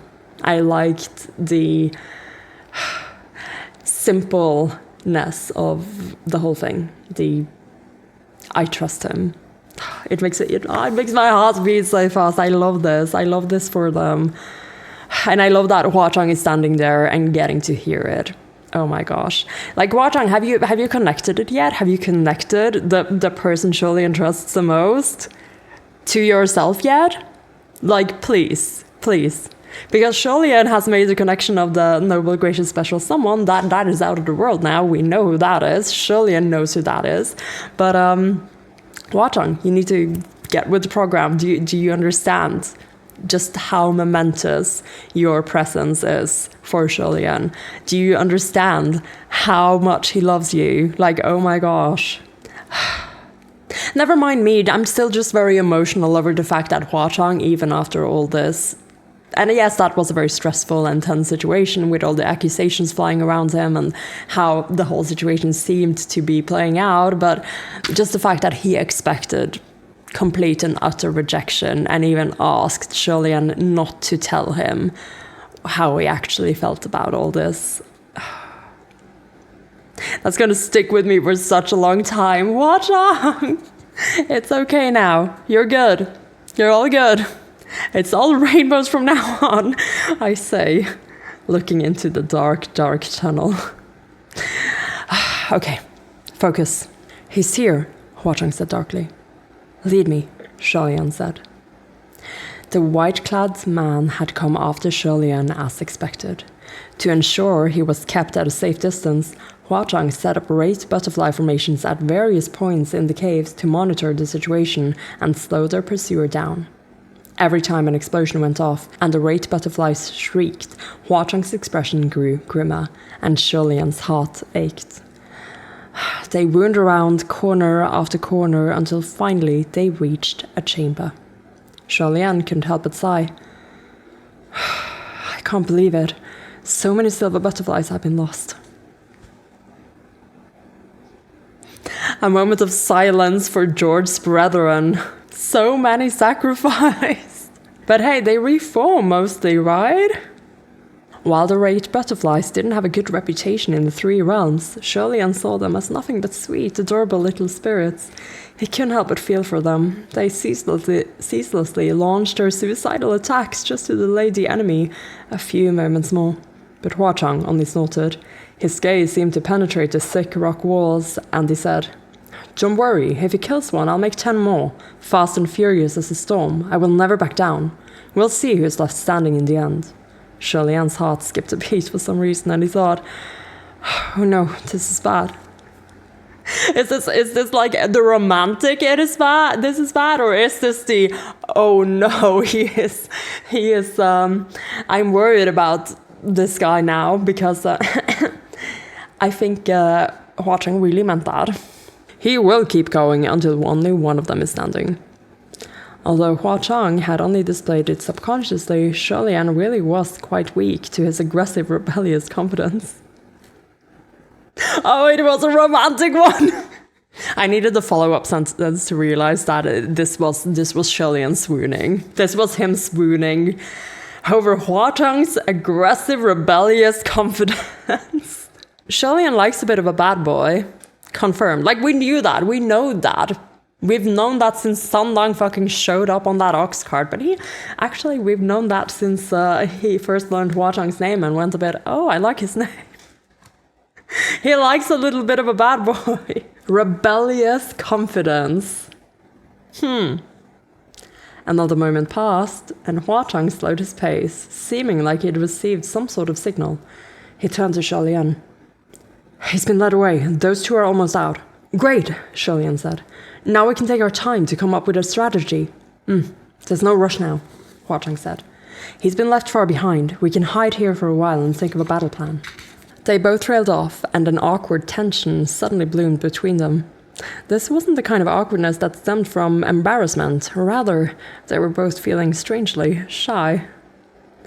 Yeah, because now we're like, oh, we actually have time to talk, but while we're supposed to be, doing our strategizing, we also have other important things to talk about, and I get it, I understand. With the creature hot on their trail and Function and mooching with them, the feeling hadn't been nearly as obvious, but although Lian had said, "Let's talk later," now that later had arrived and they'd caught their breaths, he had no idea what to say. This is so cute. I'm sort of also envisioning this whole scene as if I'm watching Mies from like the Tomodachi Island. Again, there's been so much TGCF Tomodachi content in my server as of late, so now I'm just like envisioning them in this cave, sitting together, the two Mies like that with like the blushy faces. And they don't know what to say to each other. Anyway, let's try to make it more serious in my head. Less me, more cartoon, more anime character, more donghua character maybe. Okay, let's look at the cover. Let's envision them. Okay, I have the image. Let's go. Lian coughed lightly twice to clear his throat, then scratched his cheek with a finger. No matter what gesture he made, nothing felt quite right. He wanted to speak, but he worried that whatever he said would sound too abrupt or too silly, or like he was trying too hard. In the end, he just hoped that Huachang would say something first. However, Huachang's expression was just as strained. On the surface, he looked like he might have been seriously thinking through their battle plans, but it was hard to say whether that was true. The hands clenched behind his back were trembling slightly. They walked past one particular divine statue. Most of the carvings in this cave of 10,000 gods were about the same size as the man himself, but this one was rougher in craftsmanship, and it was shorter by half. When Lian passed it, he casually peeled off the veil covering its head, and his eyes lit up. "Sundong, did you carve this one too?" Huachang looked over and fell silent. It took him a moment to reply. "It was from my beginner years. Gaga, stop looking at it." Oh my god. One of his earlier attempts. This is like looking through his art portfolio and scrolling all the way back to his deviant art from like 2008. That was clearly the truth. This divine statue was quite ugly indeed, even though it was easy to tell that the sculptor had done his utmost to carve the perfect form he saw in his mind. His wish had been left unfulfilled due to the limits of his skill. While it wasn't cockeyed or crooked, the little figure was disproportionate in scale and smiled like it was mentally challenged. Despite all that, the sculptors had still managed to include every single detail without fault. Lian could easily tell that this was a god-pleasing crown prince statue. Its ears even had red dots for coral pearl earrings.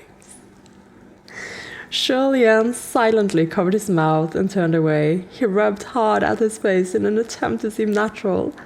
I think Lian thinks this is so adorable. He loves this. Huatang didn't know what to say, so he pleaded again as he tried to cover the statue with its veil. Your Highness, please don't look at it anymore. Oh my gosh, we went from Gaga, please, to Your Highness, please. He got seriously shy now.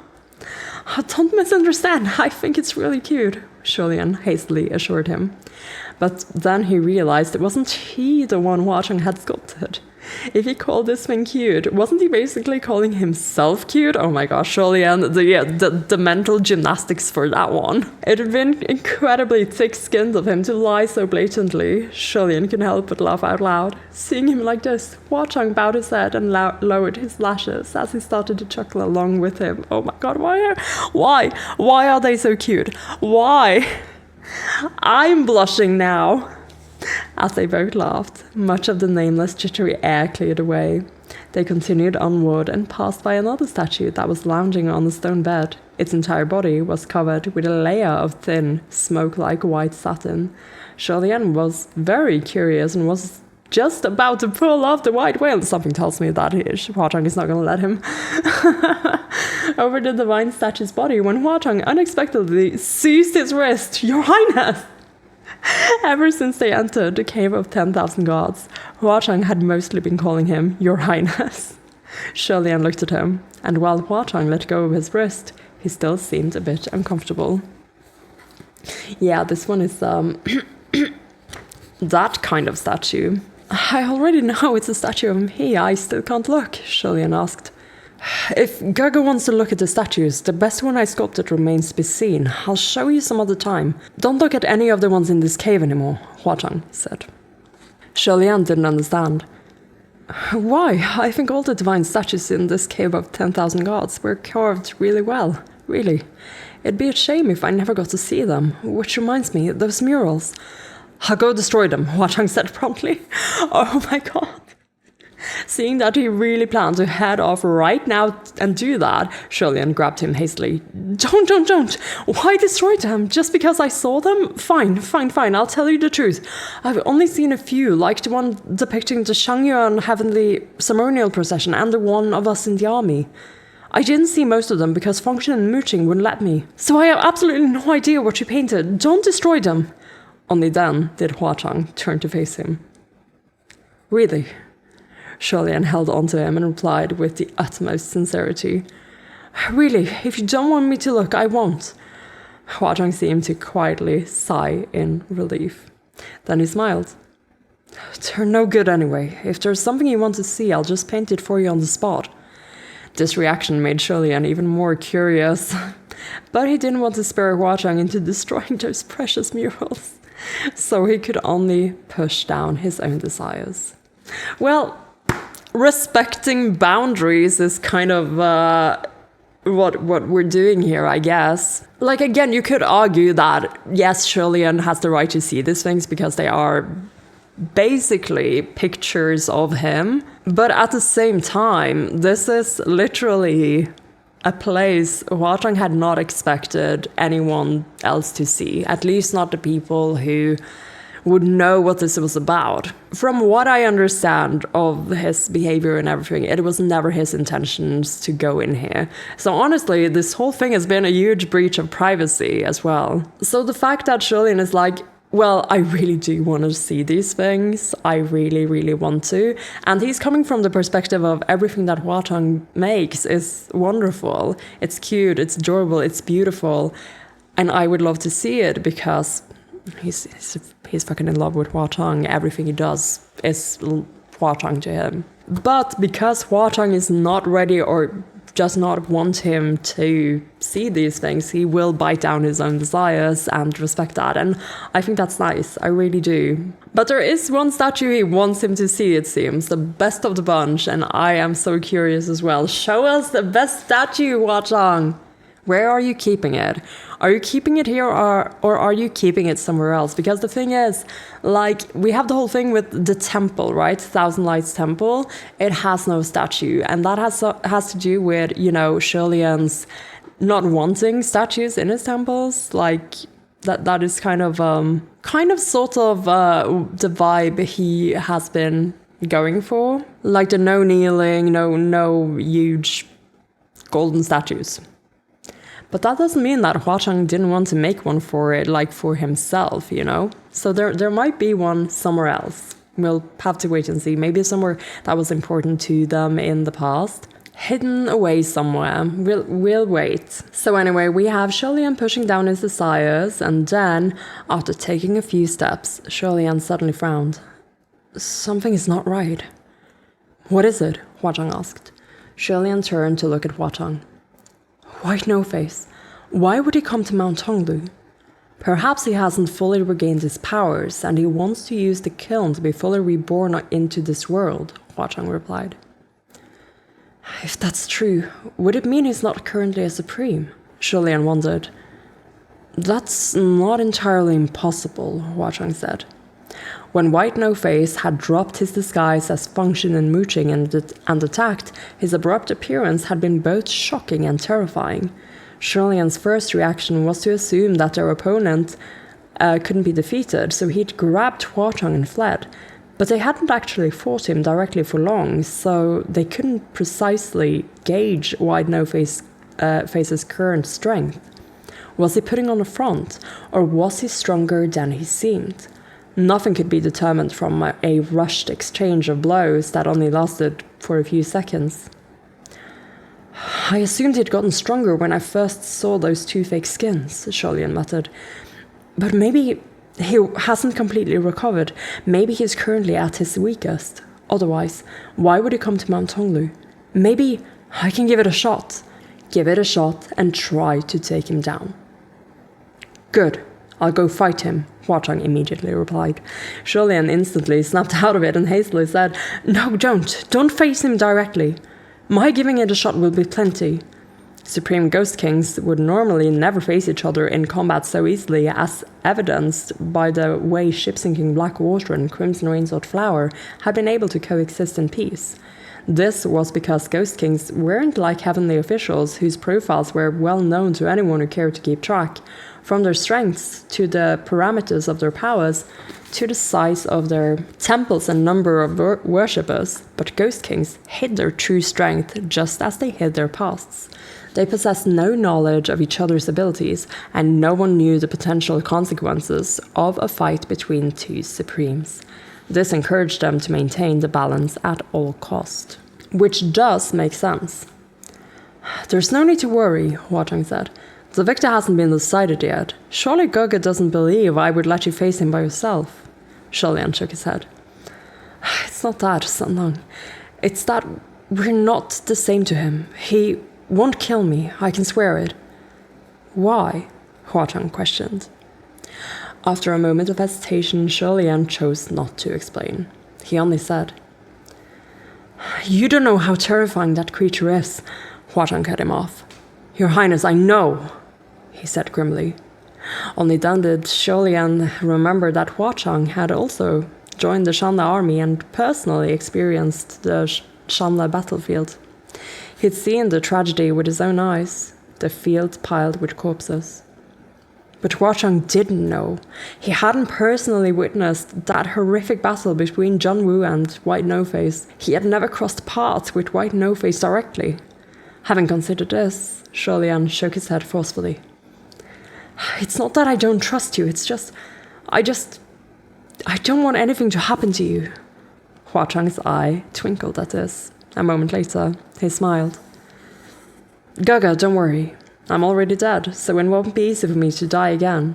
Besides, have you forgotten what I told you before? Unless he finds my ashes, he can't do anything to me. Well, about that, Huatong. Lian had forgotten entirely that the ashes were a factor. He quickly said, Wait, everything else aside, Sanlang, have you stored your ashes somewhere safe? Oh my god, Lian, are you for real? Boy, you are saying this as if you don't even have any suspicion. Come on. A long time ago, Huatong replied.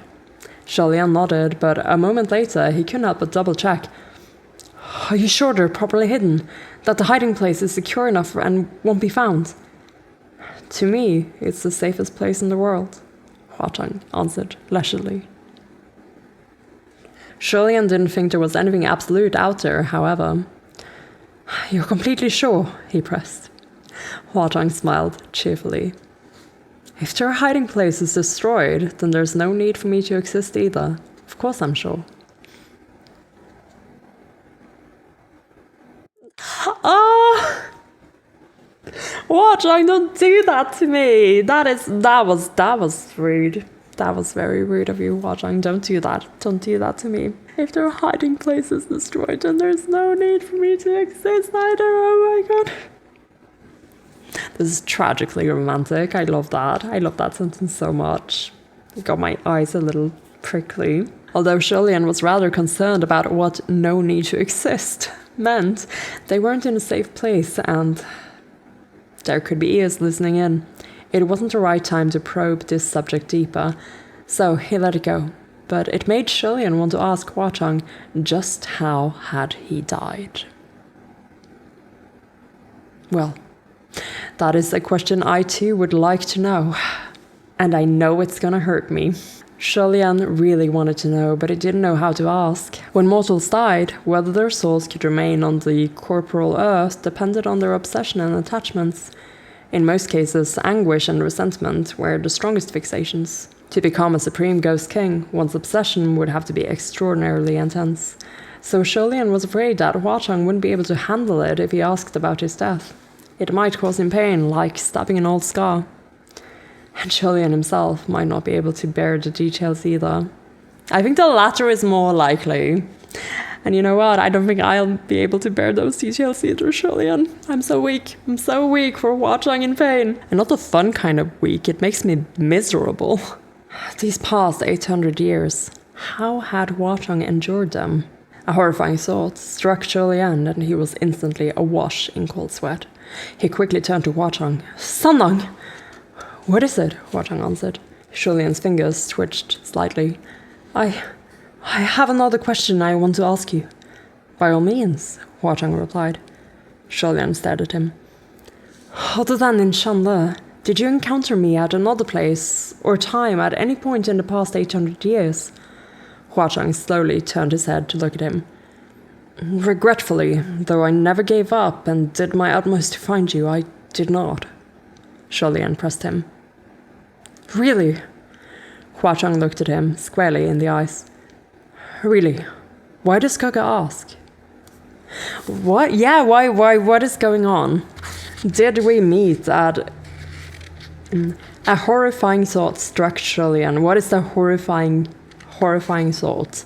Did we meet in the meantime, is the question. Maybe they did and Huatong doesn't remember? Lian sighed an imperceptible breath of relief and forced a smile. Nothing, it's just... The way I passed my days in the earlier years wasn't the prettiest sight. I was a mess and very much a failure. I just wouldn't have wanted you to witness that. Huatong laughed. How could that be? But Lian didn't laugh at all. It's not a joke, I really was quite a failure. Hearing this, Huatong withdrew his smile and turned solemn. That's fine too, Your Highness. Didn't you say so yourself? Yeah, I was just about to say. We've had this conversation before. Me? Lian was confused. What did I say? To me, the one basking in infinite glory is you. The one fallen from grace is also you. What matters is you, not the state of you. Huatong recited languidly as he gazed at Lian. He blinked meaningfully, cocking an eyebrow. I feel the same way.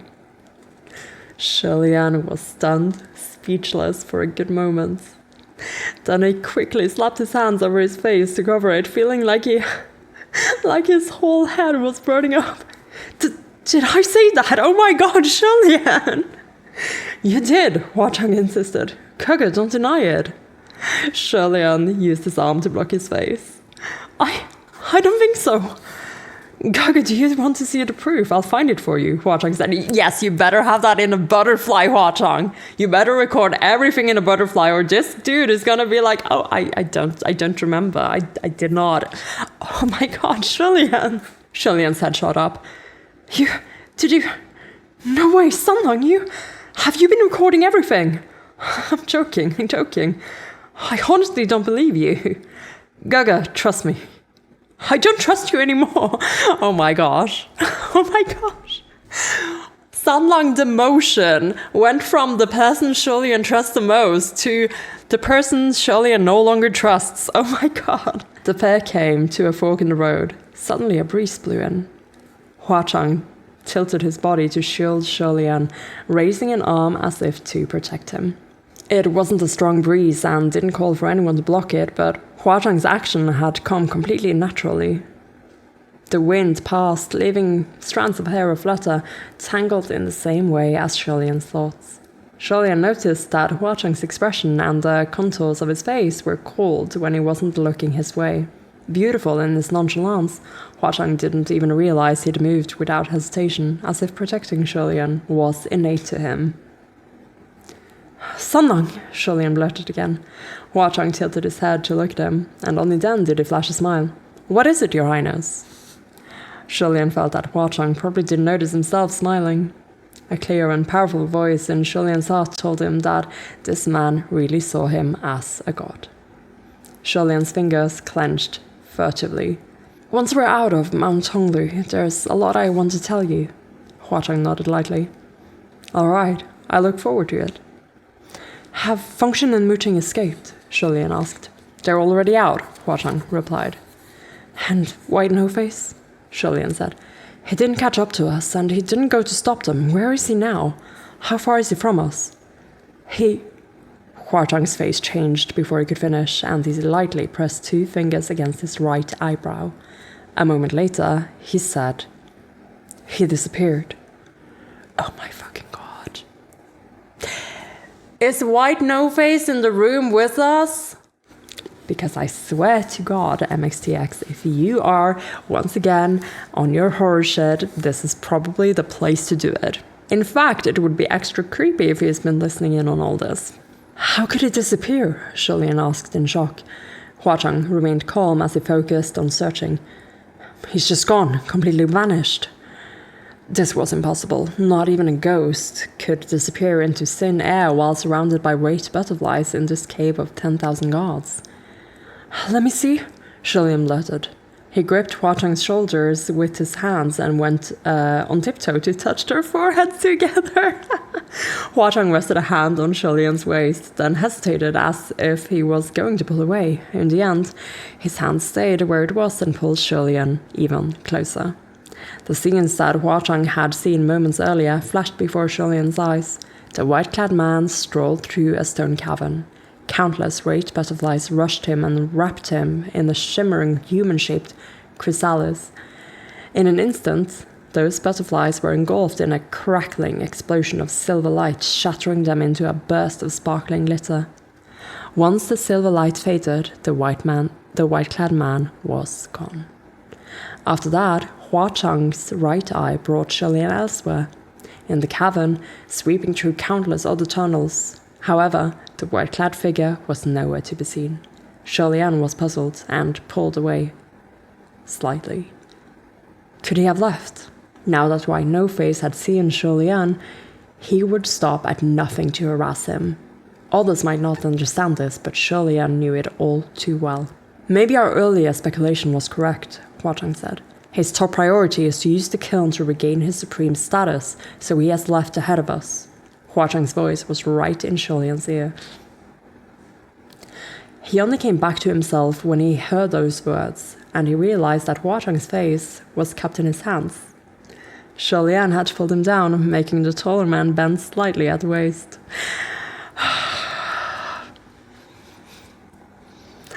So that might be a weakness of mine. I do like it when our slightly taller men have to bend slightly at the waist. There's something about that. There's something about that Yeah, I like that a lot. Lian quickly let go. We have to stop him, he cried. Their mission was to prevent any candidate with the potential to become supremes from reaching Mount Honglu. They had run from the white-clad man earlier, but now that the situation was clear, they rushed through the countless divine statues in search of him. Before long, they reached the spot where he had disappeared. Other than some divine statues, there was not a single thing to be found. Silver shards of light covered the ground, and the little butterflies that hadn't been completely destroyed by the shockwave were fluttering their broken wings. Lian bent down. Even if he didn't know whether it would help, he still wanted to cup them in his hands. Just then, he heard Hua Chang's voice from behind him.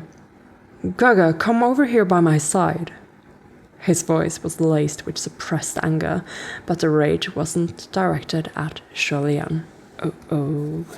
Lian looked up and saw that Hua Chang's blazing gaze was trained on a divine statue ahead of them. The statue was covered head to toe with a white veil, but the general shape of it could be made out. One section protruded sharply. It seemed to be pointing a sword.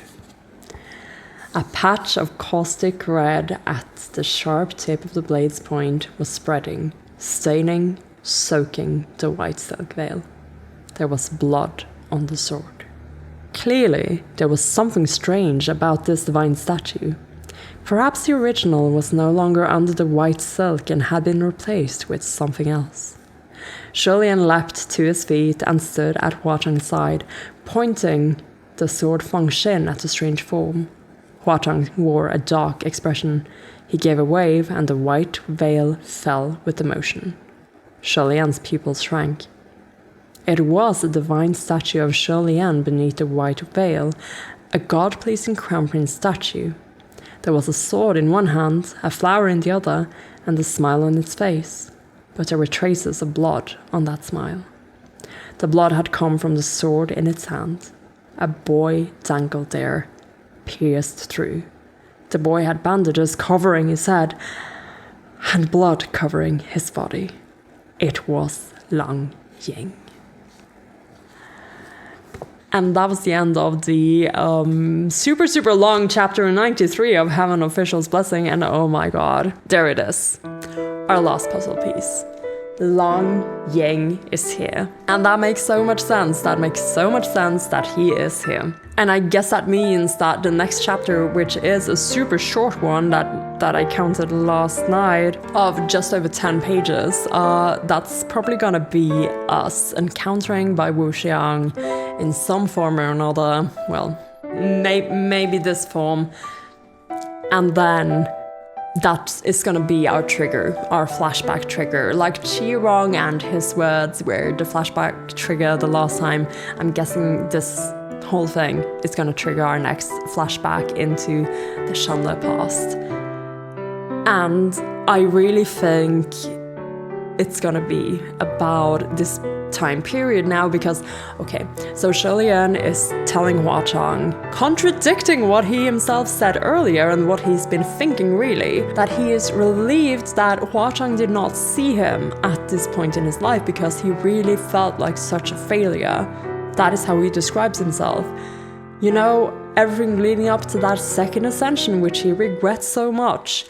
That is the darkest period of Lian's life, and we have not seen that yet. We've only heard about it. But in Volume 4, during the Blackwater arc, when they are on that beach, he is saying this quote to Hua Chang, the one that Hua Chang is repeating at him right here. What matters is you, not the state of you. That quote came back, repeated back at Lian, and it's I love that. I love that happened. And I'm sure Hua Chang means it, but Lian has that moment of, oh, I am so relieved that you don't know, just now. But like I said, it's contradictory because when he said this to Hua Chang, he had that moment of, I wish I was the person who saw Hua Chang at his lowest, and I wish that, well, in not so many words, but I wish that someone had seen me at my lowest and still loved me, you know? That was the essence of that talk, and Hua Chang feels like he has that. Lian was that person who saw him at his lowest. That's what he feels like. But from what Lian is saying now, what he felt was his lowest happened after his first banishment. But now I really am wondering if Hua Chang did get to see some of that, if he really did witness some of that. Because again, another thing that is hinted at in this chapter is Lian thinking about, how did Hua Chang die? How did Hua Chang die? And these things in combination are giving me a little bit of, I think that we're going to be seeing some of Lian's first banishment, some of the days of his first banishment. And I actually do think we will learn what happened to Hua Chang. Maybe he even dies during that part, because we know he was alive at the end of book 2. He might still be alive as a very young soldier, young guy in post-war Shanla. So I'm getting hopeful that we will be meeting Hua Chang. We will still be seeing stuff from Hua Chang. And I'm getting scared that we will be learning about his death, and it's gonna be fucking terrible. Lian is not gonna handle those details. I'm not gonna handle those details. It's gonna be a cry fest. It's gonna be, this channel is gonna be very wet for all the wrong reasons. So from because this conversation they're having, like I'm gonna go over it again when I trim this video, but the conversation they are having, I think, is telling us what we're about to get into. Like, we are getting so many hints of things that Lian is curious about, which in turn is going to make us as readers curious. And I think that the whole point is to be like, well, you should be curious about this because we're about to tell you about this. I'm just saying, MXTX knows what's up. She is building our interest for that next flashback that is coming. And also, fucking Lianlian. Lianlian, the boy who has, coincidentally, been given the same name as the other Lianlian, the one who is down there, the one who worked with by Yushi Huang back in the Shanla arc. Yeah, this could be very interesting. I am excited to see what's gonna happen. But before we start reading Book 4, which is not going to be this session, by the way, we have one more chapter to finish up. So open your books to chapter 94.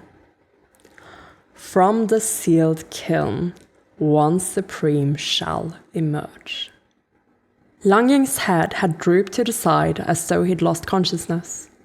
When Lian saw it was him, he moved to save him without thinking, but he stopped dead in his tracks as his mind caught up with the situation. There was no one besides White No-Face here, so why would Lianlian suddenly appear? Seeing that the pure, holy statue of the god-pleasing crown prince had been corrupted by dripping blood, Hua Chang was obviously furious. Yeah, because this is Hua Chang's statue. Who dares? I mean, he would dare. But his dark expression radiated rage, and the scimitar Ming exuded a chilling aura. "Get the hell down," he said. With that, Lianlian's drooping head actually heeded and righted itself.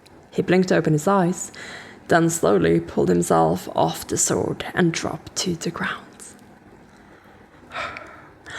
When White No-Face blew up the wave of silver butterflies that had surrounded him, he had used the distraction that the blinding silver light provided to hide himself under this divine statue's white veil.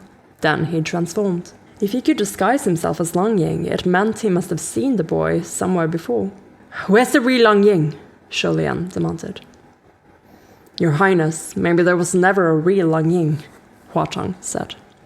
"If Lianlian had never existed to begin with and was only White No-Face in his weakened form, which was my theory from pretty early on, everything would be easy to explain. But when Lian remembered the girl Xiaoying who had died on Mount Yujin, he wished that explanation made less sense than it did. Lian swiftly thought of another possibility. Or perhaps he devoured Lang Ying. The Lang Ying before them was growing taller. His body stretched upward, and the bandages on his face unwrapped and dropped away to reveal the mask beneath. He lifted his head slightly when he heard Lian's guess and seemed to smile. You guessed right. So it was true. Okay, so he devoured Lang Ying. When? Like, did Lang Ying escape Ghost City and then just happen to meet Bai Wuxiang and then got devoured? I mean, I feel like he is like an obvious victim, as in Bai Wuxiang probably went after him, maybe? Like, if only for the reason that he has been around Lian, you know? Maybe devouring him would also be a bit like, maybe he would be able to, like, get information from him, maybe even get his memories or something, because we know the memory thing is a thing now. So I'm leaning a bit towards that, but we'll see what this means, because we have fucking Bai Wuxiang is here, guys. White No Face is here. After White No Face was pulverized and dispersed by John Wu, all that was left of him was a wisp of broken soul wandering the mortal realm. He drifted for who knows how long, and at some point in all that time, he met the ghost Lang Ying. He must have somehow coaxed or deceived Lang Ying into hosting him within his own body, since his remnant soul might have been too weak to devour him outright. He had stayed glued to Lang Ying's body and gradually recovered, and the end result was standing before Lian and Huatong. Oh, so are we saying he's been like part of, like he's been like a parasite in Lang Ying for a while, and then he's just recently devoured him? Okay, so are we saying that Lang Ying the ghost might have actually been from Yong'an, as Lang Ying is describing, or told Lian? But the reason why he's been able to survive for that long as a ghost is because of Bai Wuxiang's presence in him. I suppose that could make sense. Ghost devouring ghost. White No Face had bitten the hand that fed him. His host Lang Ying, just as He Xuan had devoured the Reverend of Empty Words, Lang Ying had become White No Face's slave. It only took a few moments for Lang Ying to completely transform into White No Face. Huatong eyed him. Why would Lang Ying agree to lend you his spirit body? A request like that would be like a stranger asking a homeowner to open their doors and allow them to live there and eat their food. Lang Ying had survived as a ghost for hundreds of years. Although he was timid and hesitant, he shouldn't have been so foolish. I can of course provide an answer to your question, White No Face replied amiably. But are you sure the one beside you wants to hear it? Huatong looked at Lian. His expression was slightly strange. He surprisingly didn't notice the gaze sent his way. Surname Lang, Yong'an, and who suffers from human face disease, White No Face said. Why did he agree to let me eat him? Can't you guess? Lian's face instantly went pale. Veins popped on the back of his hands, and he swung his sword with a shout of, "Shut up!" White No Face sidestepped and avoided the strike, but Lian's attack sliced through the sword in the hands of his own divine statue. Now he'd done it. He'd left the god-pleasing crown prince statue wielding a broken sword, making the statue itself a ruined artifact. Lian snapped out of his frenzy, like he'd been drenched by a bucket of cold water. Yeah, oh my gosh. This is how you know that he is out of it. This is how you know that his head is totally spinning, because he just destroyed part of Huatong's statue. Huatong made that. He would not do that if he was, more aware of his situation, I suppose. The raged butterflies seemed outraged and swarmed over. White No Face appeared completely unbothered and gave a toneless laugh as he covered his face with his sleeve. In an instant, he vanished into the darkness, leaving their conflict entirely. Lian stared at the broken stone sword on the ground. "I'm sorry," he murmured to Huatong automatically. Huatong cut him off. "Isn't it silly for your highness to apologize to me? He's gone. Now what?" Lian pulled himself together somewhat. Did he flee? We can't let him enter the kiln. The pair hurried out of the cave of 10,000 gods and back onto the snowy mountain. Right as they made it outside, they felt the earth quake and the mountain shake. Looking up, they saw even more waves of snow crashing down. This roaring avalanche was even larger than the one they had experienced before. It was as if something massive buried under the heavy snow was just waking up, and it was roaring and shaking off thousands of years of built-up snow. Can we still make it up there? Lian cried. Huachang gripped his hand firmly. We can if you follow me. They faced off against the crashing currents of ice and snow. Their passage was grueling and perilous, and for every step forward they were forced 3 steps back, but they managed to avoid most of the violent waves of snow and rubble and the countless pits as they blazed their trail up the mountain. Finally, they reached the highest point. The volcano's peak was covered in an unfathomably thick layer of ice.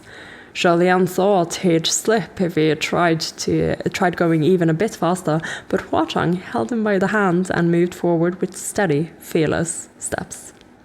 The pair came before the volcano's enormous mouth, a cavernous maw that seemed to snarl at the heavens. When Lian peered into its depths, he saw nothing but complete darkness. Maybe it was his imagination, but he thought he saw a red light pulsing horribly in the deepest recesses. Sometimes it was there, sometimes not. Lian could feel himself starting to panic. He held his bamboo hat to his head to keep it from being torn away by the snowy winds. Did it go in already? Huachang glanced inside, and his expression turned grim. Yes. How do you know? The kiln is closing. Okay, some urgency here. That caught Lian off guard. What's going on? Why is it closing so soon? Didn't there need to be at least a few ghosts inside before the slaughter can begin? That's usually true, Huachang said. However, if the kiln believes an entrant had an extremely high chance of breaking through, it will close upon their request. After a pause, he added, That's what I did back then. So, is he a supreme or not? Lian said. What will happen if a supreme ghost enters the kiln again? The same thing that happens to an ascended heavenly official facing another heavenly tribulation. In other words, finally an answer to a question that we have been asking as well. In other words, his strength would increase exponentially if they allowed White No-Face to pass this obstacle. The consequences were unimaginable. And once he emerged from the mountain, Lian would surely be the first one he'd seek out. Double supreme? Yeah, let's not.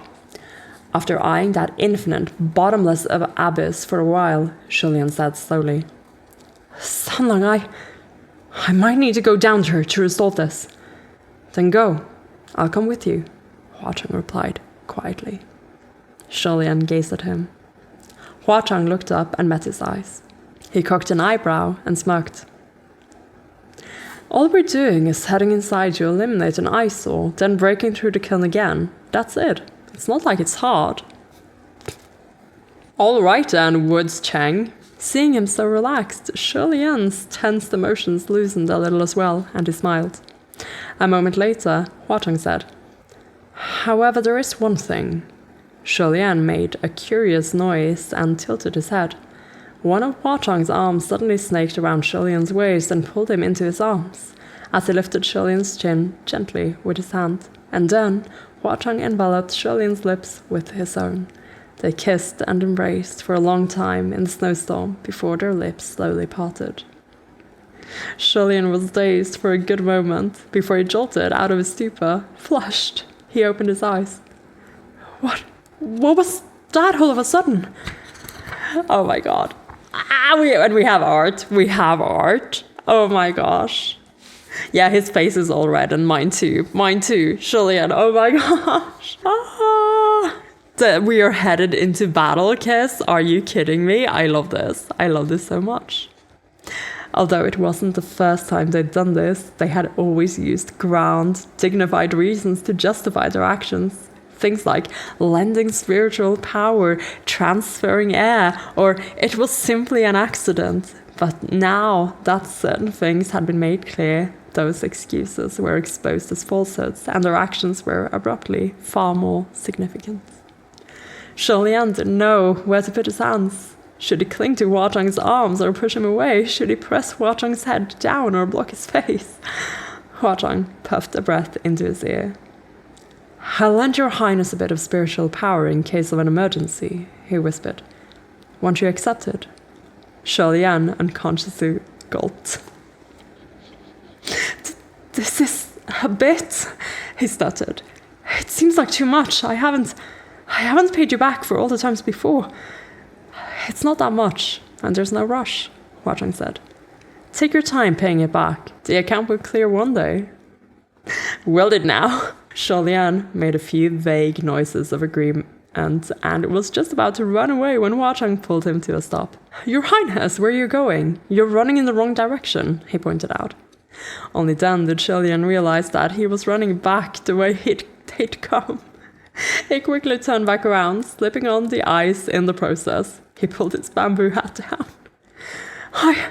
I wasn't. I'm just a little cold. Thought I'd jog around a bit to warm up." Oh my gosh, Lian's way of gay panicking is just so cute. He gets so flustered, he gets so silly.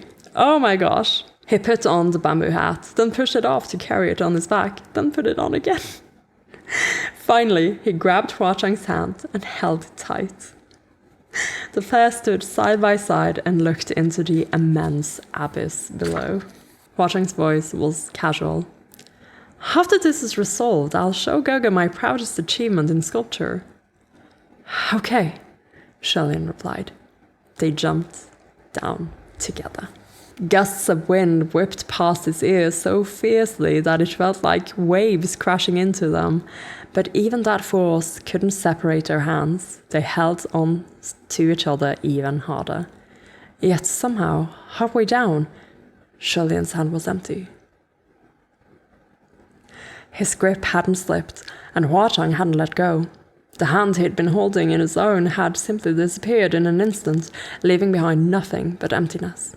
Lian's heart lurched, and he shouted, "Sunlong!" He was falling so quickly that his cry was left dozens of meters above his head. It sounded unreal. It was a long time before Lian finally landed steadily on his feet. He immediately stood upright and called out again, "Sunlong!" There was no answer. The hollow echo of the name told him of the immense size of the empty space where he was standing. There was darkness all around except for above. Lian looked up. He could see a snow-white sky above his head, but it was gradually shrinking. That had to be the kiln's mouth closing. But where was Huazhang? Crackle. Whoosh. Lian lit a palm torch, hoping to illuminate his surroundings and see what things were like down here. But the darkness was immeasurably deep, and this little flame couldn't show him anything. The firelight itself seemed to be absorbed by the indifferent dark void. Lian hadn't controlled his powers well in his haste, and the flames erupted a little too high, nearly burning his face. He quickly tossed the fire to the ground. As it fell, the firelight just happened to illuminate the back of a faint white silhouette looming not far away. Okay, I guess this is it. I mean, I did ask for Huazhang to, not be there so that the stakes would feel a bit heightened, but I guess I should have been more careful with what I was asking for. This is uncomfortable. This is uncomfortable. Lian was instantly on guard. "Who's there?" The white silhouette turned around and answered evenly. "You know who I am." Although he answered, the muscles on the man's face did not move an inch. That was only natural, as he was wearing a half-crying, half-smiling mask. "Sunlong!" Lian blurted. Even though the sight of that face sent terror shivering through him, Julian hadn't cried out due to fear or due to worry. Of course, there was still no answer, and the crying, smiling mask came another step closer.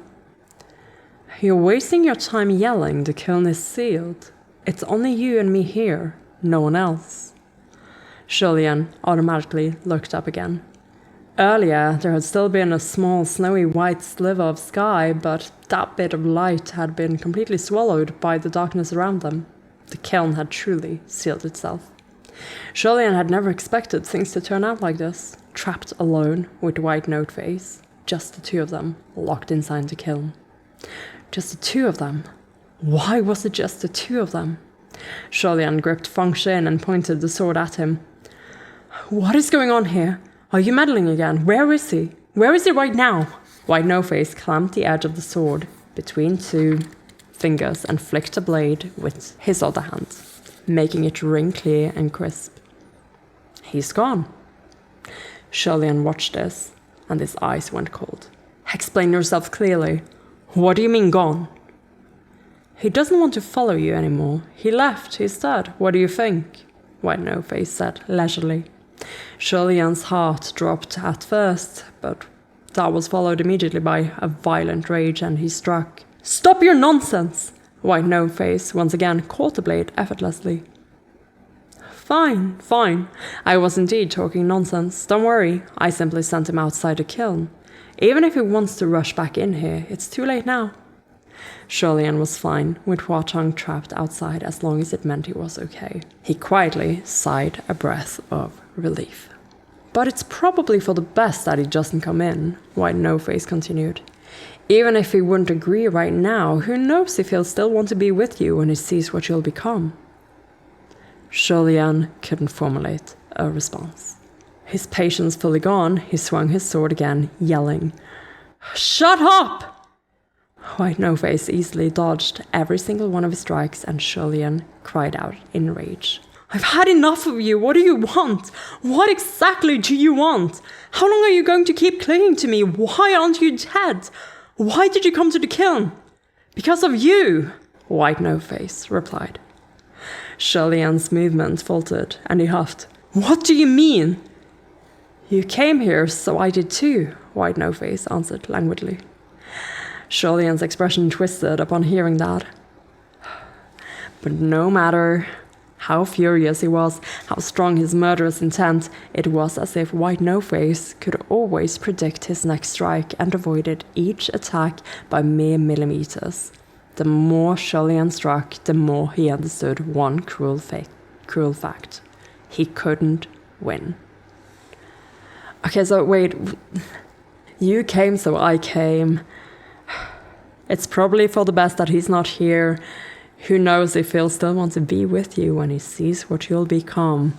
What is the game here? What are we trying to do? Because again, if White Noteface is indeed that Crown Prince of Wuyong, and that theory kind of comes true here, and we're talking like a bit of like resentment, I guess, for Lian, who was so similar to him, who had completely different, circumstances though, even though some of them were, alike. Like, this could be very much a sort of projection revenge in that sense, I suppose.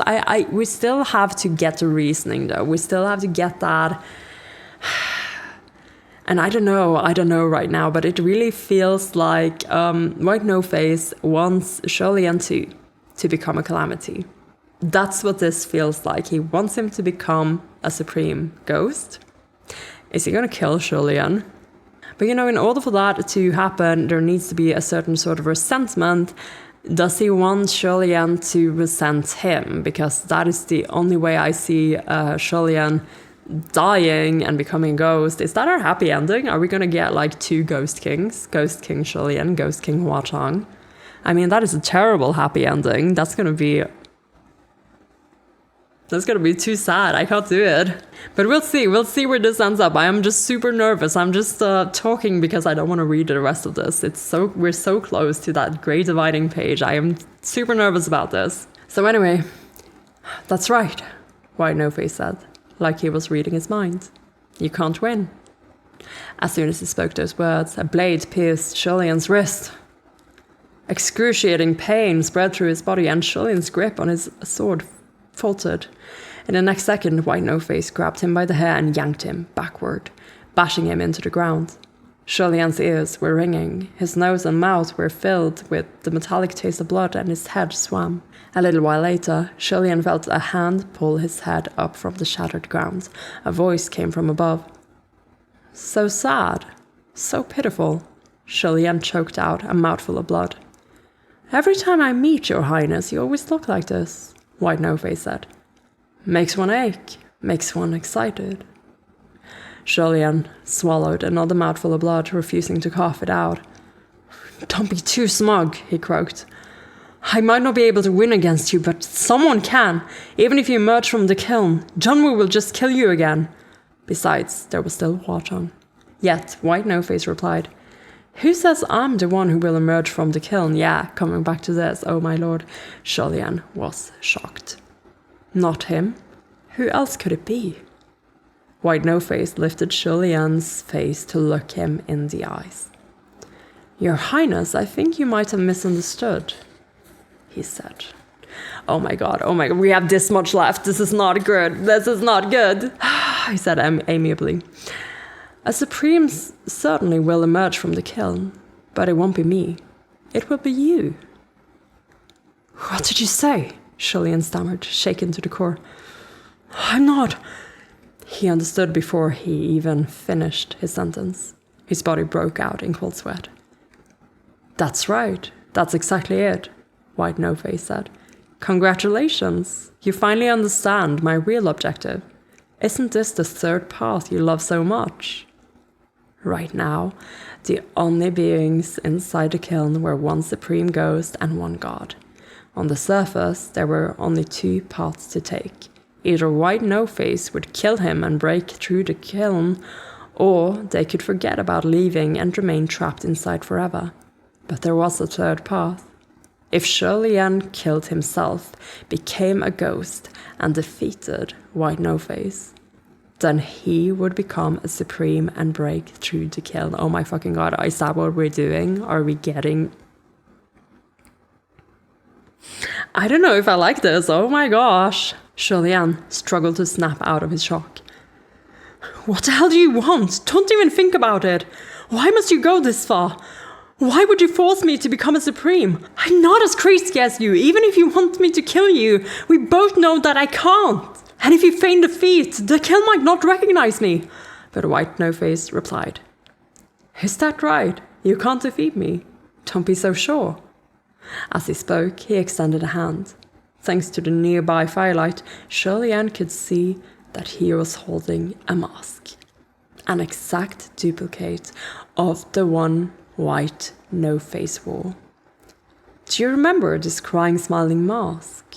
White No-Face asked. It suits you well. It suits you well? Shulian's eyes bulged. Terror crawled into his mind like a densely packed tide of insects. Take it away! Take it away! Take it away! He forced out weakly. White No-Face started to laugh. It seems your highness's memory isn't very good, so why don't you let me help you remember him? He had no chance to protest. The tragically pale, crying, smiling mask melded with the infinite darkness as it was pressed heavily onto Shulian's face.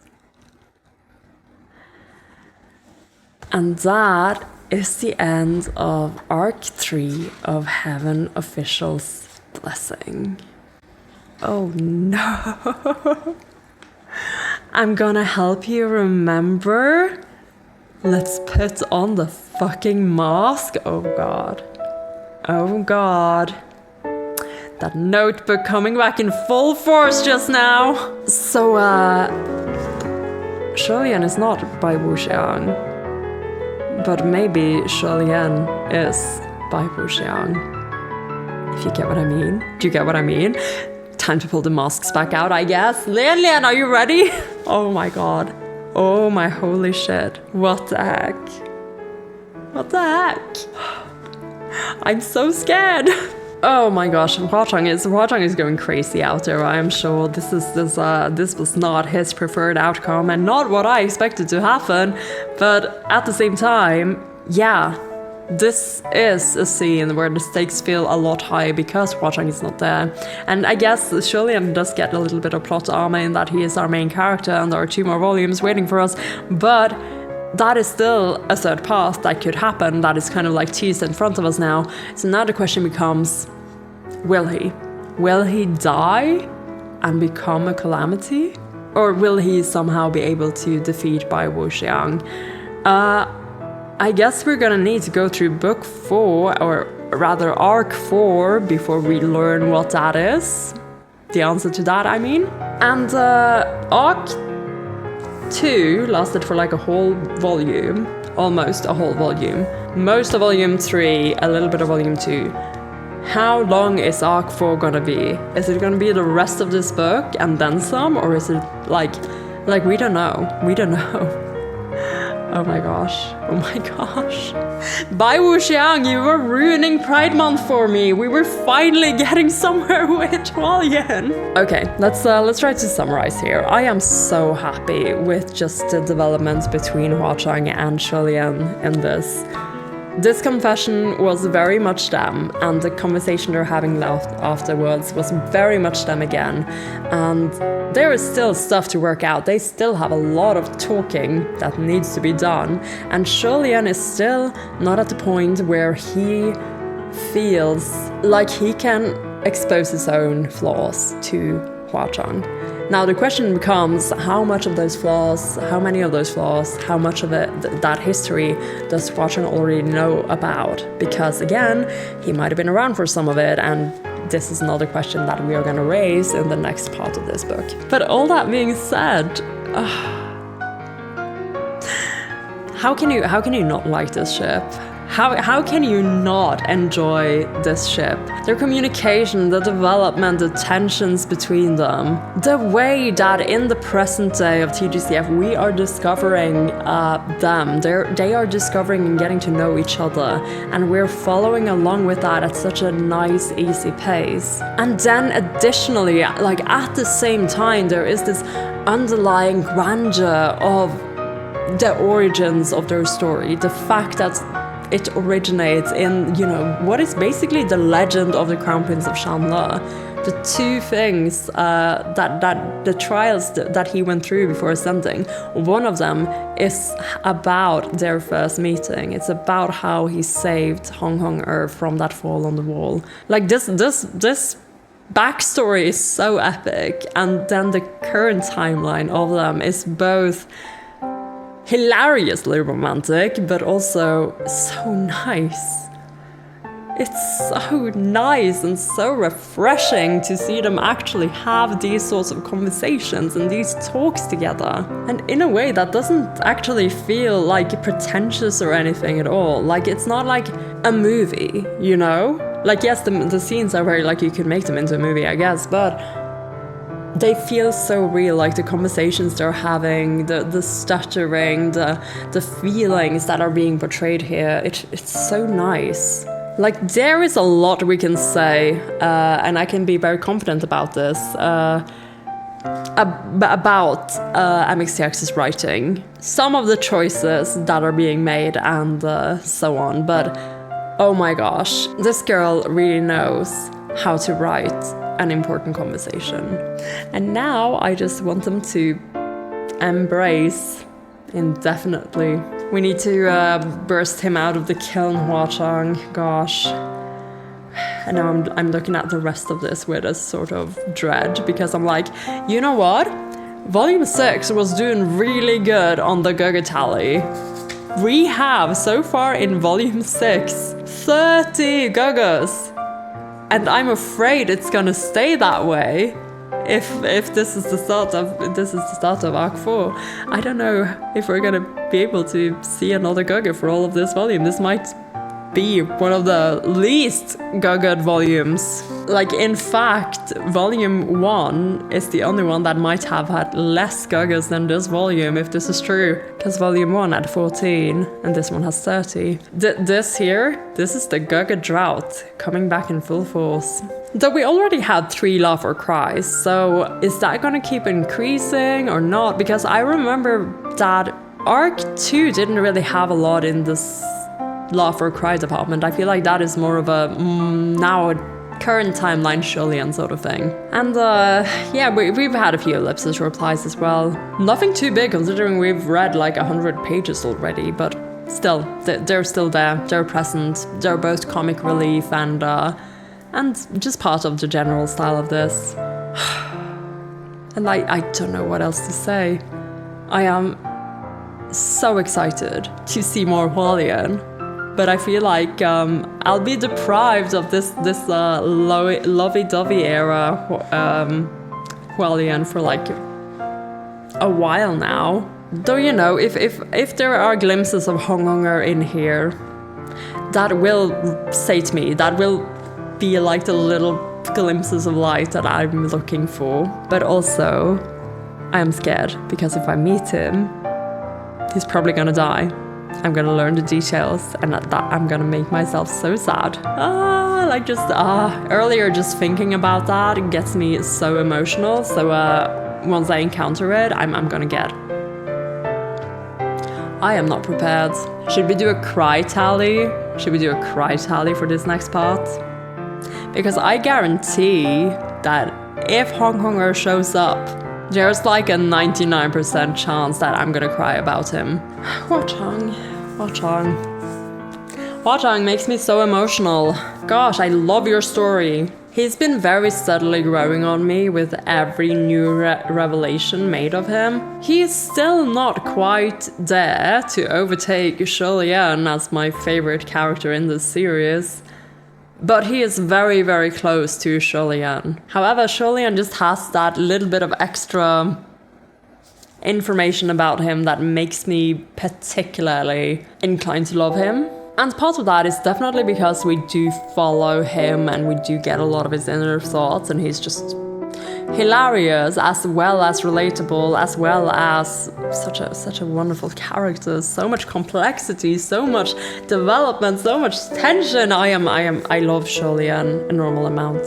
However, my love for Shulian is only a normal amount because it is contrasted to Huachang, who loves Shulian an abnormal amount. When you enter a loving Shulian competition and your opponent is Huachang, for me, that is the TGCF experience. But hey, let's put this down for now and finish up this video. It is, in fact, Huachang's birthday. So happy birthday, Chengdu. I hope you're happy that I got to read your very consensual, very intended kiss scene with your beloved boyfriend. Is that what we're at now? Holy shit. Hualian are boyfriends. This is a great way to start June, actually. If you're still here, thank you so much for sticking with me. This has been Amelia, aka Spaced Out Puffin, and I will see you in the next one.